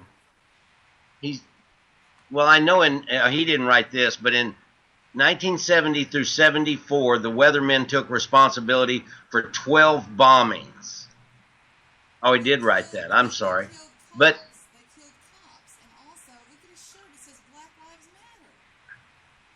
right. But he talks in an interview somewhere. He said he was said to have summed up the Weatherman philosophy. It was kill all rich people, break up their cars and apartments, bring the revolution home, kill your parents. That's where it's really at, he said. He also called cops pigs, and he said kill all pigs. Right. And right. He was saying disassemble the military. I think he must be like a chameleon, because maybe he's got some kind of mission he's trying to accomplish again, because I just don't think guys like this change their stripes. He's a reptilian. Yeah, you know. Here we go. And that's really all I'm saying. Go ahead. Were you done, sweetie? No, I'm done. I don't know. That just really got me, though. For some reason, because I've read a lot about Bill Ayers before, a long time ago, and I just thought he was a despicable human being. Victor seems to think he's Satan above the ground. Yeah.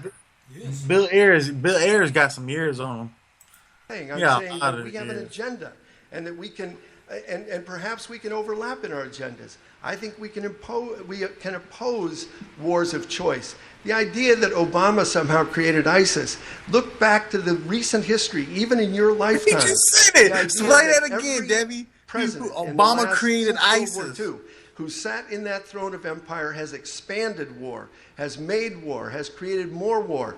This is a catastrophe for us. And the fact is that you can go and look up the pictures. These are facts, not fantasies. Dinesh called himself a Reagan Republican. Reagan was meeting with the jihadis in the White House saying they were freedom fighters because they were fighting the evil empire of the Soviet Union. A few minutes later, they wanted revenge on us who had betrayed them, and then we have Al-Qaeda. Same with ISIS. Why did we invade Iraq?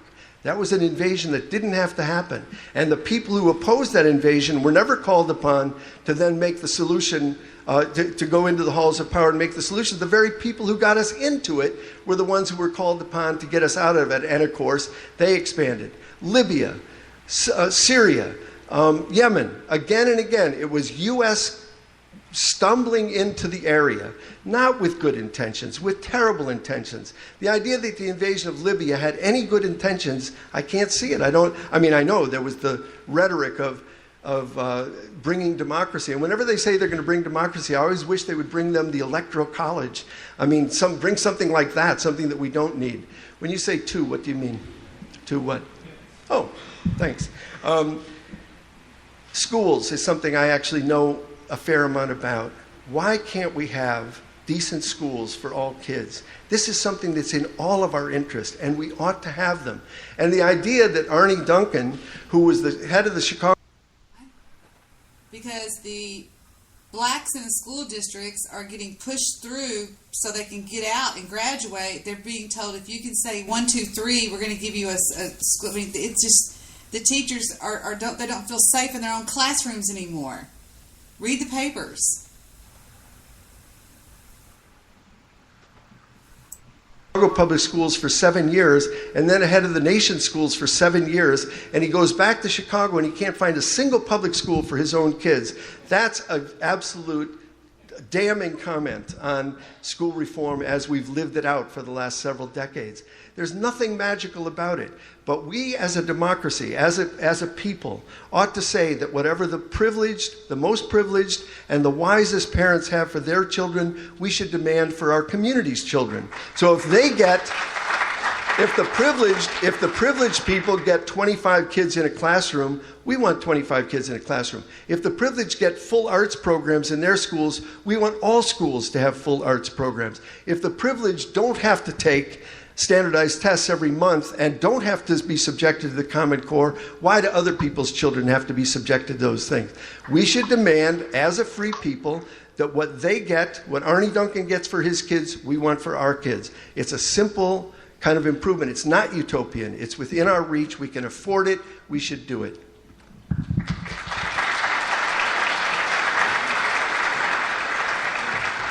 Mr. D'Souza, your rebuttal.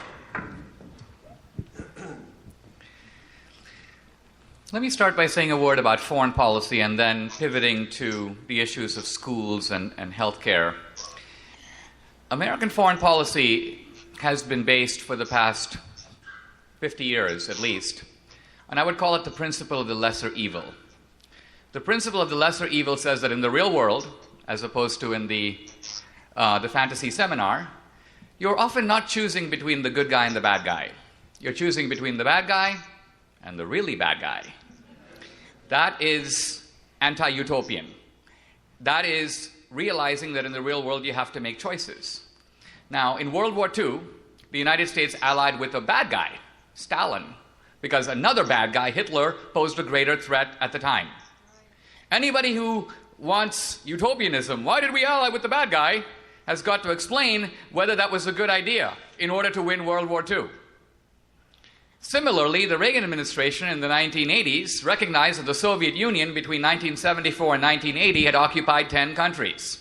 It had invaded Afghanistan with 100,000 troops. A group of Muslims from all over the Muslim world were fighting against the Soviets. The United States backed them. We didn't send troops. This was the Reagan doctrine. They fight, we help.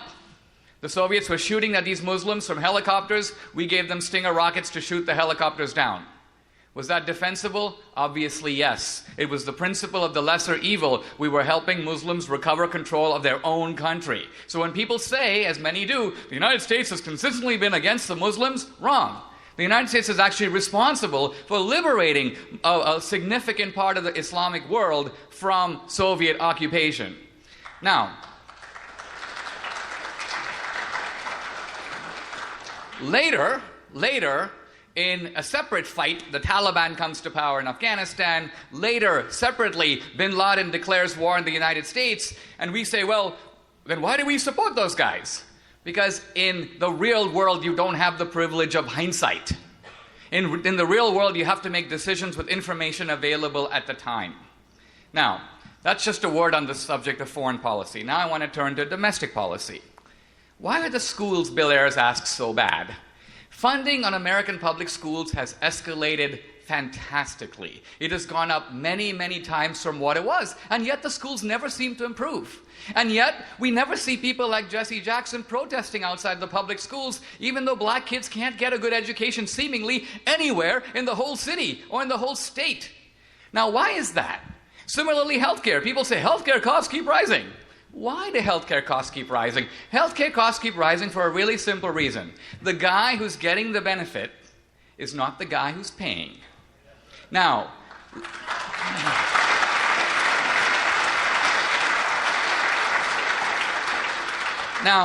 let me engage in a moment of speculative, progressive reasoning for a moment.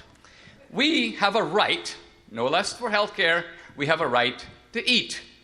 We have a right to food. Who would deny that the right to prevent ourselves from starvation is as basic a right as healthcare? All right, now let's have Obamacare as applied to food. You will now be allowed to go to the grocery store and order whatever you want. Fill up your cart, you don't have to pay. Somebody else will pay. What's going to happen? The first thing that will happen is You'll take all kinds of stuff that you don't need. You'll fill your cart, you'll buy 12 cartons of milk and 45 cartons of bologna. And then you go up to the counter, and the grocery store will realize that they can charge whatever they want because you're not paying. So they will escalate their prices. The basic idea is that what's going on, you and the grocery store are conspiring to rip off the taxpayer. A third man is being cheated. And so what's going on with free education, free health care, is the taxpayer is being ripped off to give so-called free stuff.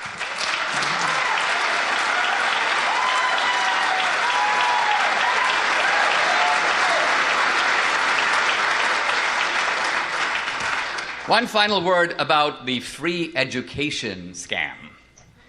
We're going to give you all a free education, right? And all the Sanders supporters in the audience go, yay. But how are we going to give you a free education? Hillary's proposal will cost $350 billion. The United States is $17 trillion in debt. We don't have the money, so we're going to have to borrow it. We borrow the money, and who's going to pay the debt? This debt is going to be handed right over to your generation to pay. So what's really going on with this education proposal is that Hillary is reaching into your back pocket, taking your own future earnings and using them to pay for your education now. She's not robbing Peter to pay Paul. She's robbing Paul to pay Paul. It's a progressive rip-off scheme, and we should be realistic enough to recognize it. Thank you very much.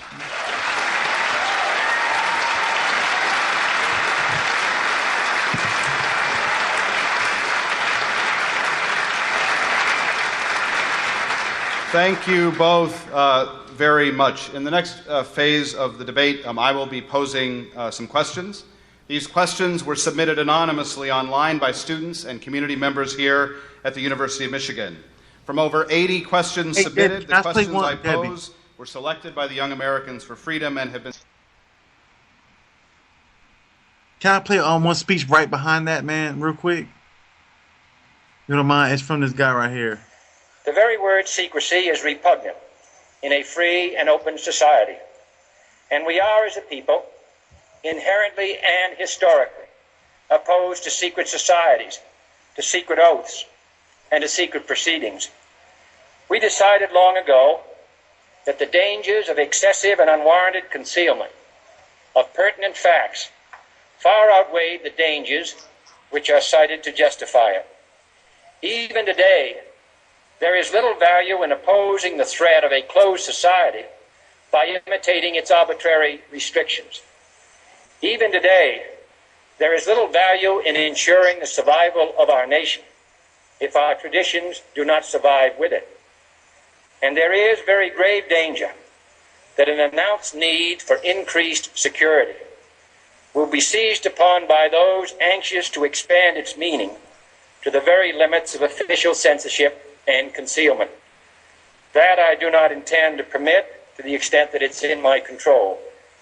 And no official of my administration, whether his rank is high or low, civilian or military, should interpret my words here tonight as an excuse to censor the news, to stifle dissent, to cover up our mistakes, or to withhold from the press and the public the facts that they deserve to know.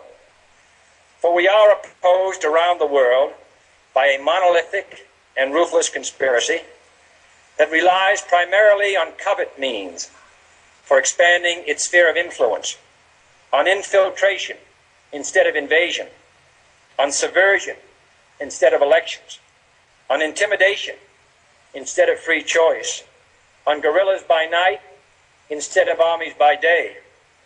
It is a system which has conscripted vast human and material resources into the building of a tightly knit, highly efficient machine that combines military, diplomatic, intelligence, economic, scientific, and political operations.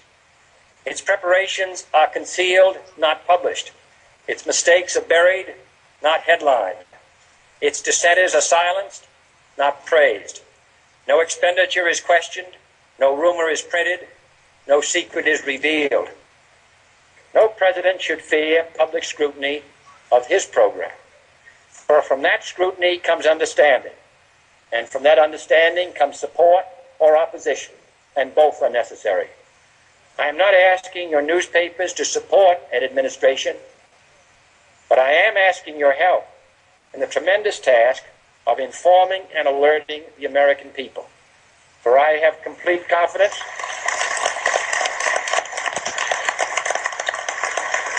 in the response and dedication of our citizens whenever they are fully informed. I not only could not stifle controversy among your readers, I welcome it. This administration intends to be candid about its errors. For as a wise man once said, an error doesn't become a mistake until you refuse to correct it. We intend to accept full responsibility for our errors, and we expect you to point them out when we miss them. Without debate, without criticism, no administration and no country can succeed, and no republic can survive. That is why the Athenian lawmaker Solon decreed it a crime for any citizen to shrink from controversy. And that is why our press was protected by the First Amendment, the only business in America specifically protected by the Constitution, not primarily to amuse and entertain, not to emphasize the trivial and the sentimental, not to simply give the public what it wants, but to inform, to arouse, to reflect, to state our dangers and our opportunities, to indicate our crises and our choices, to lead, mold, educate, and sometimes even anger public opinion. This means greater coverage and analysis of international news, for it is no longer far away and foreign, but close at hand and local. It means greater attention to improved understanding of the news, as well as improved transmission. And it means, finally, that government at all levels must meet its obligation to provide you with the fullest possible information outside the narrowest limits of national security. And so it is to the printing press, to the recorder of man's deeds, the keeper of his conscience, the courier of his news, that we look for strength and assistance, confident that with your help, man will be what he was born to be, free and independent. There we go. That's a hell of some words right there to say. I live by that every day. That was the greatest president of all American history. If you had a favorite president, John F. Kennedy was the favorite president of all, man. He was about to tell it. Did we all embrace our dogma and gloss over what you just heard Bill Ayers say? He didn't like Common Core. He didn't think we should have gone into Iraq. I agree, yeah.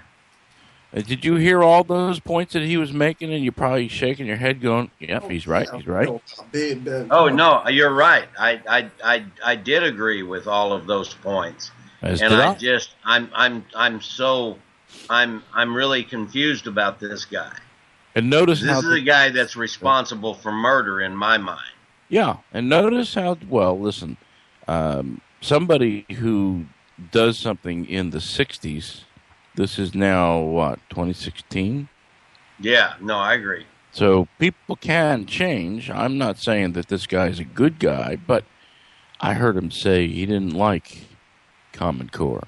I did too. Yeah. We shouldn't be in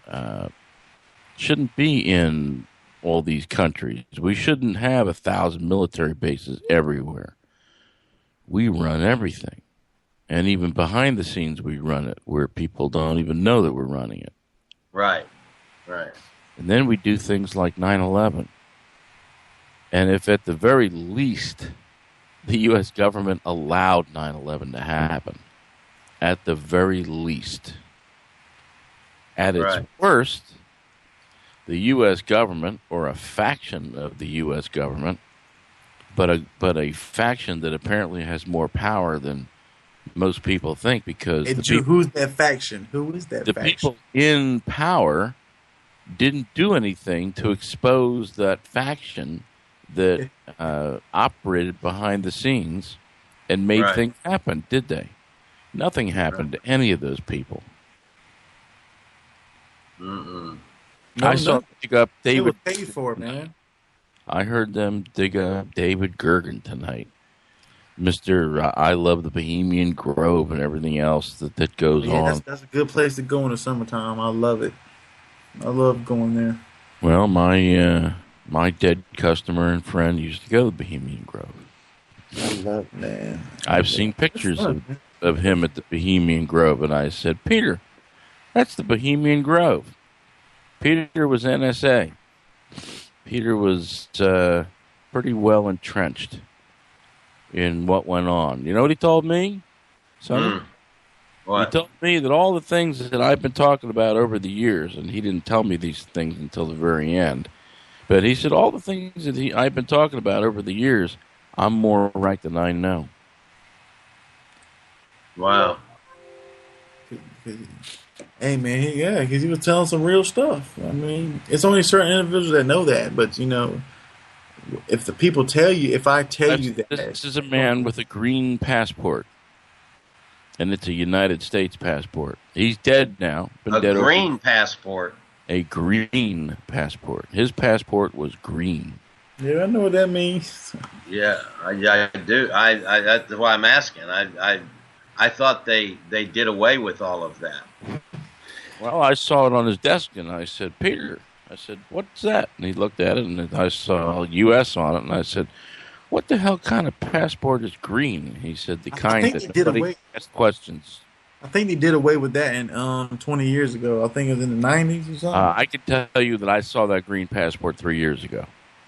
Well, I'm going to tell you this. He a traveled. green passport, you are not asked anything. You are passed right through. That's exactly right. So it's kind of, you might as well say it's diplomatic immunity, but it's not. But well, close enough. Yep. My point is, and I just muted myself because I still hear the whooshing sound. I don't know who's doing it, but I hear it. Bill Ayers made a lot of sense to me. Now, if I didn't know who he was, I would say, well, he sounds like a very reasonable gentleman. Right. Doesn't he? And so he was hitting one thing after another, but you'll notice that Dinesh D'Souza didn't say a word about all the wars that we start and all the places that we go, such as Iraq, where we all know there were no weapons of mass destruction. And even if there were some weapons of mass destruction, what did Iraq have to do with 9/11? It had nothing to do with 9/11. No. The goats had it. It was under the goat But bed. the people of America are told, and I remember very clearly, Michael Hood, mute yourself. I want to see if that disappears. It ain't me. No, it's me. Hold on. Maybe you think it's wait a minute. And it disappears. Yes. Got nice and quiet, Michael Hood. Now You must hear the fan. The fan? Yeah, the fan running on my laptop. That's what it is. You hear it? You have a fan running on your laptop or in your laptop? No, I was going to fix my fan. My fan started. My computer started overheating. It did? Yeah. I was going to. So let me give you a suggestion. Get some airflow into it. You telling me your computer, the fan is making that noise? Yeah, it just started doing it. Man, I had this laptop HP for about 3 years. Mm-hmm. I think somebody's in your router, poking around.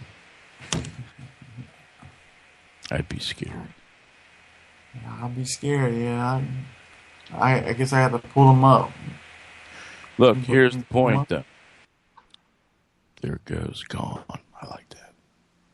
Makes me less tired. You heard him. You heard him making sense. Dinesh D'Souza wasn't saying nonsense, but Dinesh D'Souza will toe the right wing, the Republican line where he'll say that we should have gone into these places, and yet why did we go into Iraq? Saddam Hussein was a douchebag, but Saddam Hussein had complete control of that country, and by and large, people were okay. Weren't great, but they were okay. Now, look at it. It's a fucking mess. Same thing with Libya. And now we have all these little wars that we got to fight with something called ISIS. And we all sit around and wonder why it is that we've got the best military in the world. We got the best firepower in the world. We have the best Air Force in the world. And yet, that Air Force wasn't able to shoot down or intercept or even stop so-called hijacking on 9/11. That Air Force apparently is not capable of taking out ISIS for some reason because nobody's doing it. But we can kill people at weddings. So we're good at that. We can kill the people who go into weddings and funerals and whatnot, and we can bomb the shit out of doctors and nurses at Doctors Without Borders hospitals. We can hone right in and put a missile right into a clinic. And yet, we're told we can't get rid of ISIS. Anybody want to raise their hand and say, I believe that? Oh, putting my hand down. That was power suggestion. Am I wrong or right? You're not wrong, but I mean, what is the purpose of what? Wait. Hold on, Michael Hood. When you say you're not wrong, but everything before the but is erased. That's right. So it's discounted. It is not only discounted, it is tossed out the window. So again, am I wrong or am I right? I mean, yeah, he was saying some real stuff. Yeah, I give him that. Yeah, you're right. No buts tonight this time? No, I got no buts from it. No. So why is it that we can't kill ISIS? Why can't we just find them, kill them, and kill them all? We don't have any problem killing people at weddings. There's a reason why. Why is that? Because there's a certain organization that runs ISIS. A couple organizations that work together. Please don't tell me it's the Bohemian Grove people, because I won't believe it. No, come on now. I'm better than that, Jew. I'm on conspiracy theories now. You're talking to an expert. Come on now. A little better than that now. You're talking to the expert, Michael Hood. You're I'm talking a conspiracy expert now. You better go look at my Twitter page now. You're talking to the man who can make sense out of all this nonsense. Man, I want to say this, Jew. You might disagree with me when I say this, though, but man, I'll go ahead and say it. Fuck it. What the hell? You grown ass man. Maybe it's the truth, maybe it's not. But does that mean grown ass? Talk something like grown ass. I heard that how many times? Look, Obama hold on. Who did 9/11? Michael Hood. Shit. Go ahead, Drew. What you got saying? Who did 9/11? The Saudis. The Saudis. Sure about that? Yeah, they had some help from another nation. I'll tell you what. I think 9/11 was a big demonstration. Well, I can agree with you on that. I think 9/11 was a demonstration of weaponry that people have never seen before, put into use on that day. Well, what if I say that it was something different? What if I say that 9/11 was... Such as what? What if 9/11 was kind of like a occult ritual instead of terrorists? Ritual? No, I think it was like a demonstration, the same you would do. See, I got people calling me from the security thing that I never went to, but I got on the list and everybody's calling me. See, and they have demos. They've got people there in booths that'll show you their products. And we showed our product to the rest of the world that day. And that product is a weapon that is able to evaporate matter. A weapon that can take down buildings. A weapon that can make holes in buildings, such as Building 6. Yeah. That weapon came from a certain organization. What was that? It's a shadow organization. A shadow organization. Yes. Much like that fan in the background blowing around. Yeah, just like the fan in the background. Not acting like much of a shadow. Listen, Michael Hood. I don't see as much of a conspiracy with 9/11 as you do. I think it was a demonstration by military types to show the world what the United States is capable of doing. And we did it on our own people because they're expendable. Now, I don't know what happened to Debi. Maybe Debi's out there. Where is Debi? Collateral damage, man. That's all it is, man. No. I heard her saying something about Vietnam. What was Vietnam about? See, this concept of dying for your country, I don't get that. I'm having a hard time with that. And I could probably go back and forth with Sonny all night long. Then I'm tired. I won't go back and forth. But I'm not getting that. Why would you die for your country? This country in particular, which is nowhere near what the founders had envisioned and what the founders put in place. This is not the same country that the founders envisioned nor foresaw. We are so far off the mark that we may never get back to it. This country may have to fall. Yeah, you know, Howard, there's a reason that they draft kids or get kids to sign up for the military. There's a reason that they up until recently, when they needed every breathing body, that nobody over the age of 18 or over the age of 35 could join the military. And in my opinion, it's because those people are easily led. They're very impressionable, and they'll do what they're told. And you get somebody that's older and has a little bit of life experience. They may question some of that authority.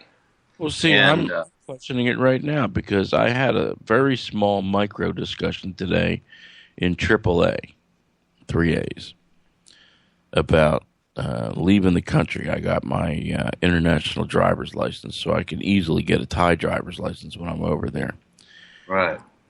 And they said to me, most of the people that were working there were black. They all agree with me. There's a race war coming. They know it.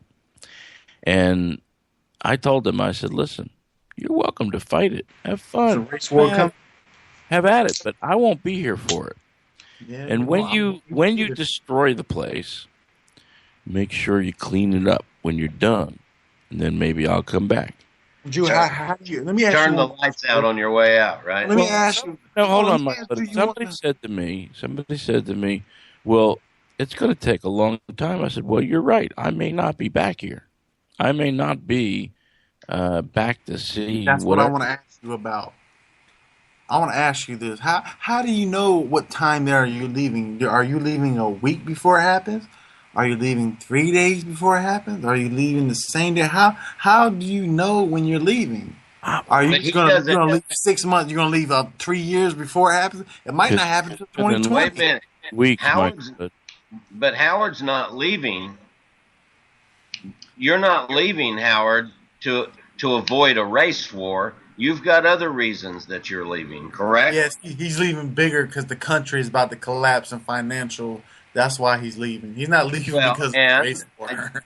In my speaking with Howard about this, he's leaving more so for his son, not to saddle him with the debt that you and I owe, Michael.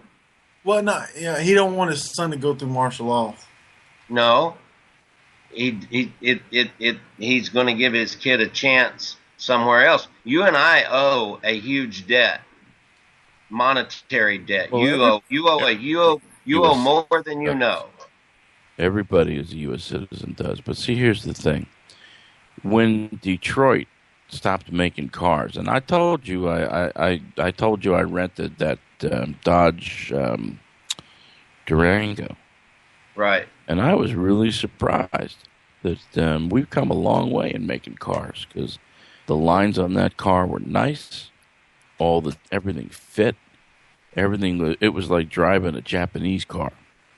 Right. But it's a nice automobile. They got me in a shitbox. They took the Durango back. They wanted it back, but they gave me a fucking Chrysler 200. They gave me a Chrysler 200. And there you go. I should have known better, because it had New York plates, and whoever's been driving it's been beating the shit out of it. I made a tight turn, and all of a sudden I felt, not heard, felt grinding. And so I called them up, and I said, listen, I'm going to be, I want you to find me another one. They said, well, we can't do it tonight, but we'll get you another one tomorrow.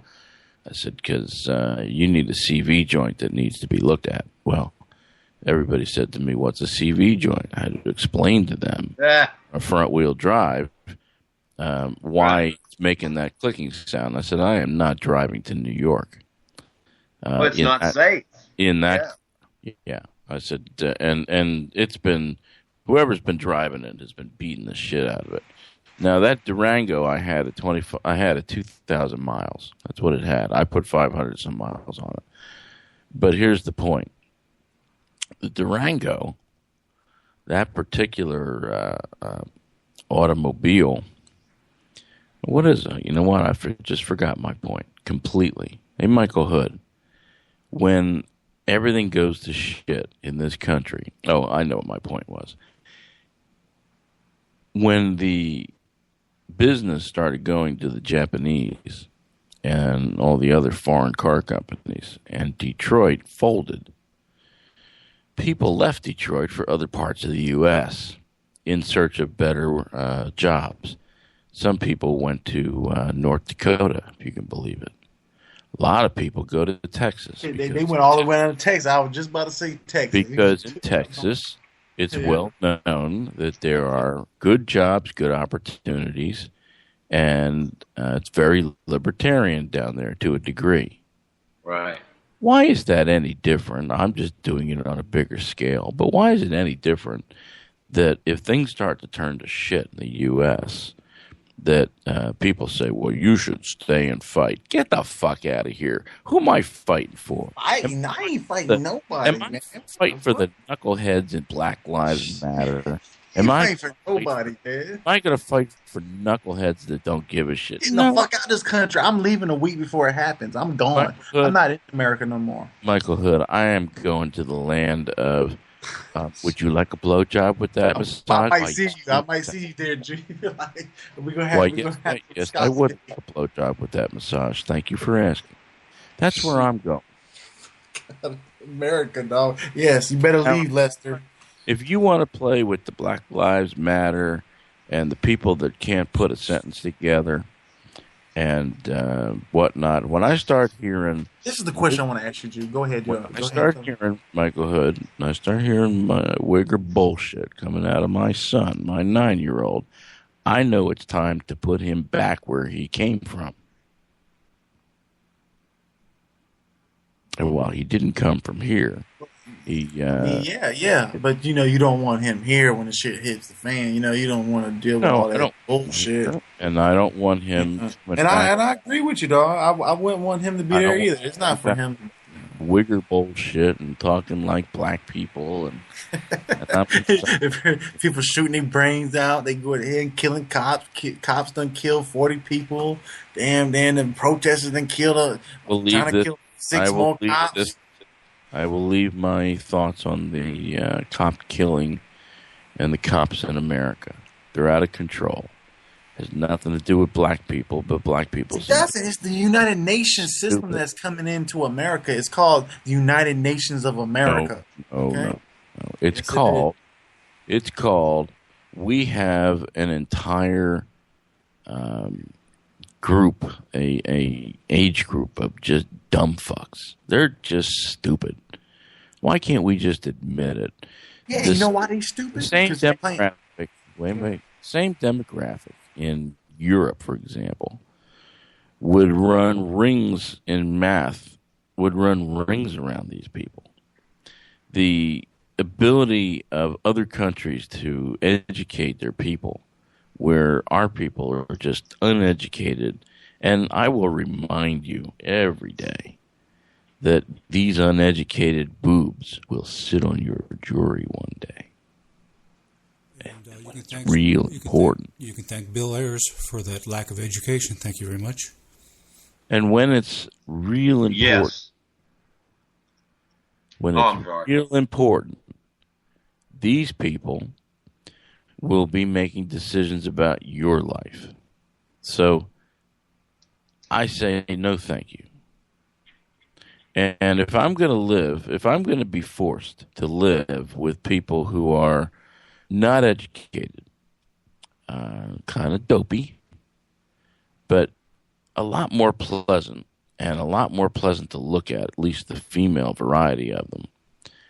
As I said, would you like a blowjob? You better make sure that's a real female. You better look under her chin and make sure that's a real. I understand that would bother you, but you might find a Bruce Jenner.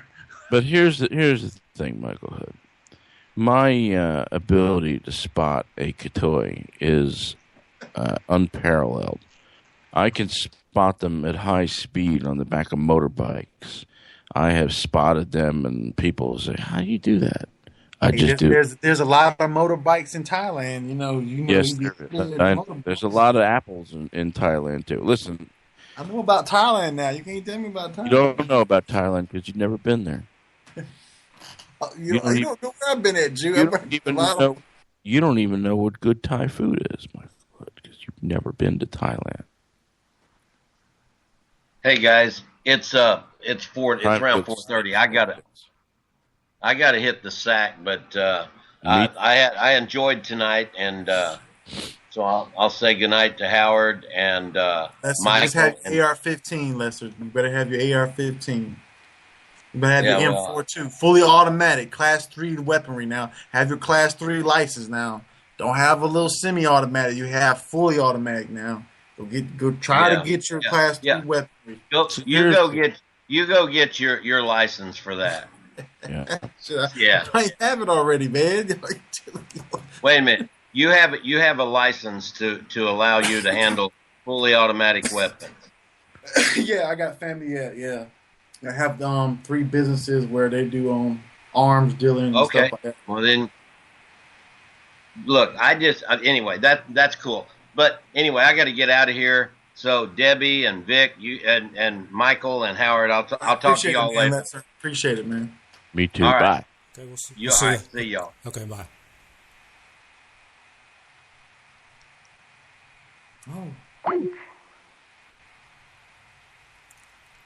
Oh, that's your fan blowing? That's you, Victor? Yeah. Yeah, man. I want to talk. Man, you were saying some real stuff, man. I'm kind of far from the mic because Debbie fell asleep in front of it. So I have to lean over her. Give you 5 more minutes because I'm. Yeah, it's kind of crazy, man. How if you ever heard of Jade Helm? Yeah. Jade Helm was came out last year, 2015. Yeah, that's just where they do those exercises, military exercises, right? It's kind of crazy, and now what happened in Dallas now you see it's kind of that they talked about that a year ago about extremists and stuff like that in certain states, and they got Texas labeled as the hostile state. Y'all labeled as the hostile. New Mexico, Arizona, and little parts of at the bottom of California down here by the Baja area and stuff like that, and like y'all were labeled as being hostile. That's because we got tequila down here. Hey, you got a tequila? That's right. Tequila will make you crazy. Yeah, well, yeah, make you crazy, man. But you kind of be on the P's and Q's, man. See, you must have heard about the Black Lives Panthers. They talking about they want to come to 4 different states and start their own nation. It's gonna be Alabama, Mississippi, Florida, Georgia, and South Carolina. And I was like, this shit. You come to South Carolina, man. There's a lot of Confederate people, man. I know, man, and shit, they don't play no games, man. I mean, like, it's kind of like you'll be fucking with a hornet's nest. You know, you don't want to mess with that, man. You want to start talking about some race relations, and it's like you're putting your dick into the hornet's nest, and you didn't know that you're fucking with some god people that you don't want to fuck with. You know, like South Carolina is big. It's big there. I don't know how it is in Texas, but in South Carolina, it's kind of big with that stuff, man. And it's a lot of brotherhood type stuff down here in South Carolina. You know, I don't think we've had any problems with any of that stuff here. I mean, they had, a meeting of those two factions at a mosque down in not too far from Dallas, and both sides were equipped with AKs and everything, and they kind of looked at each other and just kind of yelled and did some stuff, and then they departed ways. Mm-hmm. But I think, oh man, that shooting you had, it's fake, man. That wasn't real, man. No, it's real. But it was real, but it wasn't that person that did that, man. They set it up that way. We'll never know. That guy died 2 years ago. He was a guy that was already dead.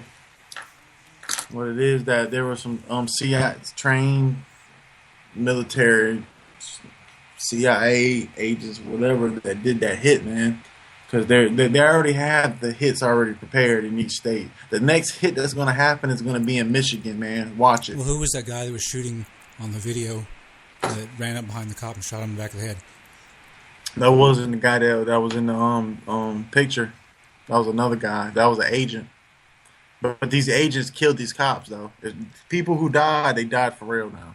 When people say false flag, they be like, "Oh, nobody died." No, these people died, man. That's what I'm saying. You know, maybe the guy, or they used a different name or something, but I know it was all real. I know the cops had died. I know that. Yeah, they died for real. Yeah. So I don't think that false flag is going to fly on this deal because it's kind of like a false flag, but real people died. But the people don't understand what a false flag is now. People think a false flag where nobody dies and it's just all theater Hollywood. But no, real people die in false flags. People don't understand what false flags is because there's a lot of people that dies in false flag, and there's a lot of people that died. These officers died. Their lives has been taken in a false flag government hit. The government wants this. Obama needs race divided in this country, and it's going to get worse. We're going to see next week at the convention in Cleveland. Watch what happens. And there's going to be another hit in Michigan. There's going to be a massacre in Michigan. It's coming up, man, and probably at Cleveland too, because there's going to be a couple people shot at Cleveland at the Cleveland protest and the convention. Because the convention is going to be there for like 4 days or something. Mm-hmm. And in 4 days in Cleveland, there's going to be a hit there.